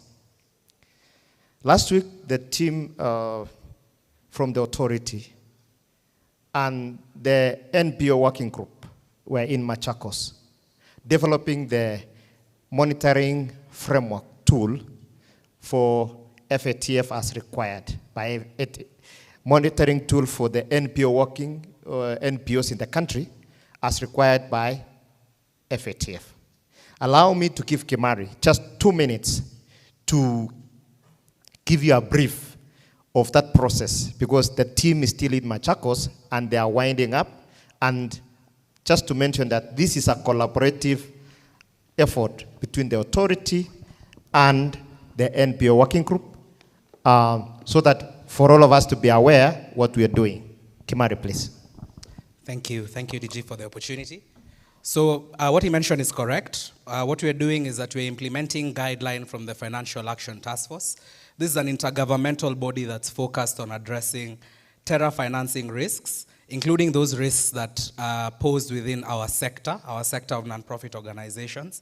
So we work as the nonprofit organizations working group on the Financial Action Task Force. We are currently cooperating and working with PBORA and its team to develop these frameworks. And these frameworks are for our benefit. The frameworks are in order to ensure that these measures that are taken up to address terror financing risks are proportionate, they're focused, and they're risk-based, meaning that they cannot be abused to target civil society organizations. So this is a partnership that's ongoing, and we expect that it will take place over the course of a few months from here. The team is currently in Machakos, finalizing on a framework or tool that we will be using in the future to protect nonprofit organizations. So I'll encourage any nonprofit organizations in the room who are interested in working around this to try and connect with us. You can meet me here, we can speak outside, and try and find avenues where we can collaborate in order to advance these reforms. Thank you so much. Thank you, Kimari, for that. And just to mention that we were with Kimari also in the Civic Advisory Hub eye-level meeting in Botswana, where we represented all of us. Now to my closing remarks is that, first of all, I would want to extend gratitude to UNDP for hosting us today and facilitating this validation workshop. We want to appreciate them because they've been our partners. And I also want to thank the very many organizations that supported us throughout the entire month of June and July when we were doing the public benefits organization, public participation. Most of you attended in person, physically. Some of you supported us with vehicles. Some of you supported us financially. And we are grateful that you've taken time to interrogate these regulations. And as you've seen, we were very deliberate in inputting all your feedback in this process. As earlier mentioned, this is work in process, and the work has just but started. I want to give assurance from the authority that we will be working together with you. We will immediately after the regulations are published, form the 15-member committee as required by the Act so that we implement. although some of the things that are in the Act, we've already implemented. If you realize this year, we gave you the 6 months period to file your returns. We extended that period from March to June. And next year, we will be able to continue. So I want to thank you very much. There are some takeaways that have also emerged from this forum. The virtual addresses we will be able to put into consideration. The forums in thematic areas and all that, even for the regional, we'll be able to put into consideration. We still have a window to input all that you've said today before we hand over this document to Parliament. But from our side, we'd really want to thank you very much for the way you've worked with us when we began this process, as we jump-started this process that had stalled for a while. We will continue opening our offices and spaces for all of you to feel that your voices are heard and your concerns are considered. And so, even with the spirit of devolution, as one panelist has said, we will endeavor to expand our offices. Right now, we are in 5 regions, but we are also in consideration to roll out our services in all the Huduma centers across the country so that we are able to serve you better. We are in the process of digitizing all our records.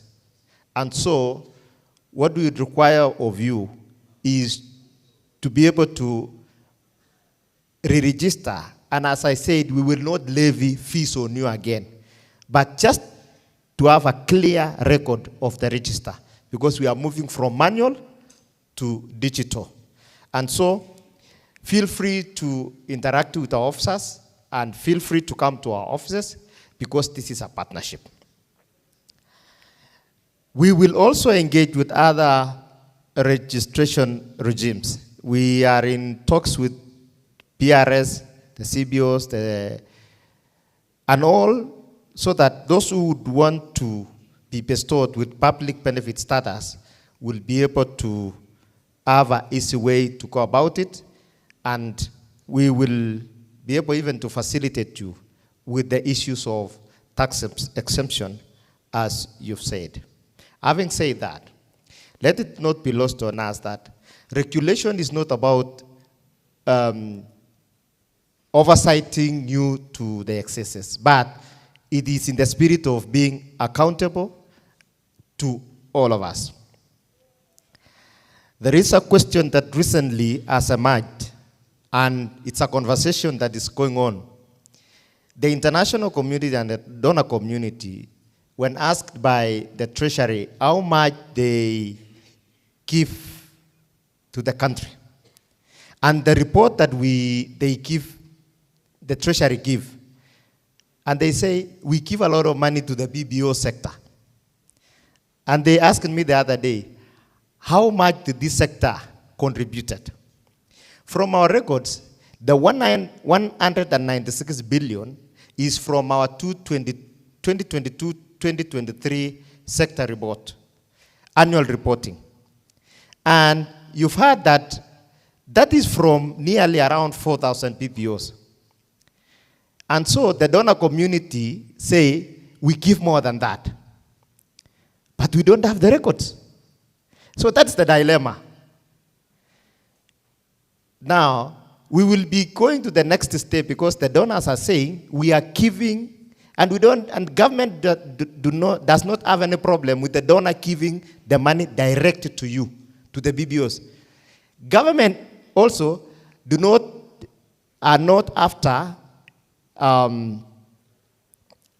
the money that you've been given. But for the sake of reporting and for the sake of planning, we would want to know how much the donor community has given to the health sector, to the conservation, to the education sector. Are we together? So that is the essence of reporting, so that we can be able to appreciate how much has gone in the different sector. But also, most importantly, it will reduce the issues of duplication. And some of you will bear me witness that sometimes BBOs clash in one area. And I want to give an example. That some of you find themselves funding WASH project in one particular area. All of you. So 5 of you meet in one place. If it is in Kakong in Turkana, 5 of you meet there. You are giving WASH. You are implementing WASH project, which you could have done several things. So issues of reporting helps us in financing.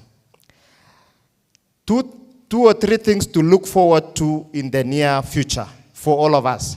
Number one, in the month of November, which we are going, the BBORA is rebranding to new government identity standard.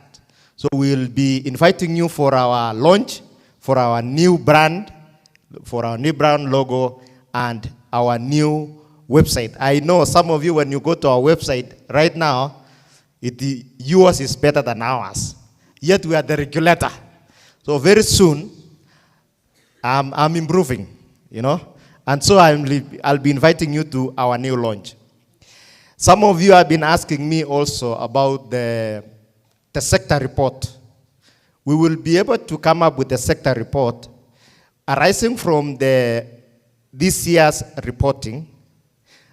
We will be launching that during our BBO week, which will happen next year, 2026, in the month of February. Some of you have been participating before. We are calling you to participate and partner with us as we launch the BBO week 2025-2026 in the month of February 2026, which will culminate into the BBO's Awards Gala Night. I know, and we gave an advisory. We gave an advisory in our in our social and media platform, that the authority is not currently running any awards. And so we will be able to develop a framework where we will be awarding several categories, and in the spirit of collaboration and partnership, all of us are going to be engaged. We'll be forming a team so that we'll come up with the modalities on how to go about that, and we will be crowning it at the end of the BBO week. So with those very many remarks, I want to thank you very much once again for being with us this very day. It has been exciting, and as I told some of you who've been coming to our offices, we will partner, and we are going to occupy this space together. This is our country, and all of us have a stake and a space to contribute to the development of our country. Thank you very much, and may God bless you. God bless Kenya. Asanteni sana na mbarikiwe.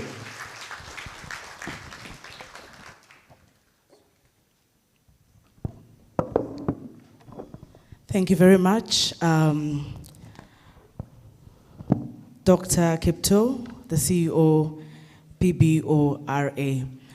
I also want to take this opportunity, ladies and gentlemen, to thank all the partners, mentioned and not mentioned, all organizations present for being here, all those who engaged with us, the legal team, CNK advocates. I also want to appreciate the administration police band, the media present. I'd like to appreciate the catering department, Move and Pick Hotel, for letting us be here as well.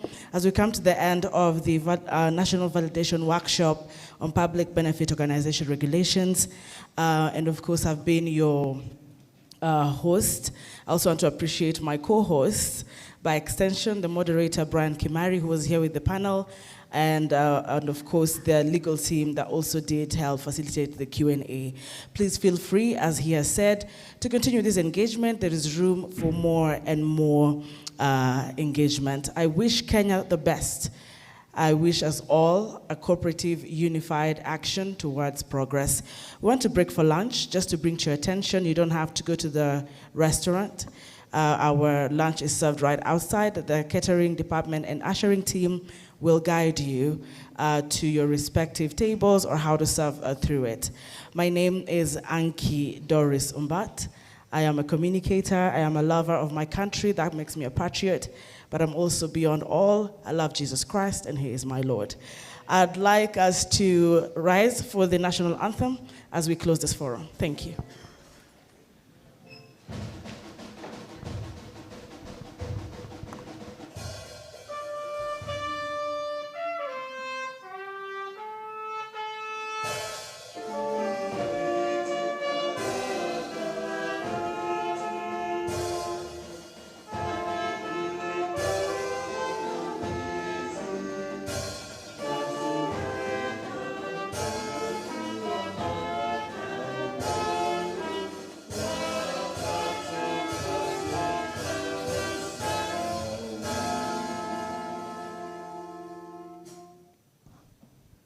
You may leave at your own pleasure. Thank you very much.